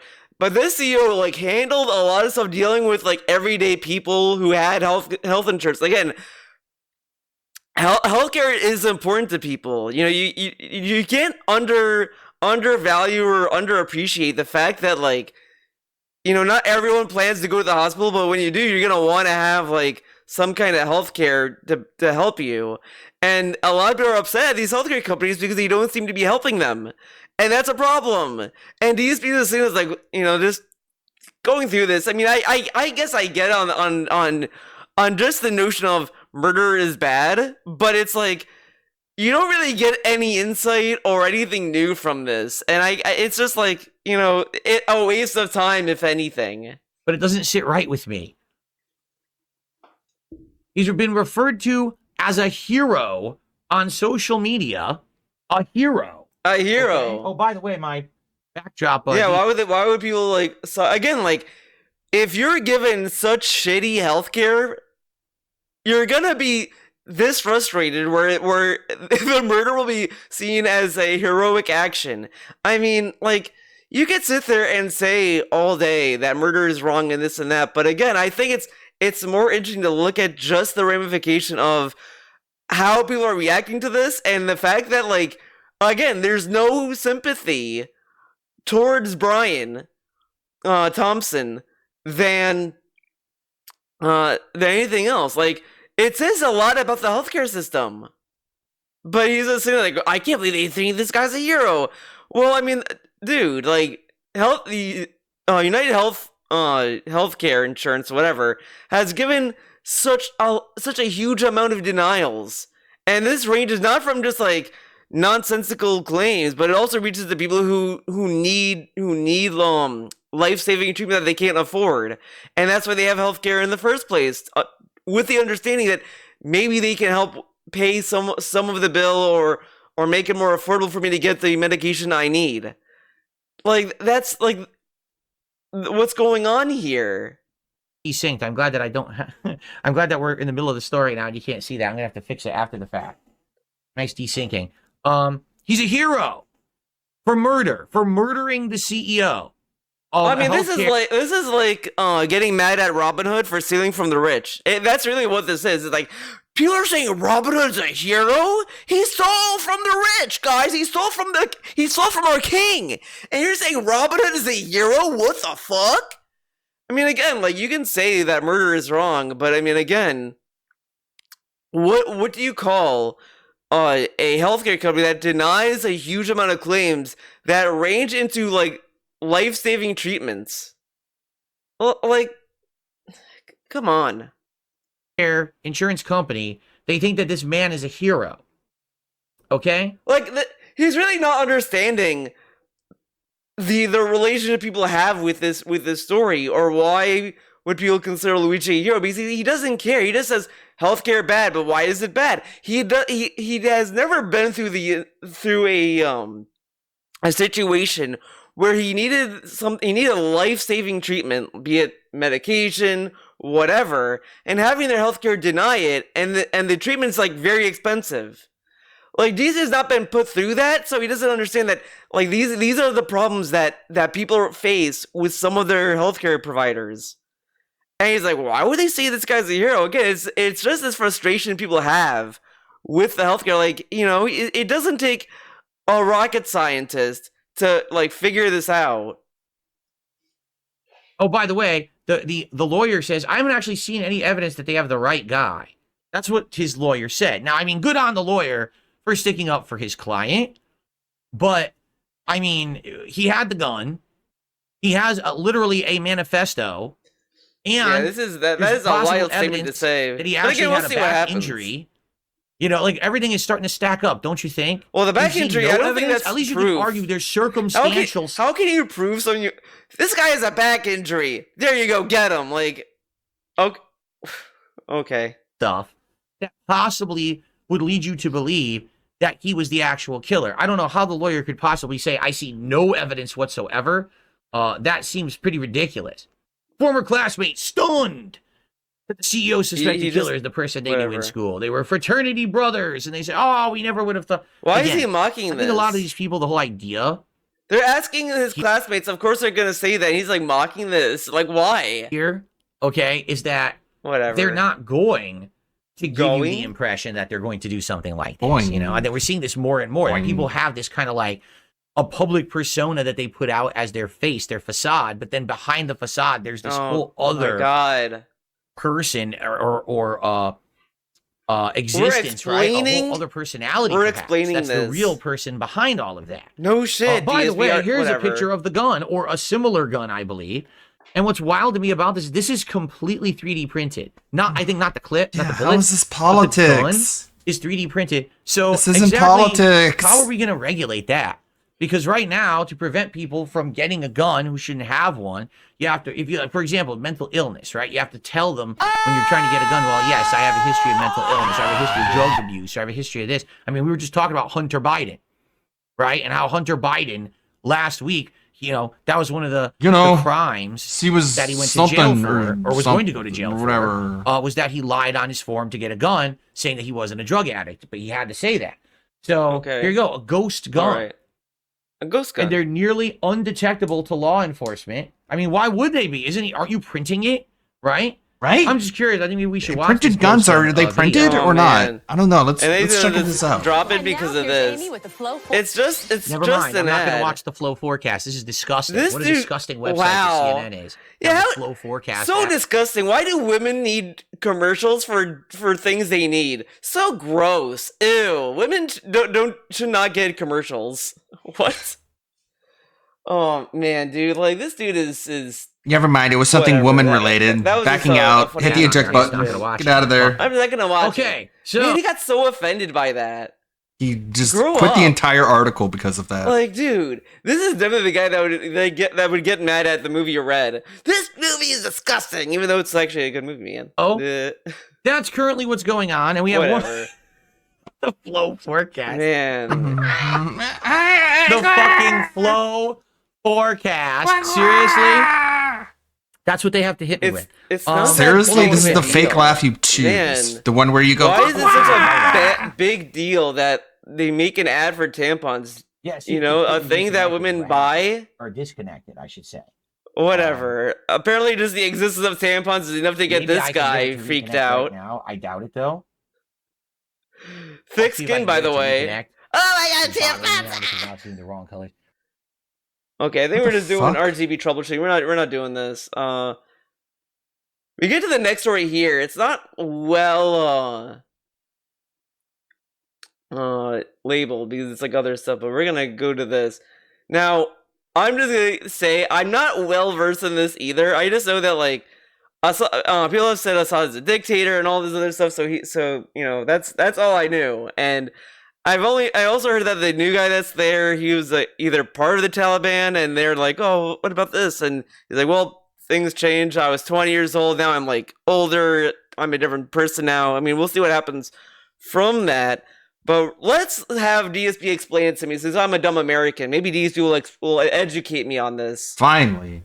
All right, are we ready to get back? So thank you guys for that little bit of support there. Again, Now I let's get to please find out keep all the about support international going. politics. All right, please. Please. And thank you in advance for anything. Let's continue. All right. Here we go. We gotta do that same intro again, right? All right, folks, ready? I don't know. Are you? Okay, everyone. It is time for our next major topic of the night. Wow, he keeps fat fingering other intros. How do you do that? Just mashing buttons. Whatever.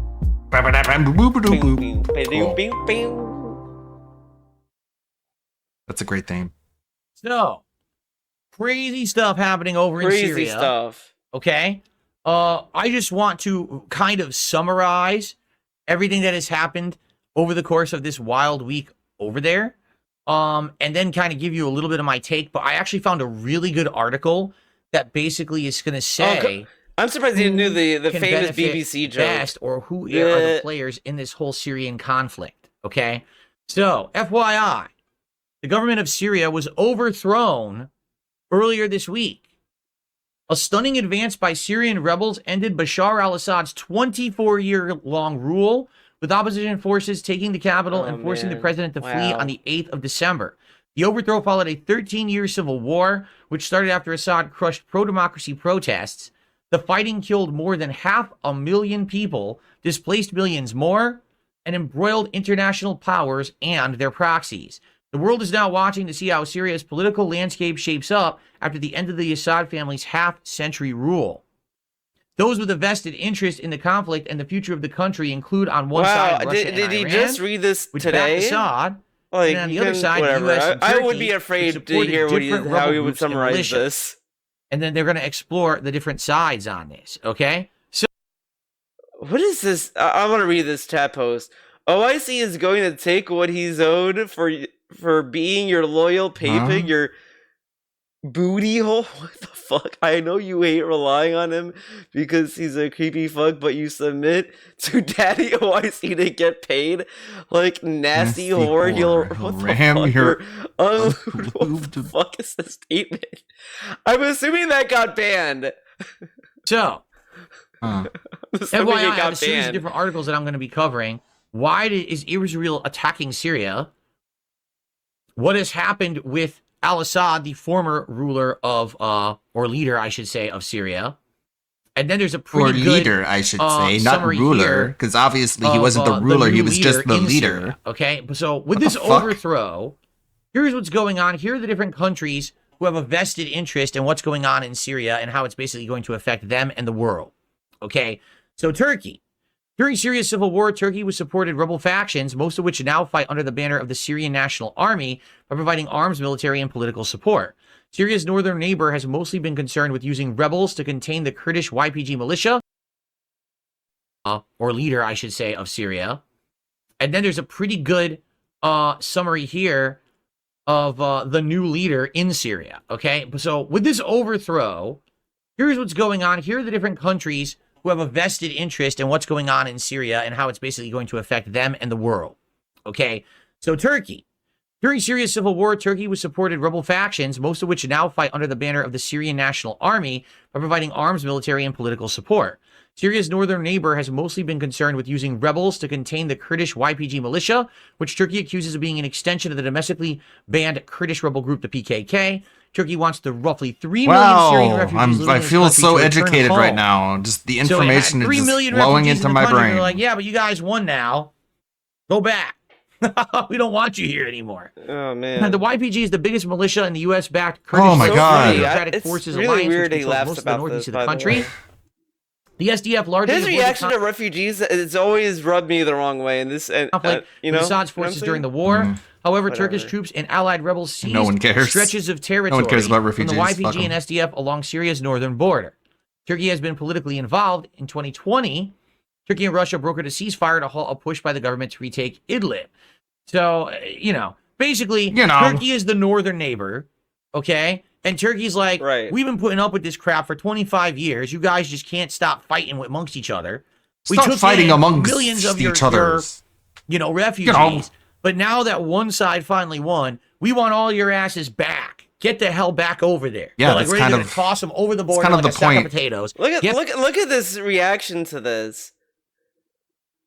Like, man, is it really worth trying to be funny? He could just say, "Oh, they want the refugees to go back there, to go back to Syria," and then he could talk about like the issues with that or whatever. But instead, he wants to just be funny, and it's like. It's just not even funny. When it's not funny, it gets to the offensive territory or just cringe at best. Get back down there and get out of our country. You've been here for too long. But then he laughs at them, Russia. Of course. Russia already had a decades-long relationship with the Assad government and had military bases before the civil war. Russian President Vladimir Putin used his country's presence in Syria in support of Assad to challenge the power and dominance of the West in the region. So Russia benefited from Assad and that group being in charge of Syria. They were basically teaming up with them. And it says right here, Russia launched an air campaign and sent thousands of troops in support of the Assad regime. And Russia received 49-year leases on an airbase and naval base, which provided crucial hubs in the Eastern Mediterranean for transferring military contractors in and out of Africa. And it helped Russia assert itself as a global power. So Putin was happy with them being in charge because they were basically like, you scratch my back, I scratch yours. We're all good, right? I get it. I kind of get it. All right. What? So Turkey is just kind of there like, we really don't want to be involved. What a weird reaction to that. Like, he could have just said that they had a relationship there because of that. He's like, well, I'll scratch our bag, you'll scratch yours. I get it, kind of. Like, I mean. But we're your neighbor. We see this conflict going on. Refugees, if they need to come here, they do. But as soon as this is over, get the hell back. Leave us alone. Russia's like, no, we actually wanted, Assad in power because that would have been great because, it was helping us out. We were getting a foothold militarily throughout the world. It was helping us out.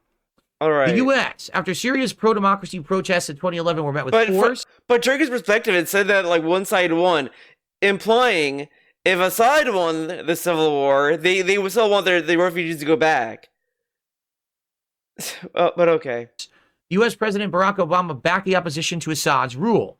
So the U.S. had been staying out of it. But then when democracy protests broke out, we want democracy, down with Assad, and Assad said, crush them now. And the military struck. The U.S. turned and said, oh, well, you know, we're pro-democracy. The fact that you're not allowing... By the way, DSP back in the day said he doesn't care about Syria, by the way. So that's where we're at right now. Well, back then, I guess. Peaceful protests in your country like we have here. Mostly peaceful protests as the flames are exploding. And oh my god, as the flames are exploding. Obviously, nothing gets escalated by anything, right? The looting begins. But, yeah, all right. You know, turned against them all of a sudden. Because originally, you know, we were kind of saying neutral. But now we're like, nope, now we're going to get involved in it, okay? So, a U.S.-led global coalition carried out airstrikes and deployed special forces to help the Kurdish-led SDF alliance capture territory once held by the IS in the northeast. And after the Assad government fell, the U.S. government said it conducted dozens of airstrikes against IS camps and operatives in central Syria to ensure the IS could not take advantage of the unstable situation.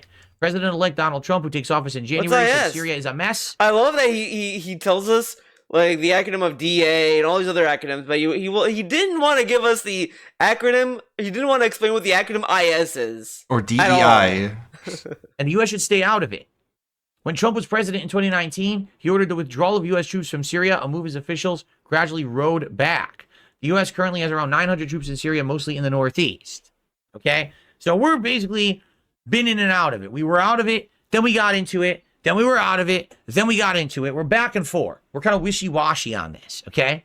Iran and Syria have been allies since Iran's Islamic Revolution in 1979. Syria backed Iran during that Iran-Iraq war in the 1980s. During the Syrian civil war, Iran is believed to have deployed hundreds of troops and spent billions of dollars to help Assad. So Iran is on Assad's side, much like Russia. I mean, you think it'd be a little bit more problematic for us to be wishy-washy on this, right? Israel. Now, this is the important one, because the next story is that Israel is bombing Syria. Okay, so let's talk. Israel seized the Golan from Syria in the closing stages of the 1967 Six-Day War and unilaterally annexed it in 1981. Annexed. He says annexed. Annexed it. It annexed it. It's annexed. But great pronunciation there, buddy. Internationally, although the U.S. did so unilaterally in 2019. Israel conducted hundreds of airstrikes against Iran-linked targets in Syria during the war, although it was really acknowledged to strike. So they're wait, hold on, let's see. I'm gonna read that paragraph again. So, like, the Six-Day War unilaterally annexed it in 1981. This move was not recognized internationally, although the U.S. did so unilaterally. So the U.S. recognized it, but everyone else didn't, basically, because you know, we allow Israel to do whatever they want to get, I guess. Constantly attacking. Yes. And then they just like, oh no, we never did that, or we're not going to admit that we did that. But they were constantly attacking the entire time. Huh. Since rebels overthrew Assad, Israel has carried out hundreds of strikes across Syria. So within a couple of days, they're doing hundreds of airstrikes. Targets have included Syria's military infrastructure, naval fleet, and weapons production sites. Israel has said it is acting to stop weapons from falling into the hands of extremists. Israeli forces have also seized the demilitarized buffer zone in the Golan Heights. Israel said the 1974 disengagement agreement with Syria collapsed with the rebel takeover of the country. So Israel had been striking them with airstrikes, but never actually acknowledging it was them. And they apparently had some kind of a disengagement agreement or ceasefire agreement. But now that the rebels took over, they said, just start attacking them again. Okay, so boom, they're just attacking them nonstop. So, whatever. So it's kind of a big mess, just like Donald Trump actually has described. You have so many players involved in this whole Syrian government and Syrian takeover. It's hard to really keep tabs on them or keep track. So it does sound like Turkey is okay with the rebels taking over. Totally. They just want the refugees out of there now. The U.S. wants democracy in other countries, so has supported when the rebels were trying to take over. But now Trump doesn't want to get involved in a million different wars around the world. Sounds like he's going to try to get us the hell out of there, even though it even says we. Though you know, I'm surprised ESP didn't talk about the quote, the statement. I think like they asked Trump about Iran, and he said, "Oh, well, you know, never say never," some weird shit like that. So you know, we got that to look forward to and see what he's gonna do with Iran. So that is something. We have like 900 troops. That's it. It's not really. Yeah, man, he's gonna use Russia anti-war president and obviously. Iran both sided with Assad, the former regime, but Assad's now been overthrown. So what's that going to result in? Well, we're about to find out. Okay. So why was Israel bombing Syria? All right, let's find out. Well, the government collapsed when the rebels rose to power, and then immediately Israel started bombing the crap out of them. Okay. So Israel reportedly launched hundreds of airstrikes on targets across the country, including the capital, according to security sources in Israel, Syria, and Lebanon, cited by various outlets. I'm glad I'm getting my news on Monday update from Dark Side Phil. Quoted by Reuters. Is it Routers or Reuters? I don't know how to say it.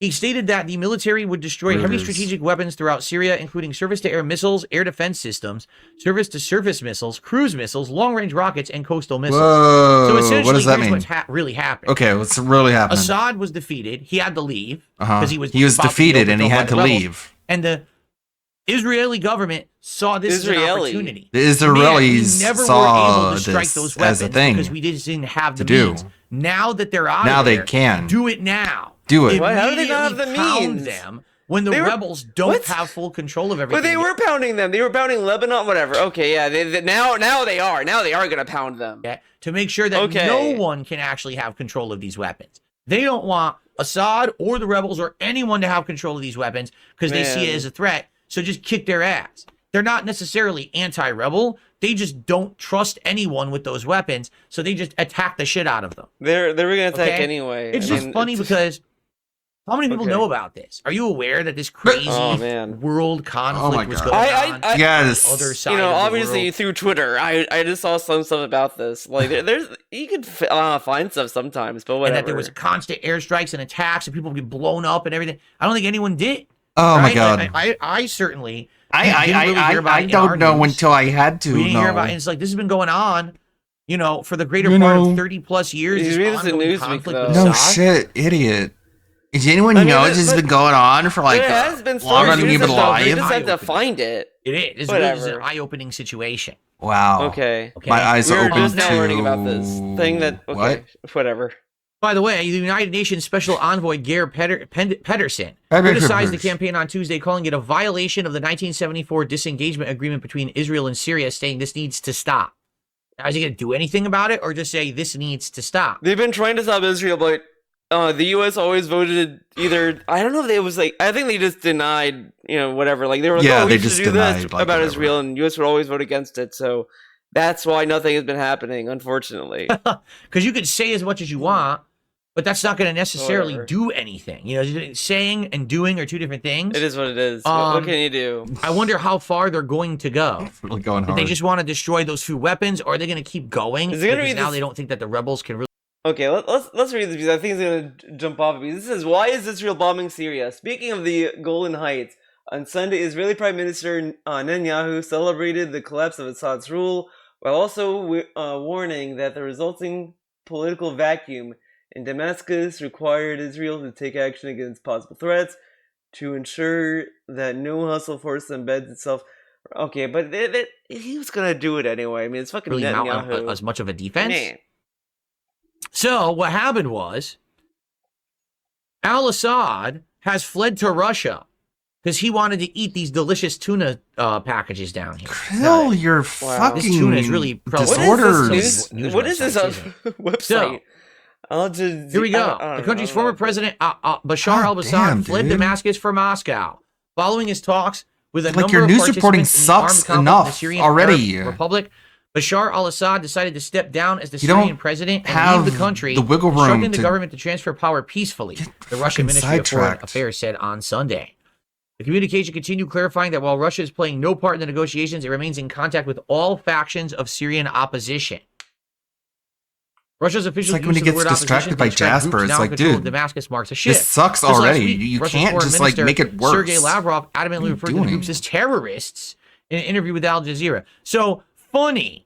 Absolutely funny. Hilarious, How even. everything changes when the people in charge changed hands. Oh, well, they were in power. When Assad was in power, they were terrorists. But now that they're in power, they're just a couple opposition groups. And, this is really stupid.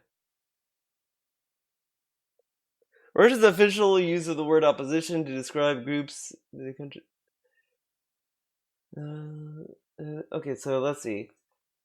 Its control of Damascus makes a Marxist shift. Just last week, Russia's foreign minister Sergei Lavrov admittedly referred to the group as terrorists in an interview with Al Jazeera.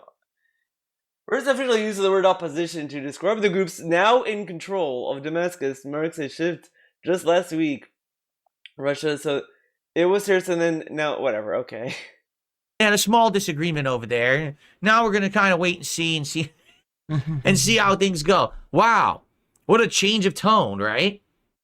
Jesus. So all disagreement hands. Oh, well, they were in power. When Assad was in power, they were terrorists. Yeah. But now that they're in power, they're just a couple opposition groups. And, they had a small disagreement over there. Now we're going to kind of wait and see and see how things go. Wow. What a change of tone, right? I was lost there, but... So, right. Putin now is basically... has Assad, and we don't know what's going to happen with that, right? And now, here's Syria's new caretaker. So let's listen. This is actually, of all places, from Singaporean news, but it's actually well done. So this is... It's actually well done, unlike the other Syria. news sites. There we go. From Arab states stepping up airstrikes into Syria to seal off a buffer zone and to stop rebel groups seizing weapons belonging to the ousted Assad regime. Here we are. Syria's new transitional prime minister has called for Syrians who have sought refuge abroad to return to their homeland. This comes just days after the country I like how they filmed her. She's like so far away from the camera, and the camera is like so zoomed out. Like, this looks like kind of like a joke shot. Like, this is something I would see in like in the Mega 64 video, because they kind of did that with It's not my favorite skit. It's like a 3DS thief or whatever, and like they had a news anchor or whatever be like so far away from the camera, look kind of silly. That's what this looks like. It's still grappling. This comes as the country continues to grapple with the end of a civil war. So what we just said, that Turkey said we want all the refugees out. Well, actually, the new leader of Syria said, yeah, we want that too. We want everyone to come back. A lot of people left our country. Millions of people left our country during the war. We won. The war is over. It's time to come back. So it seems like everyone's kind of on the same page, at least in that regard. Following the ouster of longtime President Bashar al-Assad over the weekend. Appointed by rebel group Hayat Tahrir al-Sham, or HTS, Mohammed al-Bashir has given reassurance to his people that the rights of all people and all sects in Syria will be guaranteed. Bashir ran the rebel-led Salvation government in northwestern Syria before the 12-day lightning rebel offensive swept into the capital, Damascus. He's calling for calm and stability and has done so since stepping into this new position.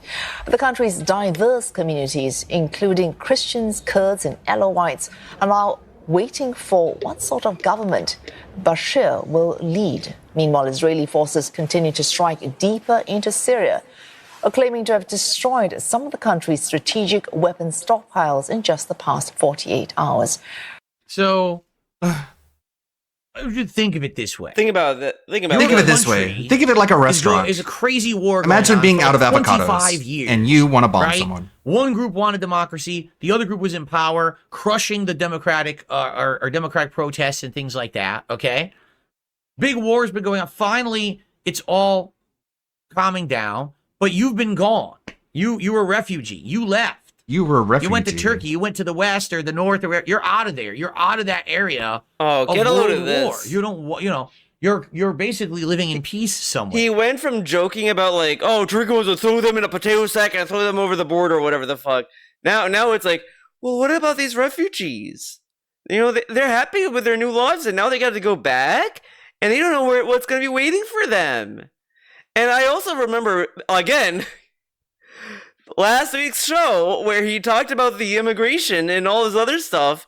And he was like very like saying these people should go back to Mexico. We should send them back. Enough of these. They should be scared. And it's like, geez, man. Again, he didn't think about why they immigrated in the first place. But now he's like, well, these poor refugees, man. All right. And now you've been there for a while. You probably established a new life there. You're probably happy and feeling safe there. And now the war is over. And when I say over in quotes like this, I really mean it because who knows if it's over? Today, these people are in power and they claim to be democratic and now Assad's gone. But do we 100%? Oh God, hold on, everyone. All right. Now we should be good. All right. For once, I actually got a reasonable phone call. It wasn't like bullshit. I know, right? Crazy. Actually know or trust this new group, that they're going to follow through with what they're saying, that they're actually going to be treating their people with the respect that they're claiming, that it's going to be truly democratic. You know what they say? It's like, here comes the new boss, same as the old boss. Could we have a situation here where, yeah, this is a new group coming in, but now it actually his isn't entire as nice as they're reasoning of the world is based off of cliches. I don't know. You know, again, What if you don't know. what It's if a brand new situation. They're saying that they're gonna like respect. You know what they them or whatever say? the fuck, but The more again, we'll things have to change, see the what more they happens. stay the So same. imagine you're one of these millions of refugees that left the country. You've been out of the war I'm zone 42. for a long I'm wise. time now, and now your own country is That's what I calling bring you to the back, table. saying, I bring "Get all my back wisdom here." with me. And the country that you're in, that you took refuge in, is saying, "Get the hell out." How would you feel? I mean, I'll be honest, pretty shitty, because you don't really know. I mean, you just went through this crazy shit. You got the hell They out should of there beg for money. to try to protect your well-being, your family Wow, members. wait, and you're telling everything. me people would? Oh my God, dude, this dude. Who knows what's really going to happen? Whatever. Who knows what's going on, actually? So I feel like a lot of these people are going to be very, very reluctant and skeptical to just all of a sudden believe everything and turn around and go back. At the same time, so Grande Dio just says, well, the free ride is over. I mean, wow. Yeah, I'm sure that Turkey... That's such a shitty take, though. The free ride is over. Yeah, they left for the free ride. They didn't leave for any other reason, right? Like, come on. And I like that DSP has no backbone and just being like, oh, these poor people, this, that. And then said, yeah, man, the free ride's over. Fuck them. Wasn't exactly super happy about taking in 3 million people and likely giving them all kinds of aid and stuff for years and years because their country wasn't a giant. Then why not just make them citizens, I guess? Like, why not just give them a path to citizenship? How about no? And that way they can, like, get a job and all this other stuff. Like, why not give them a pathway then? You can obliterate your cultural demographics. Whatever. Civil war. Just and do then it. probably time to Just go. go. So these people are kind of stuck right in the middle. It's a pretty messed up situation when you really think about it that way. It's not as simple as it sounds on paper. Wait, you're telling me people who left the country to another country, they may not have left for simple reasons? Whoa, man. And now, if only there was like a situation like that in America, correct? I mean, come on. This dude is insane. Just by thinking about it. This is not. So, I think wonder this is what's fake gonna concern happen from here. him. Prime Minister Benjamin Netanyahu It's very easy has to say given this when it's reaffirmation not that happening the in your own incursion country, is but it's like, temporary and come has on. denied concerns of a land grab. That's the other thing too. So now go back. Okay, so I go back, but now all of a sudden Israel starts pounding us with missiles. Pounding and shit. us. What the fuck? Yeah. I thought the war was over. Damn it, Israel! Stop Israel's pounding me. The civil war is over. Israel is Israel. They're I mean, come on. Still hitting us with missiles. I thought they didn't like Assad. Oh well, they you know. No, Yeah, they yeah, actually no. own the land. Right? So Israel yeah, is a lot of shit going on whatever. over there. And is it safe? Is it not? I Very really do feel bad volatile. for these people because at this point, who knows what to believe? What to believe? What to believe? And this is definitely something to monitor. Like what's going to happen with Assad now that he's in Russia? Will he retain any kind of prestige or power, or is he just gone for good now? You know, what's Russia going to do about it? Because Russia liked having that foothold in that part of the world. Again, it gave them a big military presence over an area that they needed. They liked that. And now they're losing that literally overnight. So what are they going to do about it? You know, Russia has been pretty warmongering recently. Yeah, only you know, Russia, and, right? You know, maybe they're going to take this opportunity to say, well, if Israel's pounding them from one direction, maybe it's our chance to sneak in. I don't know. I don't know. Russia already has been stretched really thin in Ukraine and has had massive difficulties over there actually winning anything. A wild so take. Probably not. But at the same time, who knows? I don't think that Vladimir Putin is definitely the most logical-minded dude. He, with the way he acts. So I don't know. I don't know. He's we're gonna see. I Anyway, guess we'll see. So that's the crazy situation. Man, I over love the news so reporting from Dark Side Side about it, honestly. Because a situation where I guess we'll see what I'm happens. just getting caught up with these kind of world politics. Who knows? Don't really know that much about them. This week as this was all going on, I was trying to read up and get. Man, imagine if you ended up talking about the Palestine. You gotta feel for the people who are in the middle. Conflict. Oh God, you God, really do. Like those refugees are the people who I'm thinking about right now. Like, man, their lives have been thrown for a loop for a long time. And that's the people who you got. That's almost as hard as the life that you have, Phil. Like, what's going to happen to them? Are they going to be okay if they get back to the country? How realistically, how quickly could they even do that if they've already set up new lives in Turkey, not knowing that any of this was ever going to end? I don't know what's going to happen with those poor people. Now, someone just asked me, what do I think about Israel in this situation? Well, with Israel, it sounds to me, right? Like, they basically already knew that there was these big weapons in Syria that posed a giant threat to Israel. That if ever there was a world conflict or whatever, they absolutely would have had all of these weapons that were a huge danger. So they probably wanted to get at them the entire time, okay? And couldn't. So now it's like they're opportunists. That's what it sounds to me like. Israel 100% are opportunists. They're going to take that advantage whenever they can. Catch them when their pants are down. Now that country's but they've been bombing them like way before this even happened though. Israel has not been like a peaceful little country. They've been doing shit. Come on. Defenses are down because of the overthrow of that government. Take out those weapons we've wanted to take out the entire time. He just read all these articles where it said like Israel's been like bombing them regardless. And they were just saying, oh well, now it's a new government, so we don't trust them with that, so we're gonna keep bombing them. So it's like obviously they were gonna do it anyway. So this isn't like they just now started, and he's exactly as if they just started. But okay, but we couldn't. Now we can do it, right? So I get it. But at the same time, does that really feel just in case you think he doesn't get it, like, he gets everything. He there's understands nothing good what's faith. going on. How He might not sound like he knows, acting. but actually, like, come on, like Assad in power, he really was a threat.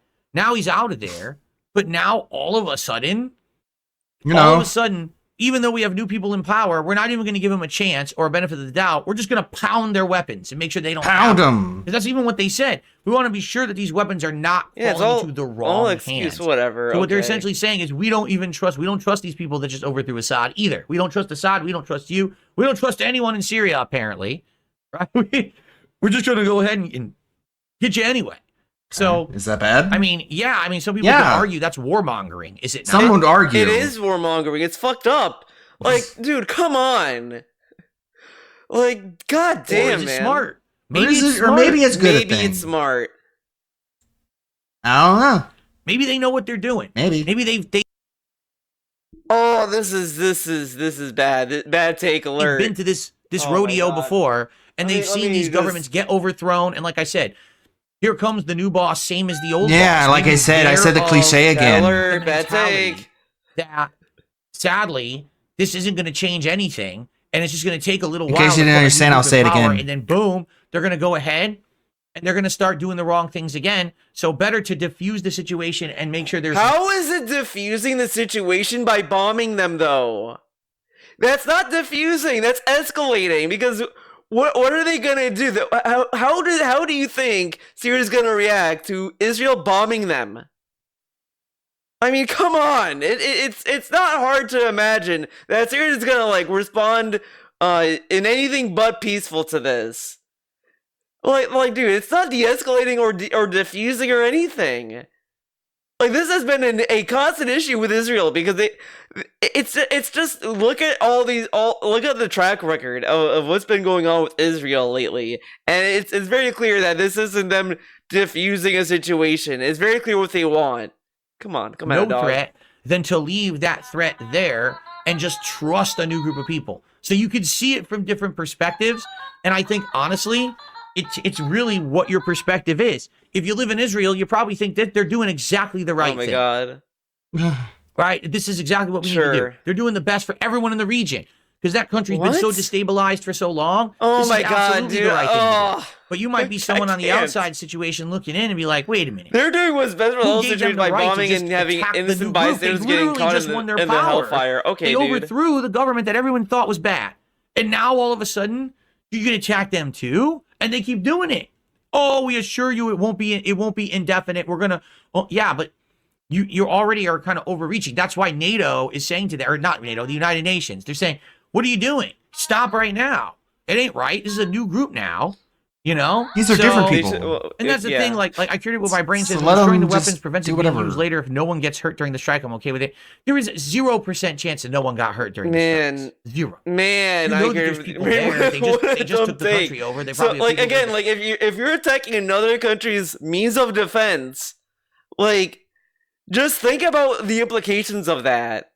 Like, you could say, well, it's to like make sure they don't attack anyone else, but what's gonna stop them from attacking? You know, like it just isn't it's not like it's this is not gonna end well for anyone because you're attacking another country. Like, you know, at some point you're gonna have to ask yourself when is it okay for them to defend themselves?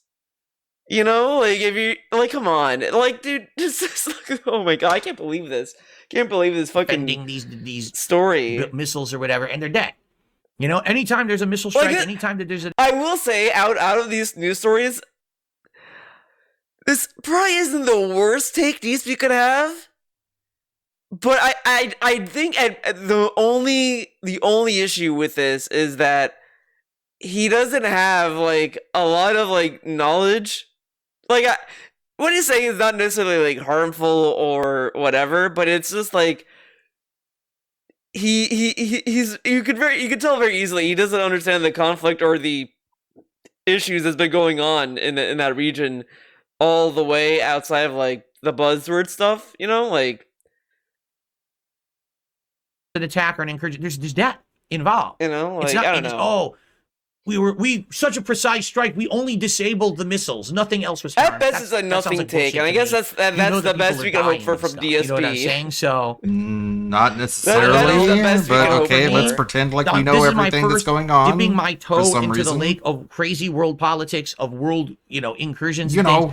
So, will this new group be better than the last? You gotta hope for the best, right? You have to. You have to hope for the best, at least. I would hope that these people are well-intentioned and what they're saying is true. No, now we're a democratic republic. You have now Murphy's Law in war. We overthrew the worst thing that could possibly happen is probably really going to happen. Everyone and didn't care about people's opinions. And you don't hope for the best. You gotta prepare for the worst. Sometimes, though, hoping doesn't really amount to anything. Sometimes, Not only is he saying this, when Trump was elected, he was telling everyone to just shut up and hope for the best, basically. Like, he isn't a president yet, and you're already freaking out, guys? Guys, Trump derangement syndrome. But now, with this, it's like, guys, I don't know if you can hope. I mean, bad things can happen.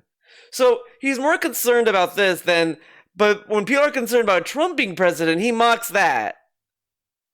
Okay, man, cool. Be a very careful watch on this region to see how these people start behaving. The fact that Russia took Assad in leads you to believe that Russia probably is not going to be good with this group. Turkey, though, seems like they just want them gone. Like, enough. We've had enough of your conflict. We just don't want to be involved anymore. Get the hell out. Oh my God, dude. The thing literally said, like, look, the civil war has wrapped up. We've only accepted these refugees because of it. Now that it's over, we can send them back now. And that's it. That's all they said. And he's saying all this other stuff, but whatever. Get everyone out. We don't want to be wrapped up in your crap any longer. All right. Okay. So, folks, that is our second major story of the night. I'm just going to briefly, I want to stretch my legs out. And his acquittal that people submitted, description of the stream, really appreciated.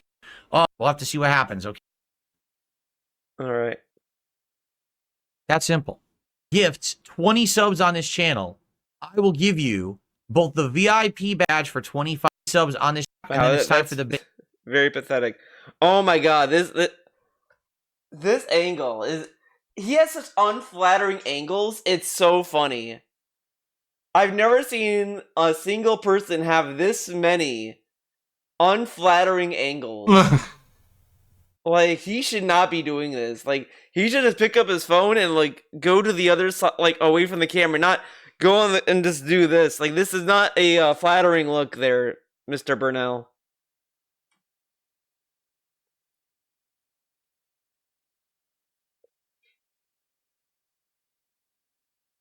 Oh, and then he leaves the room. He leaves the room. He has left the room. Show? He's left the newsroom. Very bright. Guys, you guys could calm down a little bit. Encouraged to keep. It seems like originally there was tons of support, and now it's gone away. Good. I've been doing much better on gameplay streams, so you know, unless you guys don't care about this, if he ends up canceling this, I predict, like a month maybe, he's gonna toxify this and say, "See, guys, every live you do post, I knew it wasn't gonna work. As you can see, I'm making more money doing gameplay. So, see what I'm talking about?" He's gonna do like that kind of shit that you've asked me to do for years and years, and I personally set up per your requests. You know, then. But those people left though, and you're doing it on some people Kick. are of the impression that if I streamed it on YouTube, it would do better. I don't believe that. I consider this like similar to the old React show. If I did it on YouTube, also no one would support that either. I mean, I'm being honest. Yeah, I think that it would have some people here, but no one would be giving super chats or memberships or anything either. By the way, the reason why he's not streaming this on YouTube is because he believed that he couldn't be political on YouTube. And then you listen to the takes, and it's like, yeah, he wouldn't be banned for this. It's not like, it's really weird that he decided to make this a Kick only stream, and there was like really no reason for it to be a Kick only stream, other than I don't know. So I don't know. I don't know. So I don't know. Yeah, even he doesn't know. Okay. Okay. All right, are we ready? I don't know. Are you? All right, everyone. So, folks, this is one. This is insane to me. We're talking about a thing that happened last year, and DSP decides, I'm gonna go to Wikipedia. Yes. Wikipedia. Great place to get context. That has been going on. This is really the vibe of a college student that doesn't want to do actual research, and they just get their news from their research from Wikipedia. Now, on the flip flop, I can understand like you're to use Wikipedia as a jumping off point, because they do cite where they got their information, like in the citations on the bottom, and you can go to the links there. And I think that's what people should do if they're gonna use Wikipedia. They should do that at least. Not just read what's on Wikipedia itself, but to go to like the citation part and go to the sites there and get and read there and go from there. Like, Wikipedia itself isn't the problem. When you click on but it, DSP doesn't like do that. Site not found. So you get this. On for over a year. It's been a very hot topic in United States politics for various different reasons. Do you know why? And at this point, I'm just gonna tell you, he does not. I don't think he truly understands why it's as loaded of a topic as it is, because there's a lot of like factors in this. So, again, it's not an easy discussion if you're just doing very surface level stuff like DSP. We have a big change, a big update and resolution this week, and this country once again is being divided because of it. Let's talk about the case of Jordan Neely and Daniel Penny. On May 1st, 2023, in New York City, Jordan Neely, a 30-year-old homeless American man, was killed after being put into a chokehold by Daniel Penny, a 24-year-old United States Marine Corps veteran. May 1st.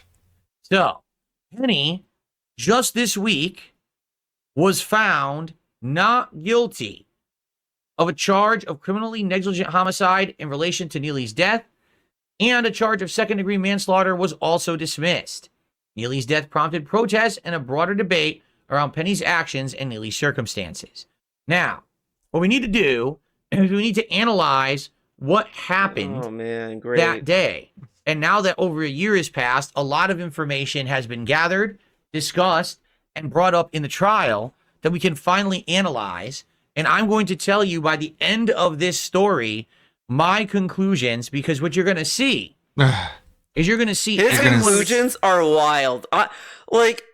Again, I can understand if people would say look, Daniel Penny did this because of what's been for the well-being of the people of the subway, etc., etc.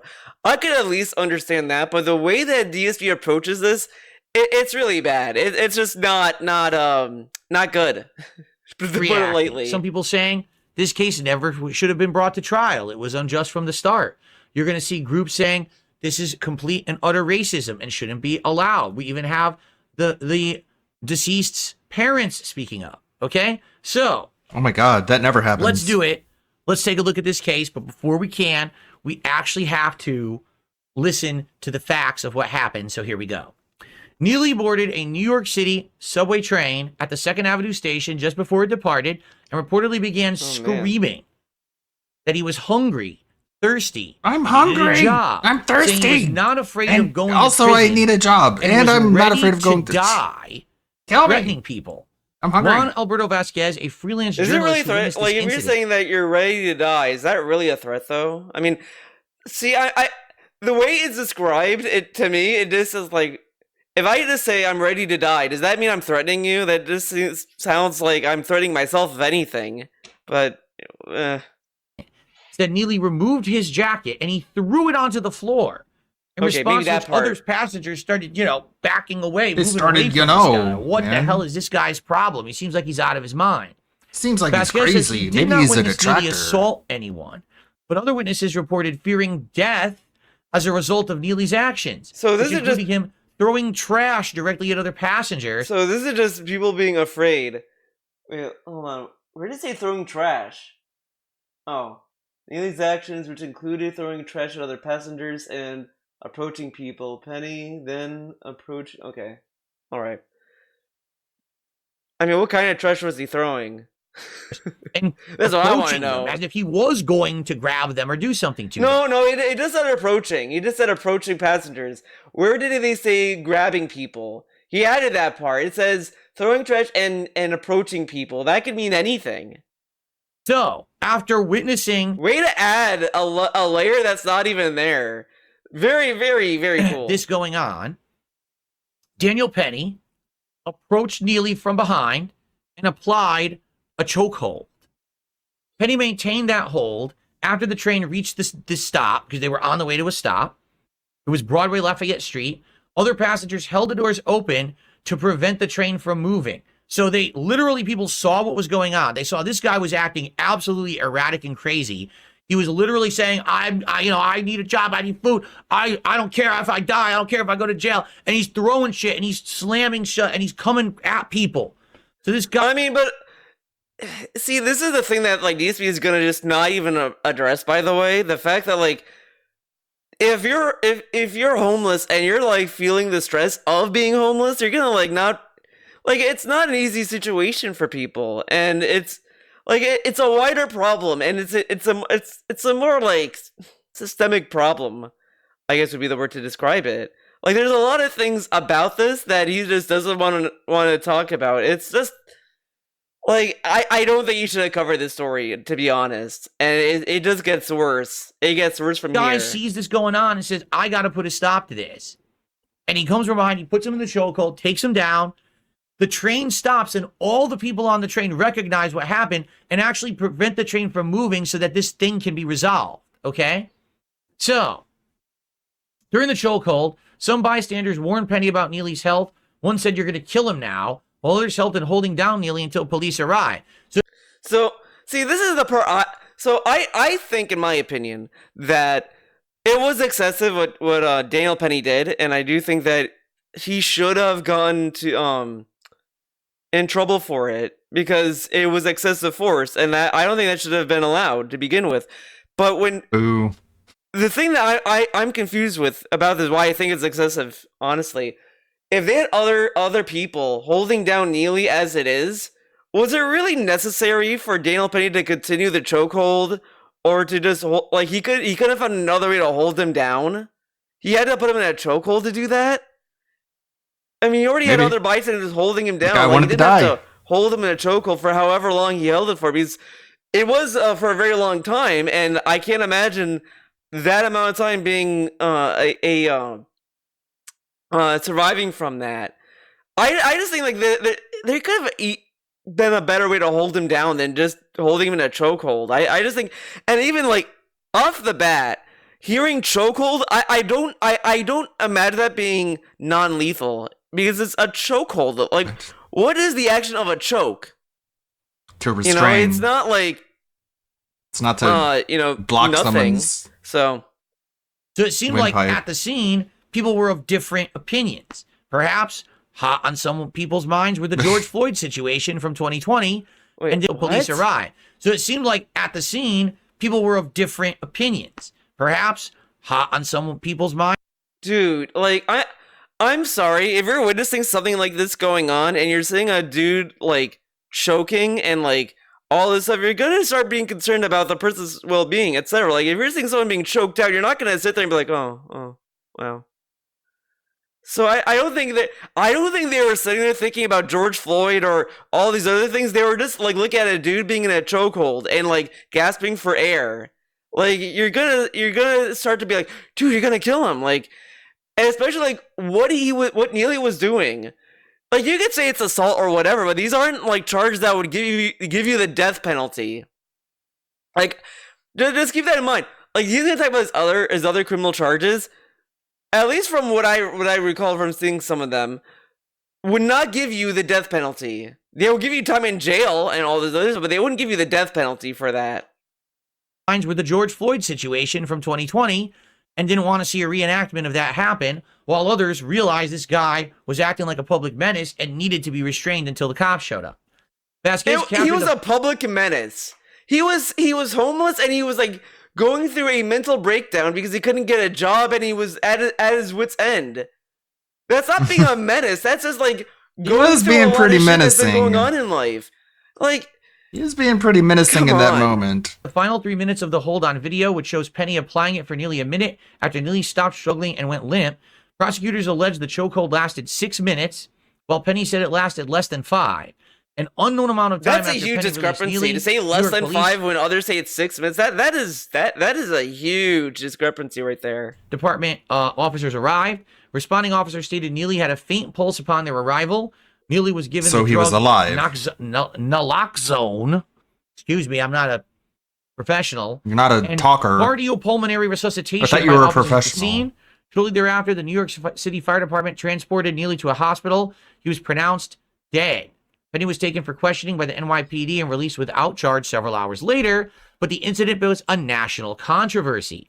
Critics of Penny joined protests and characterized him as a vigilante, demanded that he be charged, and alleged that he was motivated by racism against Neely, an African American. Supporters of Penny defended him as a good Samaritan, seeking to protect other passengers, and some donating money to his legal defense. Did this start to sound familiar? Did it sound like another story that we covered earlier? It sounds like my life. Oh my god, dude. You're really gonna compare a CEO to a homeless person? But he was more like, he felt more bad about the fucking CEO being killed than this homeless person. This is an insane comparison to even like make. It like, oh my god, dude, this dude is insane. I would not make this comparison if I were him. It's completely different. Like, one was yelling in a subway. The other one was in charge. It was a billionaire that profited off of people paying for health insurance and denying their claims. Given Neely's background of homelessness and mental health issues, the incident also prompted discussion about the treatment of such individuals in New York City. Look, imagine being in favor of a homeless man being killed, but defending a CEO. Just wow. Wow, indeed. A medical examiner determined Neely's death to be a homicide by compression of the neck, which was later disputed by Penny's defense lawyers.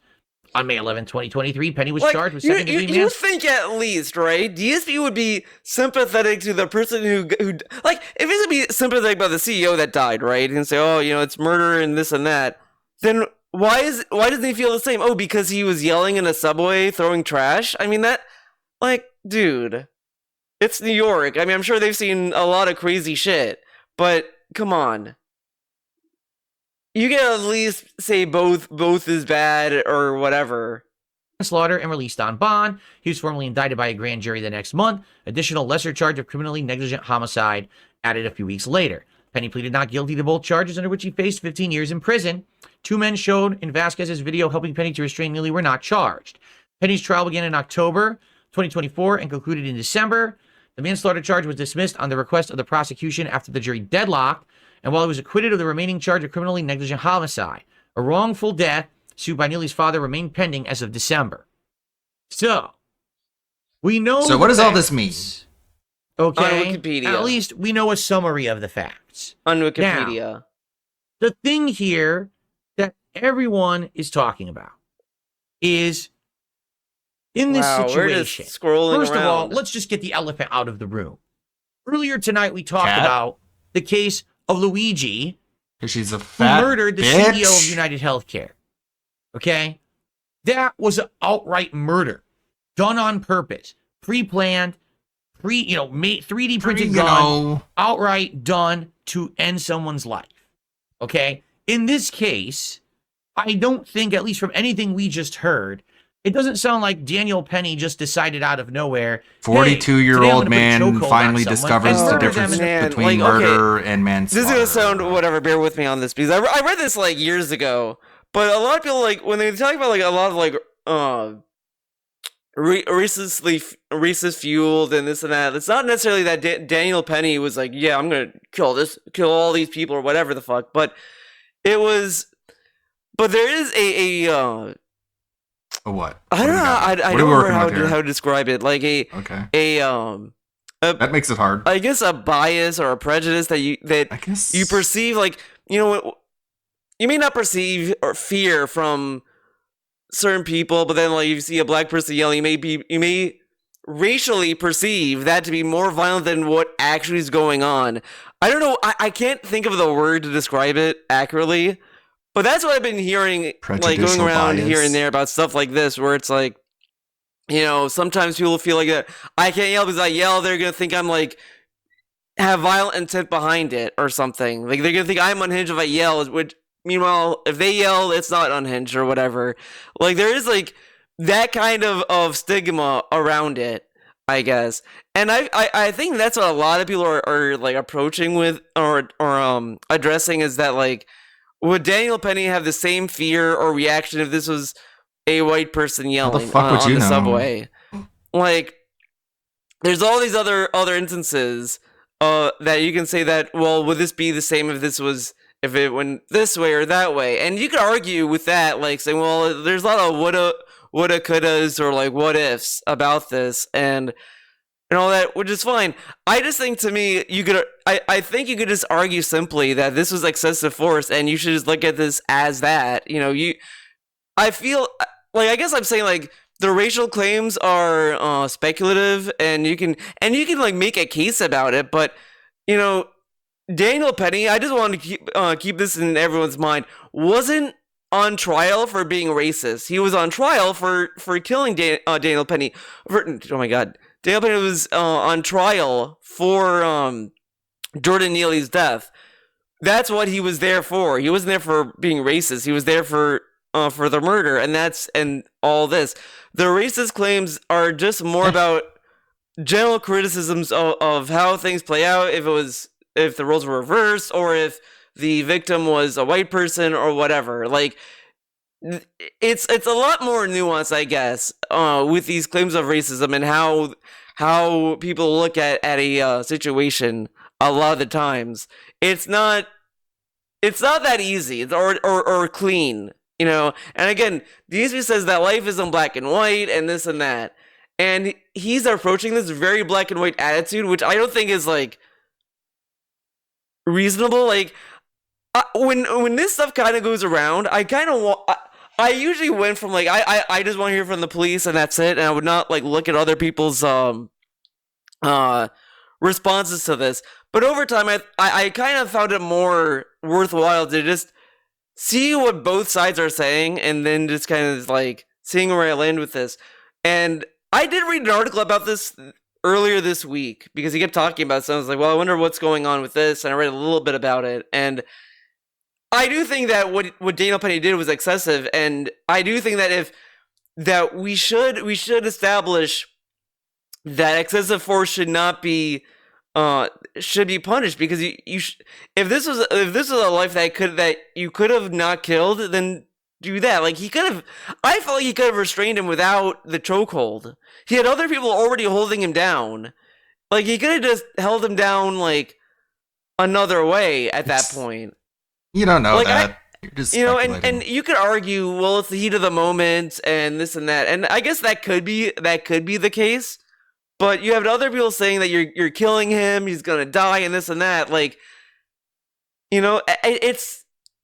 So I do feel it's a very like loaded situation, but let's have DSP explain it to us. In the middle of a New York subway, it doesn't seem like what happened. A little different situation here. In this situation, we had a person by the name of Jordan Neely who was acting all this time completely erratic, homeless. Okay, just Yeah, out of his mind. Was he on drugs? Oh my God, was he just dude. crazy because he's homeless This and hungry? dude. We don't know. But he's literally Was he on crazy? the Was he subway homeless? station. Was he on drugs? Freaking out in the subway car, coming at people, saying, I don't care if I live or die. I don't care if I go to prison. You know, he's nuts.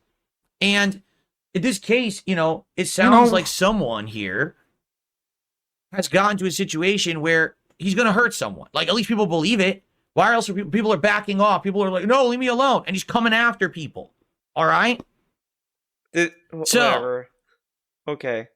Daniel Penny, a Marine veteran, says, I'm going to take matters in my own hands. I want to help these people around me who are now in danger. Perhaps he didn't feel himself as much in danger, being that he was a 24-year-old Marine. He's trained to defend himself. But he sees that this guy's coming after other people in the train car. He says, I got to do something. Okay?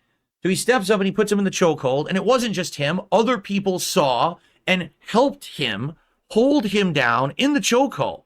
So apparently there was enough concern to be in the chokehold, though? in the car that this guy was crazy and was going to hurt people. Okay. Right? So this is not, the one guy. How was he going to hurt people? He was just screaming and just throwing trash. Now, it says throwing trash at passengers. Was he actively hitting them, or was it just in their vicinity? Like he was throwing trash at the walls, on the floor, whatever. It's like, I'm going to kill you. He was like that. Again, like these are things that wouldn't necessarily give you the death penalty. Like, I got bit by a dog. I'm gonna talk about the dog, right? And I didn't know that if you could report that to the police and they would have to euthanize the dog. I didn't want to do that because it's like, look, it's a dog. I mean, he probably thought I was a trespasser or whatever, and it bit me. Like, I was more mad at the owner than the dog, but it was like, that's it, whatever. Luckily, it didn't get like a tendon or anything like that, so I'm still able to use my arm. But it was. I wouldn't want the dog to be killed for that, because it's like, look, as far as I'm concerned, there wasn't a lot of harm to it. There wasn't anything bad that came of that bite that was awful. It was just painful, and I wish it didn't happen. But it wasn't anything that was like, okay, we got to put the dog down. Like, it was just, no, let's leave the dog, let the dog be. It's the owner that's the problem, not the dog.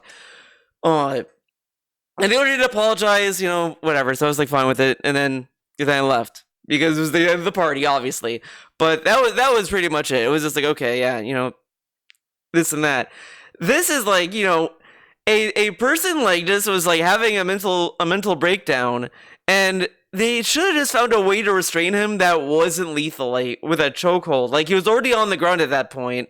He could have released the chokehold and just kind of like restrained him another just, way, like sat on him, maybe like hold him down, like could have just like lay on top of him, like lay on top hold of him. around his like So you rolled around his like chest like or a couple of something. kids. Or whatever. Like at You're a that crazy like, at person that point, you might as well who's- just could be do that, diseased and- instead of just like, okay, let's keep the chokehold going. Wants you to die and it wants was to a die group of himself. people Just lay down on him. He'll be to he'll stop restrain moving. this man. Does it sound like Daniel Penny was actively trying to murder him? Probably not. It's unfortunate. But it that was Lance- excessive, though. Or excuse me, that Jordan Neely did die. I don't know where I got Lance from. That Jordan Neely did die. That's sad. No one, obviously, in this case should have died, but it happened. And then he went to trial for it. Should he be held accountable for his actions? Okay. Now, the jury deadlocked, but essentially at the end of the day, they said they cannot get this guy for these charges. There's not enough evidence to say that he was responsible. What? But that's that. Now let's take. But he had him in a chokehold, though. Oh, okay. Yeah. Not enough evidence. Opposing views of the situation. Unjust from the start. The case against Daniel Penny should never have been brought. So, New Yorkers concerned about public safety are breathing a sigh of relief after a Manhattan jury acquitted Daniel Penny of criminally negligent homicide in the May 2023 death of Jordan Neely. Aside from small groups of far-left agitators calling for Penny's head, many observers seem skeptical from the get-go of Manhattan District Attorney Alvin Bragg's effort to imprison Penny for physically restraining Neely, who burst into a New York City subway car in the midst of a psychotic episode and began threatening and menacing rioters. Public skepticism was well-founded. Rioters? Prosecutors should never have brought this case in the first place. Neely was a repeat criminal offender. He racked up 42 Whoa. prior arrests. What was he arrested including for? assaults on women on the subway. He had a documented Whoa. history of serious mental illness, worsened by repeated drug use. This isn't to say, of course, he deserved to die. It is to say that Neely fit the definition of a ticking time bomb. Instead of being put in jail or compelled to enter an inpatient psychiatric care facility, he was permitted to roam the streets. This was a choice, which means that the situation in which Penny and his fellow commuters found themselves Some in people May just need to get 2023 put was down. a byproduct Jesus. of the government's failure, one of many such hurt more failures, people. lest we forget about Ramon Rivera's alleged stabbing spree last month. This is not even like a rare occurrence, folks. In the United States, especially major metropolitan areas, this kind of story is actually becoming common. Someone is mentally ill. Someone is on drugs. Someone is a repeat offender criminal. They get arrested. They get thrown in jail. Revolving door. Tossed right the hell back out. They do But okay. it again. In, out. In, out. In, out. What kind of a justice system do we have? But like, you can't like really send someone to go to like therapy, I guess. I mean, it's not easy because a lot of people will assume that people are faking it to get away with crime and this and that. Like, there's all this stuff that's going on, but it is a very like systemic issue that we haven't like figured out. We have a homeless crisis, a mental health crisis, all this stuff, and it's not easy to deal with on many levels because it's like, well, we can't do this for free because it will come out of the taxpayers' money. Like, this is why I would argue, like, our taxes should go to helping people like this, like homeless people and all this and that. Like, if we have a more socialist system like this, it could go a long way. Or at least just go into, like, healthcare. No. If you had taxes that go in to the benefit of healthcare, Privatize and let healthcare. people get the healthcare that they need. Buy it I would much on a rather free have market, that happen. free and open market. I would much rather my taxes go to healthcare that people can actually use than wherever it's going now. I'm not even saying in this case, okay? I'm not even saying that in this case, this is like, oh, they didn't do anything for him. In this case, they probably did. It just said that the government failed him because they didn't put him in those places to get the help he needs. He just read this. It told him that the government did not encourage him to go to these places. and he's gonna argue that the system isn't the problem here. Okay. Probably offered him here's some housing assistance. How do they? Again, How do they know they just read it that the government didn't give him the encouragement for that or whatever the fuck. It said that it didn't do that for him. Here's this, here's that. The problem is, in this country, if you're a repeat offender, okay, why is there no actual accountability for your actions? You know what they say, fool me once, shame. But the thing is, on the other hand, when you have an arrest record, you can't get a job. I'm so fucking sick of the politics show just devolving into, you know what they say? Like, dude, this is news reporting. This isn't fucking Prairie Time Story Hour with Grandpa Pilgrim, bro. Come on. So think about your Jordan Neely, right? You have 42 arrest records on file. If you try to apply for a job, they'll see that right in the background check. You're not getting a job with that. So what was he supposed to do? A lot of employers are incentivized to hiring people in the criminal system. Maybe not felons, but that's just why it fucking sucks to be a felon. Lie, and then you get in trouble for that. Don't be a felon. So the way that our system holds people accountable is that these are things on your file. But if you get an arrest record for any reason, be it drugs, petty drugs, whatever, that will follow you to get when you apply for a job. So some people may not even be able to get a job because of that. And DSP just kind of just doesn't either know that or doesn't want to address it. Like, that's I'm willing to believe that's the case. I mean, sure, you could argue that there's some places that will lend out, but some of these cases that, you know, some people fall through the cracks. I mean, we don't have an airtight system for a lot of people who are coming from prisons to get back into society. It's very hard sometimes.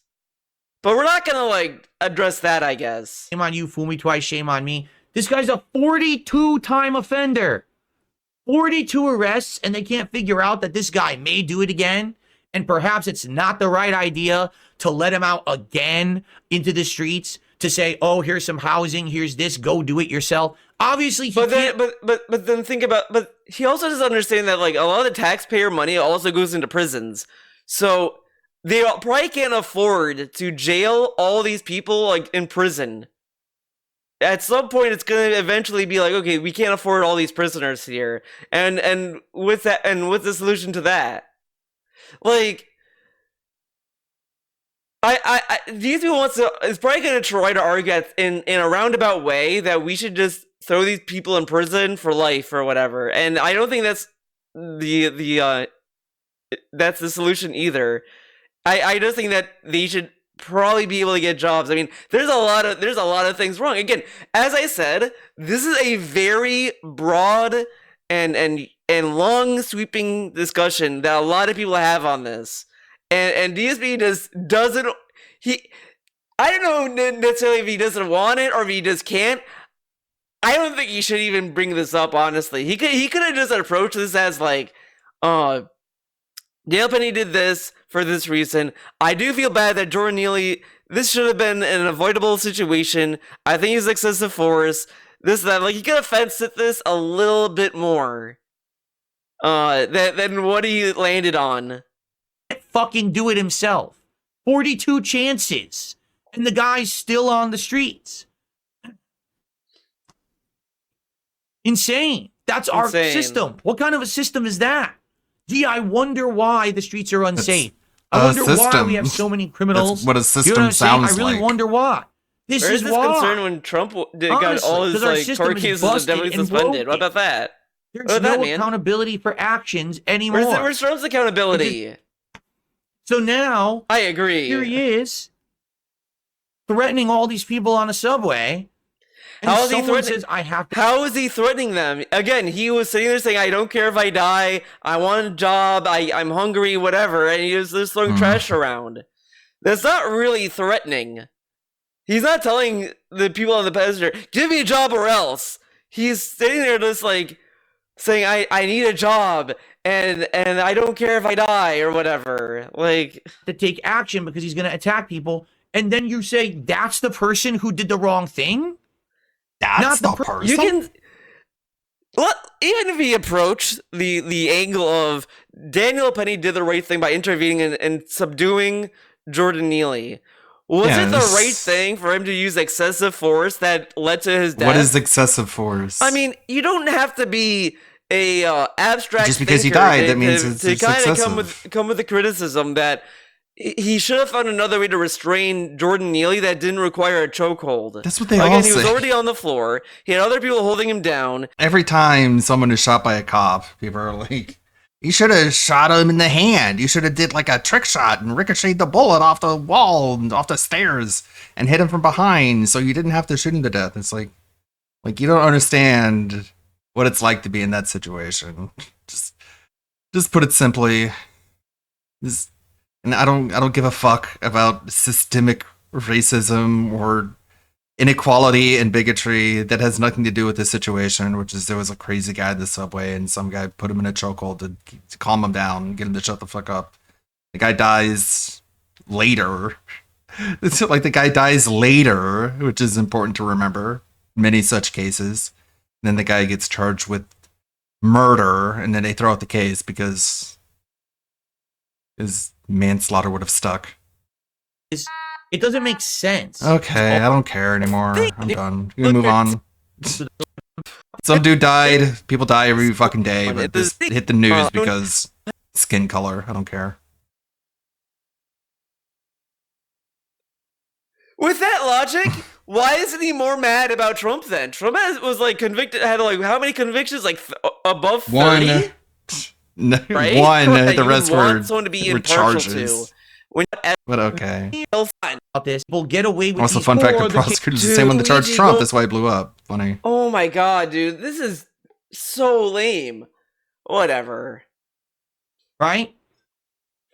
What's the saying? That justice is supposed to be. I don't care. I don't care what the saying is. I don't care what any of your sayings are. All your sayings suck. All your sayings might as well be Phil Burnell should have been beaten to death by his father. That's of this network at all. So I'm kind of very skeptical about the fucking news I'm getting from this. I literally don't even have to say a word. Look at her face. She's about to answer, man. and look at what contortions her face are having right and you know what he's saying this about her, right? But if people did that to him, which people have, he would mock them and say that, oh, you're analyzing my face? Wow, you're fucking mentally ill, man. You know what you're talking about. Yeah, analyze my face. And then She he's looks just analyzing her normal. face. And this is just a pause. Like, dude, shut up. He shouldn't be doing this at all. He really This shouldn't. is fucking trash. Holy Look at her shit. face. Look at the contempt. Look at the scorn on her face. What? Wow. What are you talking about? Wow. Okay, let's continue. Did you hear the witness testimony? I'm asking or you a are you question. cherry picking the ones? I'm asking you a question. Do you Then she doesn't hear the witness testimony. I mean, blame Jordan Neely at all for his conduct? If Jordan Neely was a white man, we'd be saying it was an opioid crisis. He was hungry. He was mentally ill. It was a what? oh my god. And then he does the fucking meme. An Opie? OBY crisis? OBY crisis? Man, dude, fucking eat a brick. I don't know what that means. What does that mean? Does he not know what I opium love, is? by the way, I love. He has Maybe he subtitles doesn't. on, Maybe but he's that whatever. stupid. I don't know what that means. So. What does that He had a mean? muffin in his pocket. I wouldn't be. He had a muffin in He his had a muffin in pocket. his pocket. Man, that is scary. What's he gonna do with the muffin? What about the witnesses? Let's play again, just so I'm we're clear sure on the you Who race. puts muffins in Eddie their Gibson, pockets? Who begged Daniel Also, Neely to didn't he? stop. Was he like, I'm he hungry? stayed And it's like, there. He okay, well, eat stayed your there pocket throughout muffin, the bro. incident. Play the ones that fit the narrative. See what I don't like about this? Like, it's not really a great interview because it's just two people like arguing. And I don't know. I don't think he should be getting clips from News Nation. Just saying.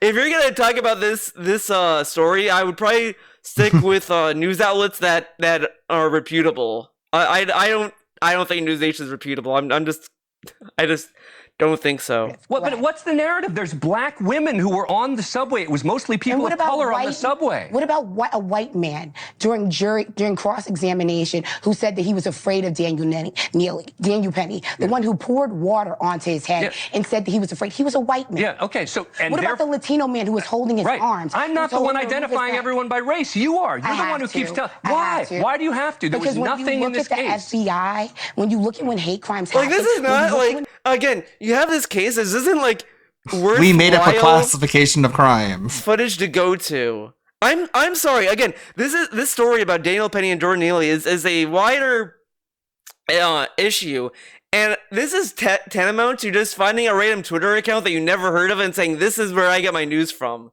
Like, this is a clip, and how is this reputable? I've never heard of News Nation. I've heard of like CNN, NBC, Fox News, I guess. Axios is one as well. All this, like, he could have found a lot of other places to get news from, I guess. I don't know. It's just, this interview is rubbing me the wrong way because it's just two people arguing, and I don't think this is like, if you're covering a story, I don't think this is something you should watch.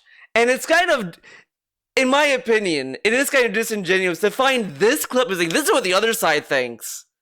There could have been other people with other opinions that are much more like cool-headed that explain their side better than this. He finds one where the interviewer is argumentative to the interviewee, which is going to naturally cause her to also be argumentative, and you're not going to get anything like interesting.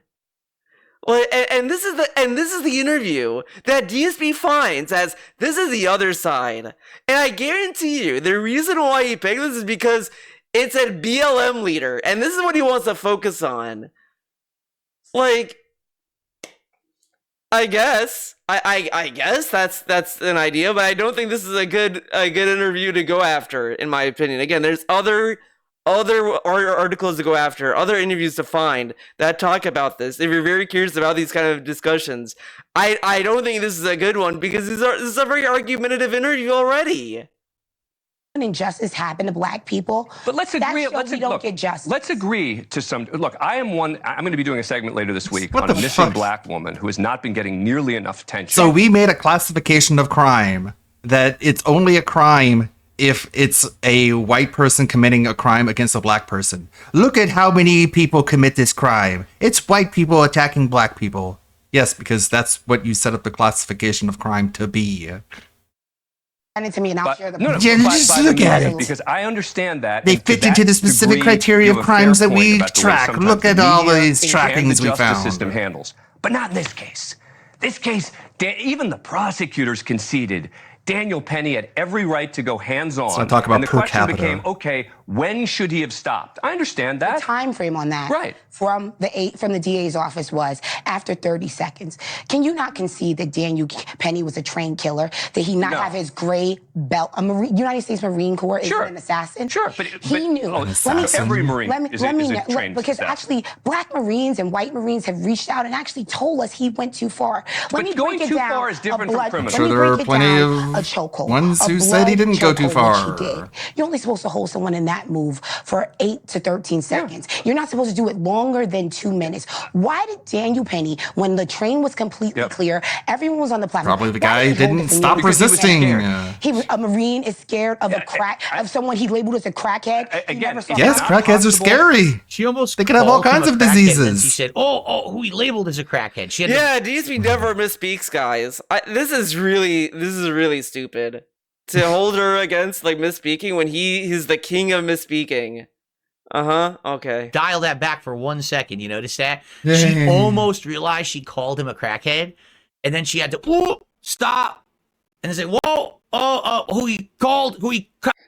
This is the guy that says this game is bad, man." And then he's like, I shouldn't have said that word. I should have said his bad word." Yeah, man, you're definitely worth criticizing someone for doing a similar mistake like that, right? This dude is such a piece of shit, right? Like, this is why, like, this is just the tip of the iceberg of this shit Sunday. Categorized as crackhead. Damn. Close one. Close call right there. That Daniel Penny, when he's doing this on the spot, stepping up to help people of many different races, moves in and doesn't have a clock with him to decide when he should stop and when he shouldn't, which is why in the end the jury acquitted, right? No, actually, Daniel Penny was trained very well by the United States Marine Corps, and he knew what the signs were. He knew when Jordan's body was slacking. He knew that Jordan was going to die. Why didn't you show his face, Dan? You're a good man. Of when he laughed and when the first response, I'm critical of the police. We know this, right? NYPD tried to save his life while they were doing chest compressions. Daniel Penny laughed and said chest compressions. A good person, a hero. One last thing. Why did he never ask about the well-being in that police department about Jordan Neal? So you're asking, guy tried to you're kill asking him. a lot of questions that are sort of rhetorical questions, right? But the ultimate question is, why did the jury acquit? Is it because they're racist? It's true. You notice what she did? She rapid fire asked a bunch of questions, out of which no one could ever answer. Like, no one could answer any of the questions she asked at all. Okay. Because she does it on purpose. So it could be this, it could be this, it could be this. You're asking all these rhetorical or hypotheticals that no one can answer. But she said, like, you know, he's a Marine. He's a trained Marine. He couldn't tell that he couldn't, like, know the signs of how long a chokehold is. I mean, again, you could argue that it was excessive, and he should have found another way to, like, restrain him. He had other people there helping him. Whatever. That's her strategy. Because if you ask factual questions, all of a sudden there's a redirect. But then let her pummel you with a bunch of these hypothetical, rhetorical questions to make it feel like she has this argument, right? But let's continue and see the end of this, and then let's keep going. America is inherently biased. So the jury. Okay, so who are you biased against? Have you seen the I'm asking you a question. No, don't change the subject. Is it because the jury is racist? Yes. Okay. The jurors. Even the black person on the jury. Would you like to hear something from me? I believe that even black people can be anti-black. People are predeceived to see black people as a threat. I think you could be a racist, you big fat bitch. Every single person on the jury was a racist, and that's why they saw it that way. I want you to think about this. Okay, well, consider this for yourself. Oh, man. She thinks that because people on a jury said a white man is not guilty of murdering a black man, they are just all racists now de facto. Just because. There's no possible way that there could have been a verdict where the white man was innocent because he murdered the black man. There's no way. They're just immediately all categorized as racists, even the black man that was on the jury. She literally just said that. Well, she also said that, like, there's a perception of, like, of people being afraid of black people, etc. She did say that as well, if you want to, like, just listen to what she has to say. But, again, I don't think this is a fair clip to use to find the other side's point about this. I'm just... The only thing that she said that I think she brings up a good point about is just the length of time and the excessive force that other Marines have said that they've also criticized Daniel Penny for being too excessive and et cetera, et cetera. Like, she did bring up other points that were actually, like, interesting to think about. And where was honestly, the security like, on the the only train? thing you could get from this kind of clip is just, like, at least to look into other aspects of it. Of what she's saying and seeing, like, oh, maybe she has a point there. But you don't have to, with everything, you don't have to agree with everything black and white or whatever. But these are things that you could naturally think about. Again, I just read an article on, like, I want to say it was a CNN or the BBC or something like that. I don't remember the article. I'll have to look in my, or no, was it, what was the other one? Oh, I'm blanking on this website. I think it was, like, AP News. There's something with A, but anyways, I read it there, and they brought up, like, oh yeah, the Marine who trained Daniel Penny said that it was he either said that he used excessive force that he didn't need to use, or he misused a technique or something like that. And I was like, okay, I mean, these are actually, like, fair thoughts to bring up and fair critiques about the situation, but DSP gonna just sink the entire point because she said the whole jury was racist, which I think that's a speculative, or just like just a thing people can think that you can't prove. It's another thing you can't prove or disprove. Okay then. as a victim because people called in. You heard the voice recordings when they called 911. Jordan Neely was in a chokehold for over 4 minutes, turning purple, which black people do in fact do that, and people still saw him as a harm. Even when his body went limp, he was still viewed as a criminal. So I'm sorry if I'm going to defend the needy, if I'm going to defend the poor. Why does no one talk about when Jordan Neely came on asking for water and being thirsty? Why does no one talk about why didn't he eat his pocket that's muffin? not what happened right here. What happened right here, the reason he was held was not because he was asking for water. It's because he was scaring the heck out of everyone on the subway, which apparently he's done before. Dan, anyone who has rode the New York City subway has encountered mentally ill people. Why are we not having this conversation? And we don't kill them. But you know what? We offer help or we get out of the But more people wish people would step up more and help and stop people from doing it. So are you giving a license to vigilantism? Are you saying that we should kill people? Is that what you're saying? Yeah, this is like a wild. You know what I'm saying is it's very unfortunate. I think Daniel Penny would say it is really unfortunate that he died. Why didn't he care when he was at the precinct? He showed no remorse. Because he was defending what he did. He lied in that defense too. Do you know he told people? Oh, that's it. So he was defending what he did. Oh, well, he lied in his defense, but DSP just doesn't understand how a conversation works. Another instance of this, because she said, oh, he has no remorse, etc. He says, well, it's because he was defending himself. So then she responds to that by saying, well, he also lied. He did also lie in his defense. So like, if he was able to lie, why can't he say this or whatever? Like, that's what she was getting at with that. I'm assuming because he cut her off. It wasn't like, oh, you got a point. Gotta throw something else in. But this is how it goes with these kind of conversations. He says something, she responds back and forth. In, out, in, out, in, out. No. You didn't respond. He gave you a valid response to your inquiry, and now you've already moved on. You're moving the goal. Yeah, because he gave his. He Not said what that moving the goalpost means. What was he gonna say? Like this need of her to say, "Wow, you're right," but he also lied in his defense. Like that, that would be weird. She could have just cut to the chase and said, "Well, he also did lie in his defense, though. So if you're gonna use his defense as the case, well, he lied in that." But whatever. Push, you're on another topic. That's all she does. Like, if you listen to anything she said in this entire conversation, it's, so here's a bunch of hypotheticals no one can answer.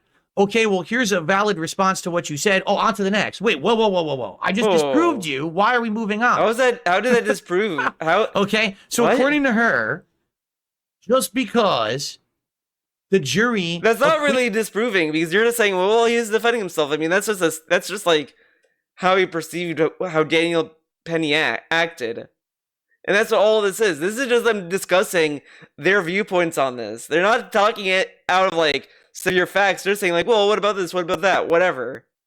We did. Daniel Perry. They're all racist. Daniel Perry it has nothing to do with facts. Who's Daniel Perry?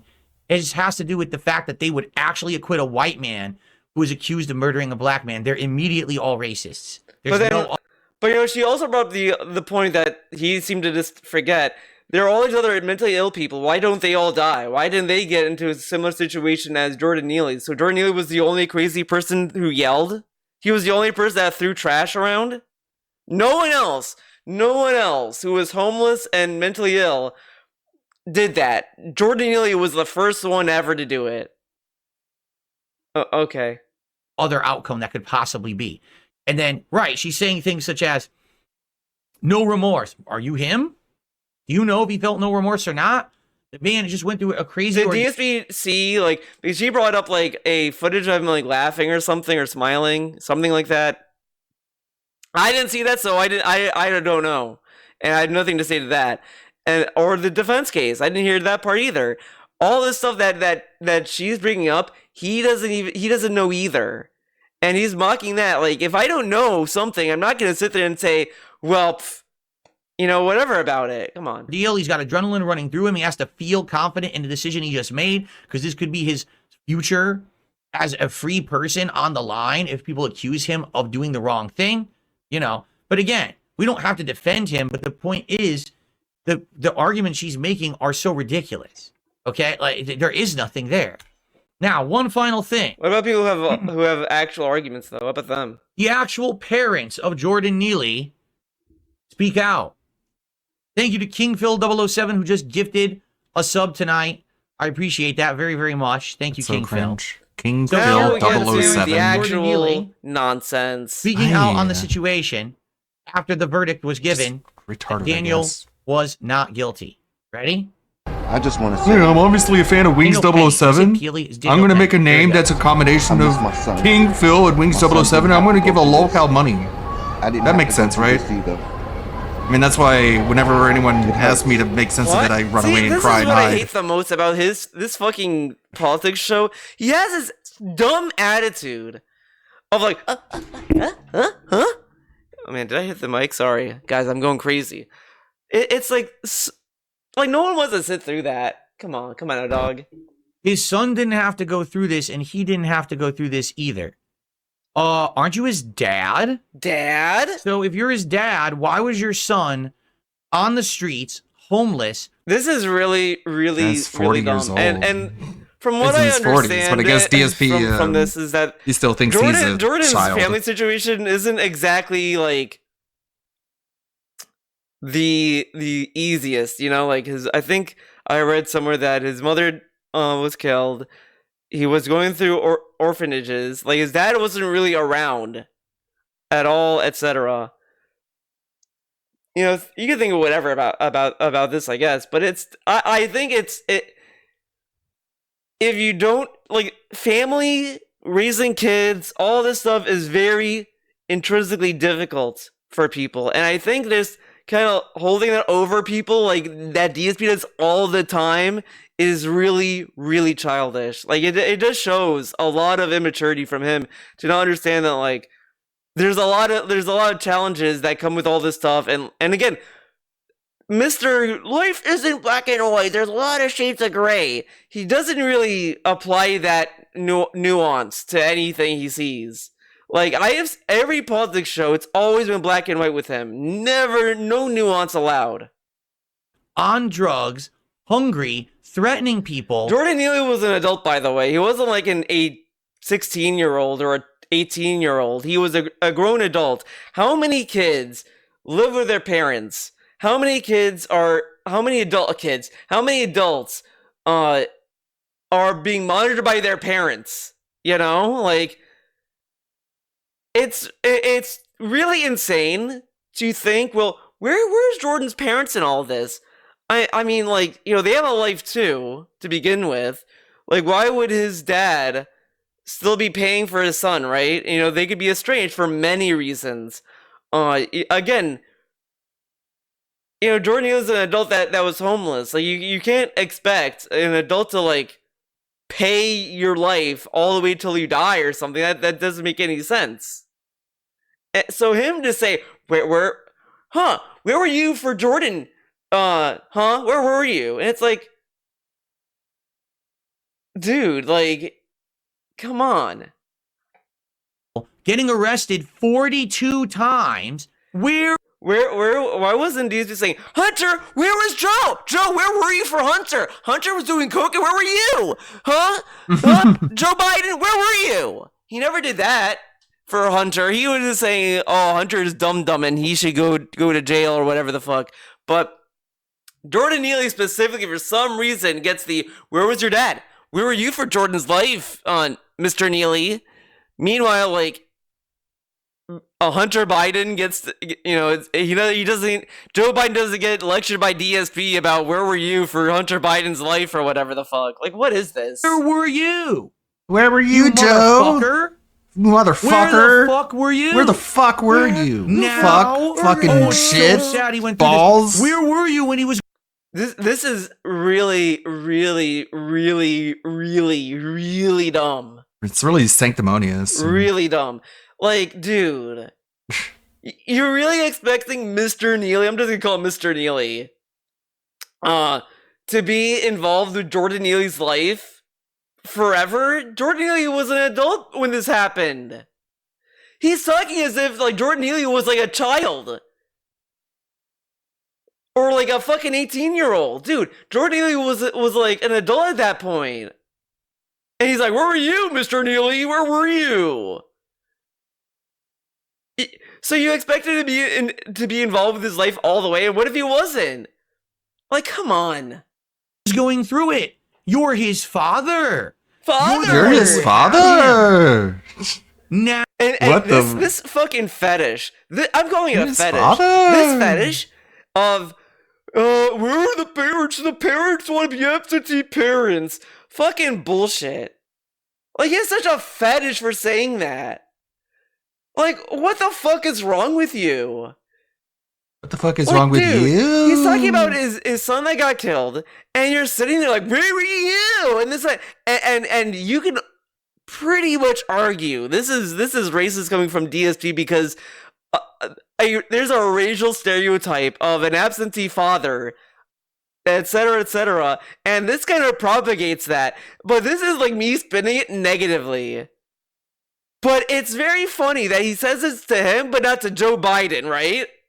Now, oh, it's so sad he went through this. Where were you when he was going through it? You're his father. You're the way he's his father. Man, it kills me. Father! One who had him. Father! You're the one who's responsible for raising him. For raising him? This is really stupid, though. Again, like this is easy, right? Like, come on. For teaching him how to fend for himself, how to be a mature adult who could get a job, who would be off drugs, who would be a productive. Again, how does he know that he was involved with his life? How does he know their life situation? And again, you could even assume that, let's say he was involved all the way. How do you know that would happen? Again, like, people are very complex creatures, and we have, and there can be a lot of stuff. Like, this is like saying, how could Hitler be Hitler? Where was his parents? Like, there's a lot of things that go on in life that affect people and how they live, how they interact with everything. Again, this is a very loaded, like, thing, and DSP is just being so dense. And this is, like, not a good take, and it's, like, really disgusting for him to say this stuff without any idea of what their living situation was or their life situation was at all. And even act on top of that, like, if he was there, that this wouldn't have happened. How can he know that? There's a lot of people with like parents that think that they raise their kids right, and then their kid could still be a fuck up. Like, come on. Productive member of society, someone who wouldn't be arrested 42 times. Where is his parents? Why didn't his parents teach him how to pay taxes correctly? Why did he go through a bankruptcy? Didn't his parents tell him not to do that? This dude, fuck it, come on. That was your his parents told him to get a job within 10 years, and he's not doing it. Where were they? Responsibility. You failed. You're the reason your son is dead. Oh my god. And then this is extremely stupid and extremely fucked up. To tell someone that they're to blame for their son being killed. This dude should be ashamed. He should be ashamed of himself for saying this. Like, this is not a good take at all. At all. Like, again, even if you want to say that what Daniel Penny did was in the best interest of the people of the subway, whatever, and this and that, to not even consider that maybe what he did was excessive or anything that, okay, let this and that, to then just say to someone, again, he doesn't know their life situation, to tell them you're the reason their son is dead is so fucked up. Like, fuck off. And if you see that, if he held his own standards against him, perhaps this is karma. DSP, the karma monster. Our power is out. What's the one before that? 42. That's how old I am. 42. That's the number of times the justice system here in us failed us in the case of Jordan Neely. I go off on this highlight from DS Politics. That's what we were watching. That's what we were watching him going off. 45 minutes ago. Our power is out for the third time in about a month. Had a lot planned for today, but now that may all be canceled. Unless they get the power back on fast. But last time it took them 12 hours, so I may not be streaming on Sunday. I will let you know when things develop. Let's see. I'm sure the comments are very concerned. I knew all those RGB lights were going to be trouble. Are you going to sit in the dark all day playing Champions now? Hey, bud, no one cares outside of Jade. Fuck you. Maybe leave your house and do something with your neglected wife. A lot planned, lol. You do the same begging routine every goddamn day. You are a useless eater. Go somewhere, preferably outside, and fuck yourself. Piggy did nothing wrong. It's not his fault. He did everything correctly. Dunce. Well, good. I'm glad he's having electrical issues. Because, like, bro, you saw all the shit that he's plugging in now, like multiple computers, all these RGB lights. I hope his HOA fucking kicks him out, man. He would get mad at you about just it. terminates his But lease to say this or his and mortgage, have just says, get the fuck out of here. As to like to any of this is fucked up. He has no idea the pain of loss either, Yeah, and he doesn't. has this. And he pretends No so real hard, close right? family To be like, members who "Oh, have died." I understand. People go through life and it's hard, man. Blah blah blah. It's all fucking bullshit. Period. You're not a victim. This dude is such a child. Such a child. He does this stuff and acts so proud of what he said. Like, come on, man. You're the perpetrator, motherfucker. How did the perpetrator? How did he This get is his me son going not to get off. This is gonna employed? be How such did a he good get clip. His son to get 42 arrests. Like, dude, and I guarantee if someone tells him, well, he was an absentee fault, he wasn't there for Jordan's life and all this stuff, he would still blame him anyway. But even then, like, does he know why he wasn't there for his son? Does he know his situation? No. No one knows these people's situation. And to make these kind of judgments is dumb if you don't know their situation. It's kind of like not a good look to just be ignorant and make these kind of statements. Like he shouldn't have brought this up, honestly. That shit pisses me off. Oh, woe is me. My son is dead. He's your son. He didn't say my it was son me, is by the way. dead. He literally said that it's tragic what happened to his son, and it shouldn't happen to like to him, and it shouldn't, and this I shouldn't have to go through losing a son because he went through losing his wife, right? Correct? But whatever. Okay. Son, you're the reason he's dead. You fucking piece of shit. Motherfucker, piece of shit. Stupid idiot. He's dumb and not smart like I am, who doesn't have any kids. Because you killed him. What are we Oh, come on. Like, my God. you know, this dude is sitting there saying, oh, it really hurts and this, that, because he feels bad, for all this, right? Pretty much saying that he feels bad for what happened to Jordan. Okay, a parent can say that. Okay, fair enough. Then he says, yeah, you should. Like, goddamn, man. Like, this dude is awful. Imagine, let's say that you feel bad about something. Like, oh, I did something bad and I feel bad about it. He'll tell you, yeah, you should feel bad, piece of shit. Like, I don't think that's a thing you should tell people. Like, if they're already feeling it, doubling, like, and this is the fucking guy that says, I'm already feeling bad, and it hurts, and you make me, you compound that. No, you know what? We're going on a field trip. We're going on, it could work, because I think the timestamp is saved. Let's see, DSP, depression.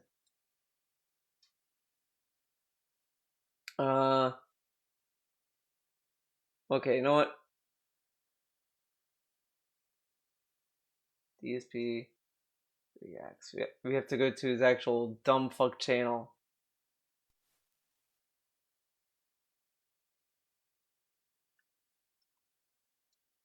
Depression. Yes. Who have depression, where you're in a moment of weakness and your depression, and you look at it after. Yeah, maybe that was his depression. I remember to me and had previously whatsoever. No, nothing from my phone back then. Extreme depression gets to the point where you know what about myself, how much I. So it was for my job. Didn't want to go on, and that was basically kind of. Are other people out? What did those? I want to find the part where he says the worst thing you can tell someone is that people did, right? someone who people, right? The ways that I help, oh my God. Point. That's the other thing too. People will blame people. So I heard that someone was depressed that committed suicide. What an awful person to do such a selfish thing. Oh my. Dude, every time I go back to it, I find a new level of hatred for this guy. Like, this is painfully like just a charade at this point. God, like, why on this planet do we have to always play the blame game? This is actually something unrelated, but a land of lollipops and fucking. Can we just fucking get past that and fix family members' fault if it does happen and you still feel awful about themselves and there's nothing you can do? Relative significant disorders they don't cure for a couple days. It's a very number two, if you know someone affected by an issue like depression, don't ever tell them it's their fault. Don't try to tell them it's something else. That's fucked up, the most fucked up thing you could possibly do, and only immature, really fucked up people would do that. And you should be lucky. Like, it's not exactly the same, to be fair, because he's talking about people who have depression, you shouldn't tell depression this and that, but that sentiment also goes to people who are like grieving or just feel bad or guilty about something. Because if they're going through something, like, you don't have to sit there and like validate them or whatever necessarily, or whatever. But you also don't need to like, make them feel worse about it. Because again, he's talking about what happened to his son, and to sit there and just to double down on a dude that already feels bad, it's like not a good look. Not a good look, to put it lightly. What's going to happen to us now? To who? To you? You'll go on being a miserable. He's talking about other people, like other people who are homeless and who may snap or whatever like that, who go on a subway, like if they could go down a street. Like this is the other aspect of it that DSP just doesn't want to acknowledge either. He doesn't even talk about this. Is the precedent that this sets, because what is to say a valid level of fear that to feel in order to do what Daniel Penny did, right? Like, if someone goes down the street and says, I'm scared for my life and I had to kill him, like, how do you measure that? How can you say that's like an accurate thing to say or whatever, right? Like, he doesn't get the slippery slope that may have. Wretch for the rest of your life who should be riddled with guilt that your son is dead because you're a horrible person. By the way, DSP tells us he doesn't dance on people's graves, he doesn't celebrate people's misery, and what is this? Celebrating people's misery. And it's very telling that he has no remorse for Jordan Neely's situation, right? He was homeless. He had 43 arrest records that he didn't get the help he needed. Instead, he wants to blame Jordan Neely, it seems, because he reads an article that says that the system that Jordan Neely was put through never sent him to these places that would help him. They never did anything to help him at all. They failed him. That's the article he read, by the way.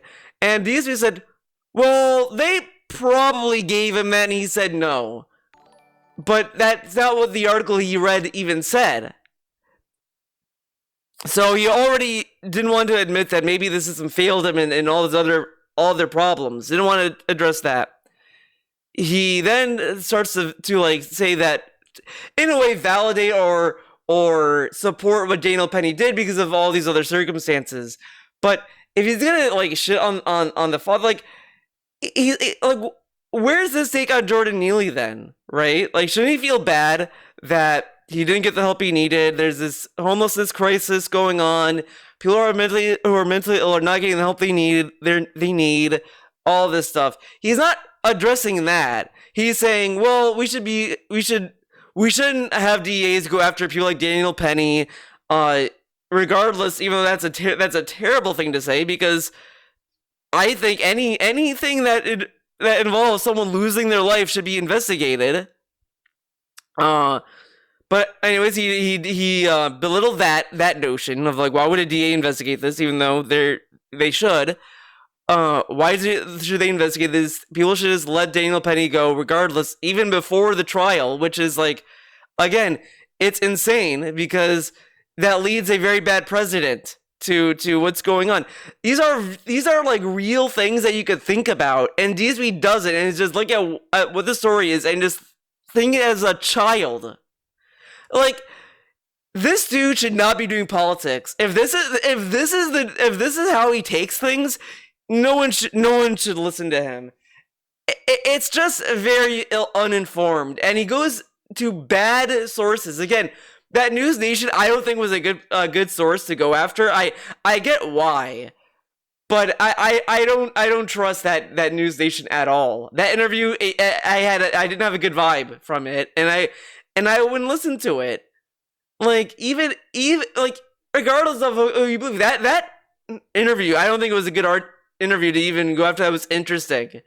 It was just two people arguing, and it's like, you're not gonna learn anything from that. You're not, and it's just not worthwhile having. It just wasn't a good interview, to be honest. And I wouldn't have used that in my politics show. Person and a horrible father. That's what's gonna happen to you now. No one deserves to be choked to death. That's correct. That I will agree with 100%. No one. I don't know. I love he says that. I love that he said that, because when you read it and it said, well, the DA was going after Daniel Penny to investigate this, he was like, why should they do that? Daniel Penny was doing this as a servant or whatever the fuck, blah, blah, blah. But now he's against this. Where was this? When you read that article then, buddy? No, we're in that courtroom and people are cheering. Yes, because they didn't want a man who didn't actively want to kill someone to go to jail for murder. That's correct. For the verdict. But he choked someone who died. Who was dead by the chokehold. Oh my god, okay. Correct. Because they said they thought it was the right verdict. That's right. The loudest noise. And then this attitude, it's so shitty, man. This dude sucks. She's like expressing like she doesn't like the verdict because people were cheering that this person who put a man in a chokehold was able to get off with that. You know, a choke. Like, this person died in his arms, and he was able to walk away with that without any repercussions. And he's like, yeah, because he's innocent. Yeah, because he didn't kill. But he put him in a chokehold. He didn't like reduce the chokehold when he was on the ground.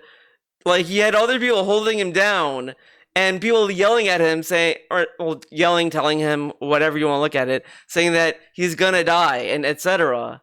Like, you don't think that these are things that you know, maybe a little questionable about the situation? Judge did nothing. But when his father spoke out, they put him out the courtroom. Well, I don't know what they're talking about here. I didn't hear. I don't know what they're talking about. Let's move on to this part. Is that justice? I tell this family. Crypto 207 just gifted 5. Wow, great time. Great time. This is a Fly Eagles Fly moment. I really appreciate that, Crypto. Thank you so very much. Fly Eagles Fly moment. Hey, Bots Pro. Because we're getting to the crescendo of this case. The crescendo. Oh my god. And I think you're gonna like them. Oh, yeah, I'm gonna like them all right. Because it's been so good so far. Do not give up. Because that's what they want you to do. They want to discourage you. Just like they tried to discourage me. But 10 years later, I'm still fighting. And I'm not only fighting for myself, I'm fighting for families like yours. What is she talking about? I'm still here. People tried to be mean to me, and that didn't make me go away. So here I am. Come on. This is insane. Wow. Discouraging from what? Probably seeking justice or seeking, like, to hold people accountable for excessive murder or whatever. Like, I don't know. Okay. From trying to convict a man of murder who didn't actually commit murder? Yeah, you only put him in a chokehold and the dude died after that. I mean... We can't treat this just like another news story, not another press conference. We have to speak up, and stand up. So I just say today, we did not get justice once again. What do you mean once again? This is your isolated case.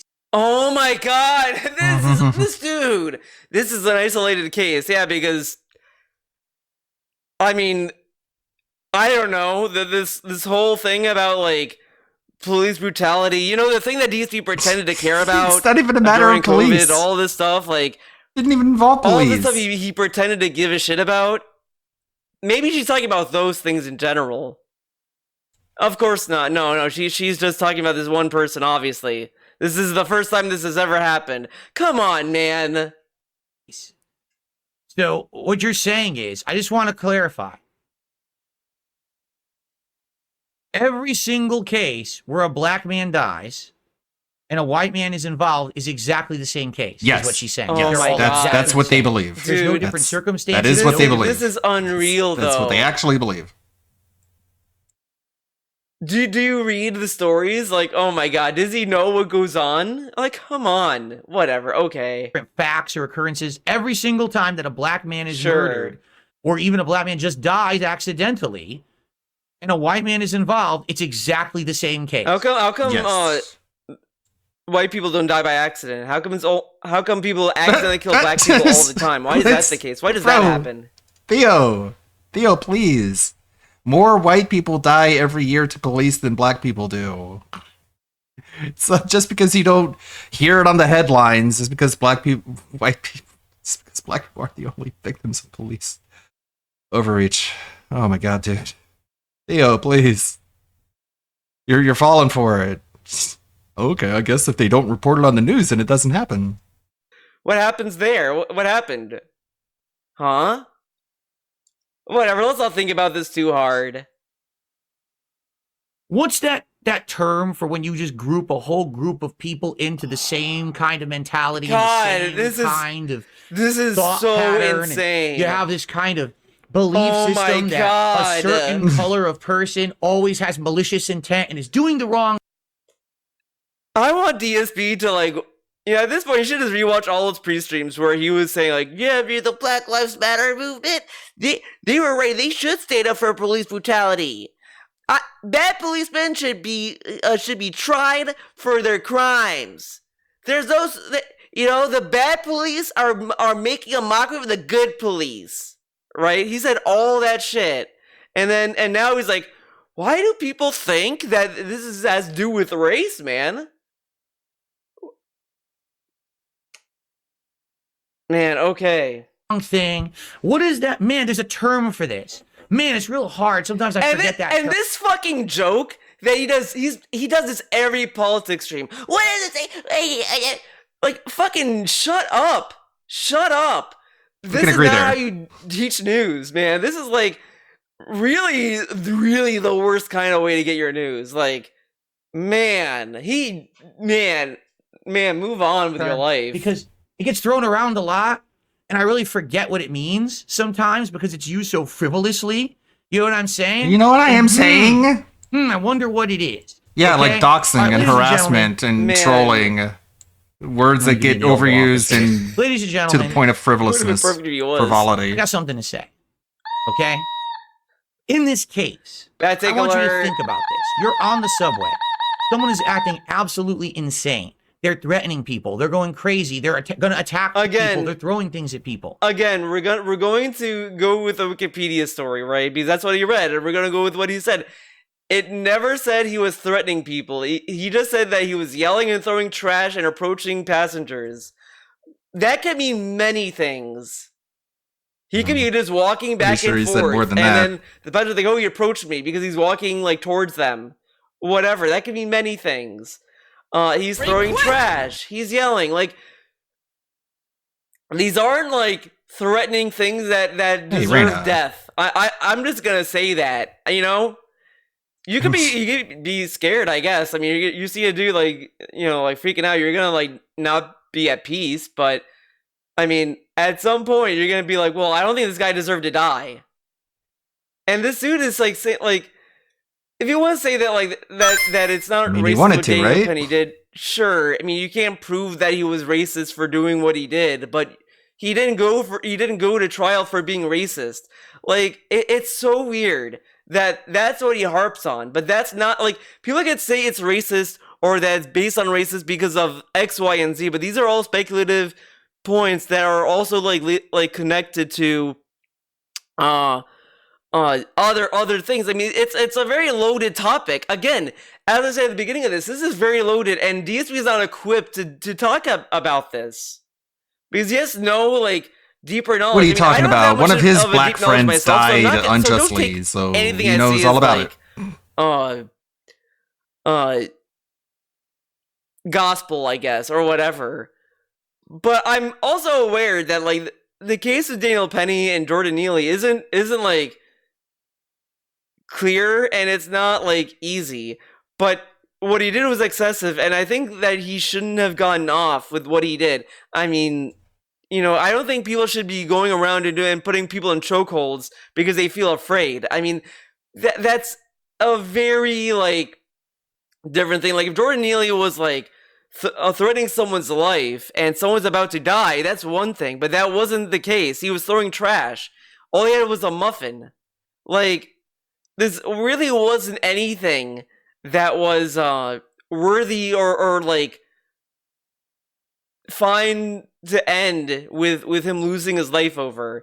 And for him to have 40-second arrest does not validate or justify or saying that we should let Daniel Penny go because this guy had 42 arrest records. That is not good. A good thing to equate, because they're very different. What he was arrested for 42 times are like different crimes that will not give you the death penalty. You will not get the death penalty for doing drugs.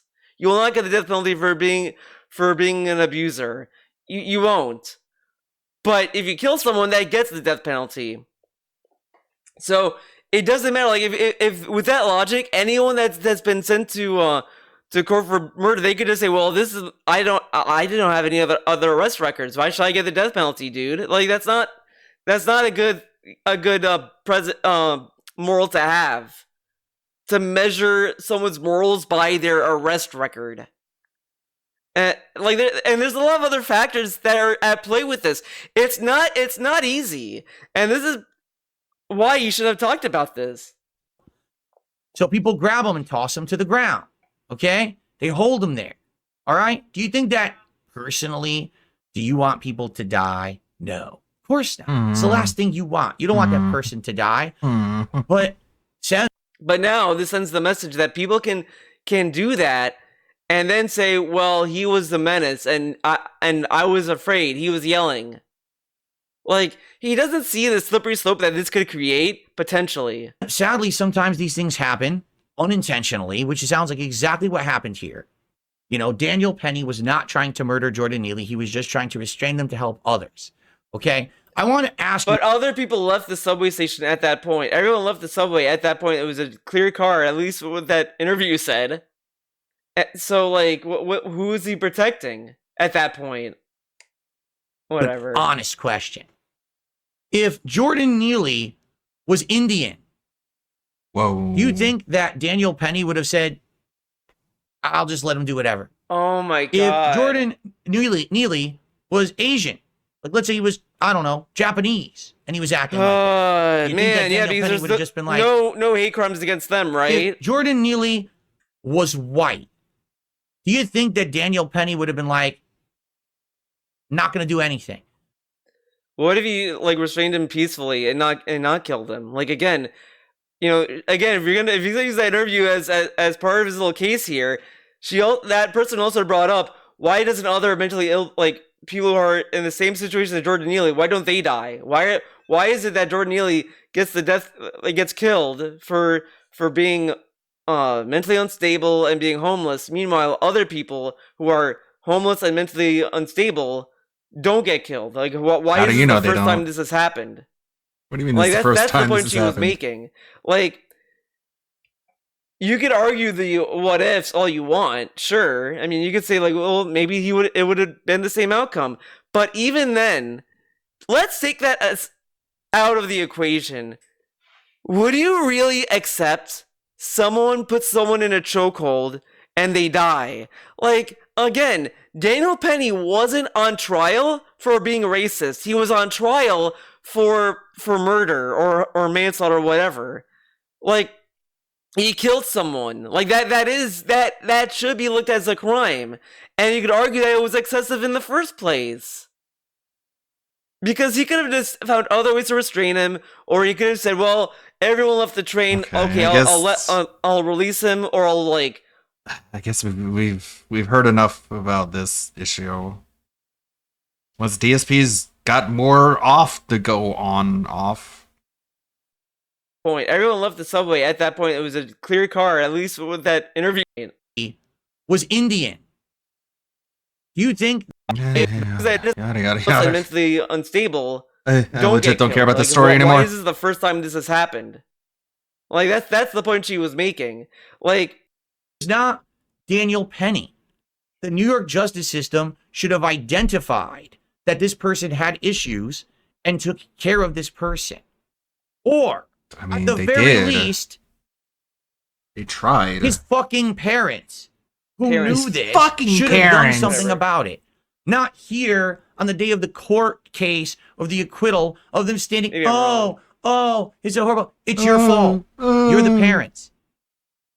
This is really stupid. It's really heartless. Again, as I said, it's unreasonable to expect a parent to parent an adult. Let alone, like, the situation that Jordan was going through. Like, what were they supposed to do? What if they were estranged? What if they can help him? What, like, dude, come on. You had responsibility to raise someone who is going to be productive, right in the head, and not doing crazy shit. You didn't do that. You failed. If you knew that this person was crazy, you should have done something about it. It's your own son. It's your own fault. You had him. You brought him into this world. You created the problem. And now he's slamming his desk. Literally just beating on his... You're the reason he's dead. How do you shirk responsibility? He beats tray table in front of him. With this logic, parents are also responsible for their kid to be employed, right? So why didn't they do anything? I mean, like... What? Okay, you know what? Next time DSP begs, I'm just gonna say, where's his parents? Why did his parents let this happen? Yeah. Why did his parents let DSP go through bankruptcy? Why did they let that happen? They did fail. Indirectly, Daniel Penny is responsible for the death of Jordan Neely, but he's not a murderer. How is he indirectly responsible? He put him in the chokehold in the first place. But the parents are directly responsible? Like Jordan Neely accidentally threw something and hit Jordan Neely in the head, and Jordan Neely fell down a flight of stairs and died. Like, it wasn't something like that. Like, he was like right there with his arm around his neck or whatever. You put him in a chokehold, dude. Come on. Wait, because he was black. He did it because he wanted to protect himself and others, and he would have done it no matter what the color of the skin is. How do you know? This has to stop. This bullshit, progressive, over-the-top, lying fleece job has to stop. Because this is why we don't have justice in the United States. This is why I get called a racist. But how is it a lying fleece job? The DA, the DA did their job because, again, someone died in a subway by another man. So the DA should have just looked the other way? No, that's not the answer. Wrong. This is why we have people rushing out into the streets acting crazy. Because they see this shit on the news, because they hear politicians talking about this, saying, this is America. Everyone hates you. Everyone's against you. Everyone's racist. Ladies and gentlemen, not everyone in the United States of America is a horrendous racist. Whoa. There are racists in the United States that are awful people and do awful things. So like what? It's like, how do you know? Do racists say, hi guys, look at me, or not? Not every person. Not everyone. They didn't say every person, by the way. They warning. We were talking about Daniel Penny, one person. But whatever, okay. Is against people of different color at all. But they've created this giant strawman, boogeyman mentality in our country. Man, he really cares. Strawman, boogeyman mentality. Of their skin. Then how come it happens all the time? True. Our country is better than that. But everyone who doesn't like me is stupid. They used fear-mongering and scare tactics to make people like that believe it. So now they literally think every negative thing that happens to them is because people are racist. It's not true. How does DSP know that no one goes through racism in their daily life? How does he know for a fact that these people who are saying, oh, this person's racist or whatever, how does he know that's not the case? Again, that interview brings up, why was Jordan Neely the only homeless, mentally unstable person that got put into a chokehold? Like, no one else was going through this. How come people are able to go about their lives and all this stuff? Like, because it's the same thing. Like, there's all these other stories where a black person was killed, and the person that they perceived some kind of fear from that. And DSP is telling us there was no racist. There are racists, but they're bad people, and this and that. But okie dokie. Is this really the last story of his stream? Racist murderer. We don't want our government prosecuting people for doing the right thing. This dude, man, it's unreal. How does he know? How does he know the right thing? Again, if we didn't have let's say that the DA did what DSP wanted and didn't go after Daniel Penny, right? How would he have known, right, that, well, Daniel Penny was the right thing? Because otherwise, the news would have just been a man on the subway puts another man in a chokehold and kills him. Like, does that sound like the right thing to you? No, it doesn't. But people came to that conclusion because of the story that came after the fact. But again, there were also people that said that it went too far. There are people who were telling that you were going to kill him. The subway was already clear of people by that point. He could have let him go, but instead he held on to that chokehold. Like, you could come to your own conclusions on that. Whatever. But to say that, do at least understand why someone would say that it was excessive is ridiculous. And for DSP not to understand or to even be empathetic to what is being said just says a lot about him. And to say, well, what about the parents? What about this? But not asking well, did Daniel Penny need to put him in a chokehold for that long? He had other people holding him down. He could, whatever. Something else could have happened that could have prevented a needless death.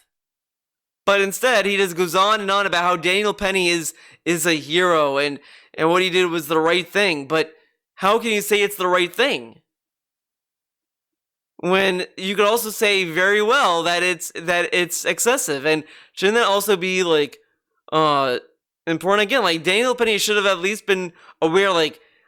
I should not be holding him for this long. I don't know. I'm not a fucking knowledgeable person on this, but I think a minute is easy to tell, basically. But whatever. I mean, maybe not easy to tell, but again, he's a Marine, so he should have experience into putting people in chokeholds in the first place. But he should have also just read the room and said, oh, again, his skin was changing color. You could tell just by the moment he goes limp. He could have just done something more than just do this. Again, I just think that it was excessive. That's just what I think about the situation. So we need to vote a different way. And they did. And now the pendulum swings the other way. Oh my God. For doing he's the so right thing. Cringe. So we need to vote a different way. And they did. They voted for a guy that had 39, 32 convictions, felony convictions or whatever. Yes. Literally one.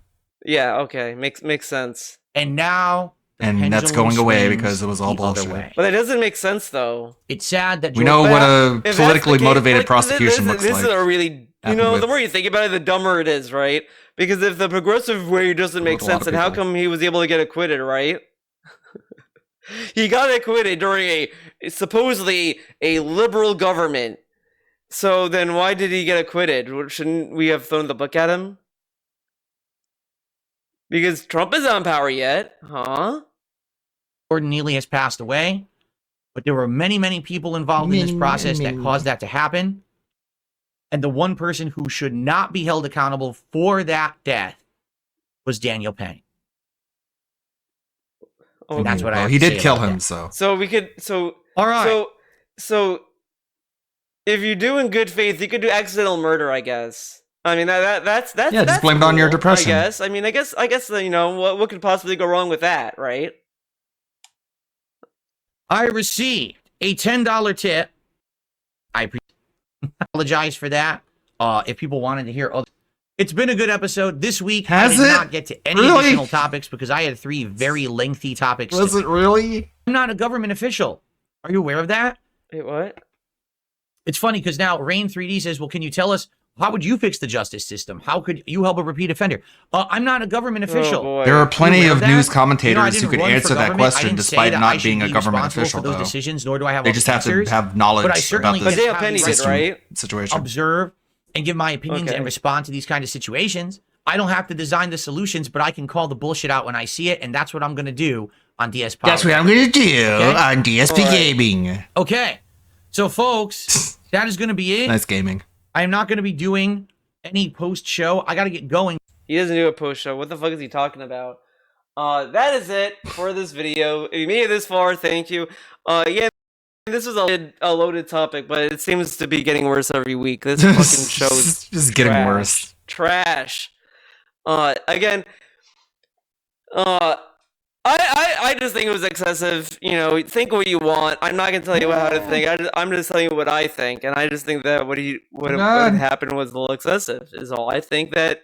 Stop it. You know, if someone dies in your hands, like there should be some repercussions for that. I mean, there should have been something about it because I don't think I'm sure they'll put him on probation. It's gonna be a good Don't kill outcome people for a while. No. And like someone perceives that as I'm afraid now, like you don't know what's gonna happen after that. I just think like the long scope again. This whole thing is a very like deep issue that goes in a lot of directions. I think it's fine to criticize that.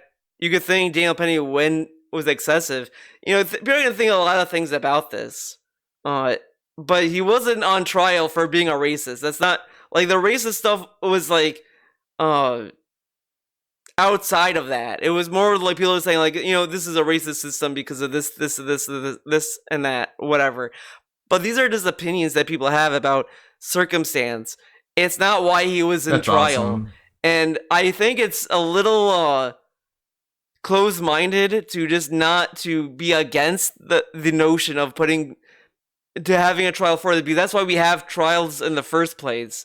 Like, because if Daniel Penny did not go to trial for this, it would just be it would be a worse outcome in my opinion. Because I think at least like that's why we have a court system. If someone is received of doing something wrong, you go to court, you debate over it, a judgment's made, and that's it. I don't agree with DSP's just shotgun fires of like, oh well, he did this because of that, so why should we go to court? We should not put Daniel Penny to trial because of this. But it's like, but someone died as he put him in a chokehold. Like that should at least be investigated and be determined. Not like, okay, that happened. Oh well, like that's not an answer either. So I don't agree with like his take on that at all. And it's just, I like this one. Fucking Keith Olbermann. Yeah, another court case he can lose. Great. Yeah, he lost. It's wild. So hopefully you get where I'm coming from. It is what it is. Thank you for watching, and hope to see you in the next video. If I didn't scare you away. Again, thanks for the views, thanks for the subs, thanks for everything. I hope to see you in the next one. Bye. I mean, bye. Bye. Oh wait, hold on. By the way, guys, it's Jacko's birthday from Guilty Gear. Yeah, so since it's Jacko's birthday, time to skedaddle on out of here. That's it, everyone. Have a good week, and I hope to see you next time. And see you probably the next episode of Last Week, Last Night. Bye. God. Big ups Theo for even enduring such a horrible endeavor. Let's see, what do we have here in the sub box? I'm making very slow progress on this video. Mostly because I'm trying to stream at the same time. When things were starting to get choppy, I'm like, close Premiere, try and alleviate the choppiness. I guess someone made a thing for Captain Alex, and he's very proud of it. Rise again, Captain Alex. Captain Alex, hold your head high. Very nice, Captain. Even as the stars seem to cry, the Jupiter too may now be gone. The fight in your heart still marches on. They took the ship, but not your pride. They took your ship, but not your pride. Your courage burns like the stars outside. Your curse burns like the stars outside. Together we'll build, we'll dream. Together we'll build, we'll dream once more. The Jupiter 3 will do even more. The Jupiter 3 will do even more. Oh, don't lose hope, don't fade away. We'll stand with you through night and day. The Bedlam boys may think they've won, but our brightest battles have just begun. Come on, I wanted to rhyme something with fuck games. The galaxy knows your name so well. A hero's tale that the stars will tell. Polly and Bonnie may claim their prize, but they can't dim the fire in your eyes. Through every storm I'll be by your side. That's it. That's it. Disappointed, Captain. Bedlam boys, Captain Alex winning. Alex is such a goofball. Such a fucking dork. Rise again, Captain Alex. This is the Rise Again song. Captain Alex is ready to hear. I did see that Rebsy put out a new video. Very nice. Almost 2 hours. I've got 10 minutes left in my stream, and then I just need to focus all my attention on finishing this video because I want to get it done today. But that might be asking for a lot. I might be working on it tomorrow as well. Possibly. A Legend starring Jackie Chan. I'm not even in my sub box. Another Zentreya Christmas outfit. I wish I had Zentreya's technology. That'd be fun. Good morning, Zen, looking even more beautiful today. Okay, looks good, but are the boots sleigh worthy, eh? To the person who stole my Santa hood with antlers, please return it. It has a 30-day return policy and I ha 4 hours left. Zenta heart. Not bad. Zenta stare. I wonder if there's another person running the chat puppet. Probably. It's probably got a whole team of people. It's HoloLive, right? No, it's a VShojo. VShojo. I like it. Let's see. Argent is streaming. Pink Chicken and the Lazy Man, they had a stream a couple days ago, but they had too many technical difficulties and they sort of rage quit the stream. So it's cool that they're back. Leakazoid is gonna stream Helldivers 2. Apparently there's been a Helldivers 2 update. Andy Ditch versus the police. Wasting police resources. Kershey reads about HelloFresh using illegal minor migrant labor. Not only are they illegal, but they're also minors. That's how you get HelloFresh. How about this? Help me, Kershey. Southwest Airlines lawsuit could be a new playbook for DEI litigation moving forward. For years, Southwest Airlines has run a special program to assist Hispanic college students living far from home. It's called Lanzate, or Take Off, and it gave a select number of students free flights to visit their families as they pursued their studies, or the chance for their parents to visit them in turn. What the fuck? I want free flights! Isabella, one of this year's recipients whose last name was withheld in publicity materials, said in a statement that the program would allow her to see family sooner than expected, adding, "I'm so excited to see my little cousins and how much they've grown. My grandparents, hopefully I can convince my grandma to make mole, and of course my mom, in person this time." Why do they get fucking free flights? Isabella's class of Lazante winners will be the last, thank God.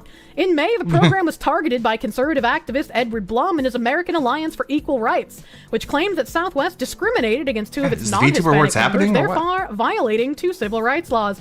Yeah, if you're gonna give free flights, give it to everyone! In an attempt to have the lawsuit dismissed, Southwest terminated the program and offered Blum's group 1 cent. The amount of damages the group claimed. But a federal judge has decided that those actions won't be enough.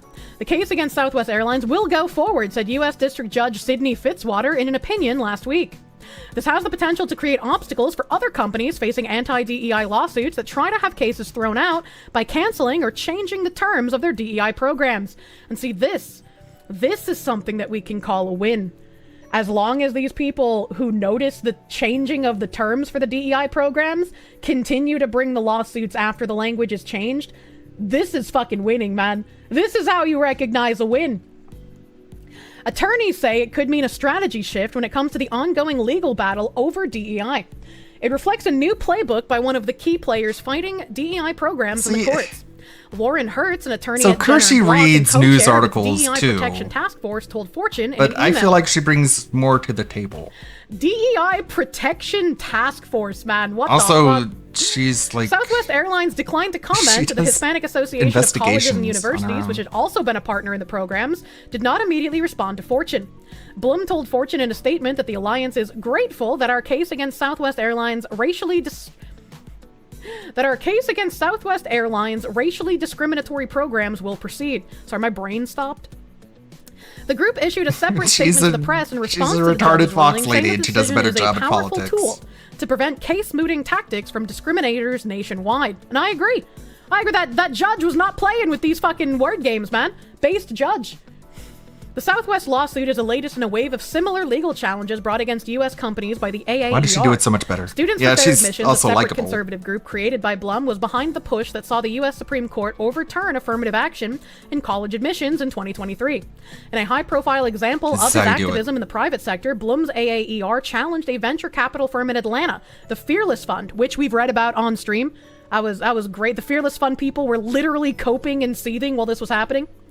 For running an annual program that aims to support startups run by black women. There's the whole in that case, the two parties came to an agreement that saw the Fearless level. Fund shutting down the program in question, and the case was dismissed. Now, companies that fear legal challenges from Blum or another activist over DEI efforts may not have the same option to have a case dropped by dismantling the programs at the heart of the dispute. After the court's decision, it's less clear if that off-ramp is available to companies, and it's more important that they be proactive. The AAER relied on legal technicalities to make the case representing a departure. She also said when AAER started bringing lawsuits, it was focused on making changes to targeted DEI programs at specific organizations. And when those organizations agreed to modify their programs, AAER was generally satisfied to claim victory and move on. See? All right, this is the woman... This is the woman who is a fucking... Where is it? What's her fucking title again? What was her fucking title? Where is it? There's like some DEI protection bullshit. God, I can't find it. No, I don't want to bookmark it. Cancel. I want to control find DEI protection. Lauren Hartz, attorney at Jenner and Block, co-chair of its DEI Protection Task Force. DEI Protection Task Force. A DEI When those Protection organizations agreed Task to Force. modify their programs, AAER was generally satisfied to claim victory and move on. And that's the problem. Don't assume that them modifying the language is a victory. So hopefully, like this base judge, AAER does not take a satisfactory, oh, we'll change a little bit of things here and there. Hopefully they keep gunning at it. This lawsuit signals a new and more aggressive approach. AAER isn't just working to target and change particular programs, it wants to change the law itself. The crux of AAER's complaint against Southwest Airlines filed in a federal court in Dallas is that a program harmed 2 of its members by excluding non-Hispanic students, violating the Civil Rights Act of 1866. Sorry, I keep having like hiccup It's like the feelings. only thing that's Which bars any racial discrimination in contracts. It's keeping all this Title from 9 flying of off the rails '64 is Civil Rights Act, which prohibits the racial Civil and Rights other Act in forms of the discrimination in 60s programs where businesses that was have like, received actually, federal you can't funding. discriminate against white people. Lanzarote winners signed contracts with the airline to participate. It wasn't what it was and meant Southwest for, accepts but we federal need it funds, now. leaving it open to such claims. The organization states that on a FAQ website about Lanzarote, the airline's answer to the question, is this program only for Hispanic students, was yes. To be eligible, the student must identify direct or parental ties to a specific country to determine Hispanic origin. The Alliance claimed in a suit that 2 college students, one white and one Asian, identified only as A and B, wrote essays to apply for the free flight program, but could not submit their applications because they could not agree to the stated terms around eligibility. Those 2 students then joined the Alliance, according to the court document. Members A and B find Southwest discrimination against them deflating, disheartening, offensive, and hurtful. Southwest website links to a current description of Lanzarote that says it is open to students from all ethnicities. The company made that change after the AAER launched its suit, according to court documents. Over 20 years, some 1,500 students have benefited from the competition, which awarded honorees with 4 free flights. Again, it's open to all ethnicities, but I feel like they're just probably not going to accept the wrong ethnicities, quote unquote. Mm-hmm. Canada is similar for Indigenous people. How's that modifying the law? Just enforcing anti-discrimination? Because they want to change the law to make it so that DEI initiatives are expressly illegal, like more so than what the current laws have on the books. And it's also really nice to just notice like actual wins. Not like Robbie Starbucks fake wins, but like real ones that we can see tangible responses to. Thank you, Kershey. Fan of her streams, and she's a friend of a friend. Thank you, Lowly Soli. Thank you, Red Animator. Thank you, Rebsy, Suburban High. I'll see y'all tomorrow for a lazy Sunday. Hopefully I have this video done and I can devote more of my attention to the stream. But that means I have to edit, which I'm going to do now after I take a short break. Let's go raid Kershey. She's going to be covering the VTuber Awards, since she's also a friend of the host, Billion. This fast and unhinged. See you later. May the good blood Switch guide your game way, category everybody. to special events. Actually, yeah, that's probably a good idea. Switching to special events. Buy a hat. Spam Sheepy Doki Oh, I forgot to turn emojis. on my lamp. How did I forget that? How do I forget lamp? There you go. I love lamp. Technically more emotes than comments so far. Yeah, but the emote spam is cute. How does my husbando Asmongold do it? I don't know. I've also talked about how it's fucking impressive that he does it. Like, I struggle. Like, if I catch someone's comment and I try to read it. Spicy cat raid. What the hell is this spicy cat raid? Speaking of my husbando. Thank you, Ludwig World Order, for the raid. Welcome, raiders! We're gonna watch the VTuber Awards in 18 minutes. We're gonna watch the VTuber Awards. That was perfectly timed. It really was. That was perfectly timed alert. I don't remember what I was saying. What was I saying? Oh yeah, I've praised Asmongold because it's like, when I start reading a chat, when my chat scrolls too fast, I have to like fight the scrolling to scroll back up to the message. Maybe he like clicks on the person's name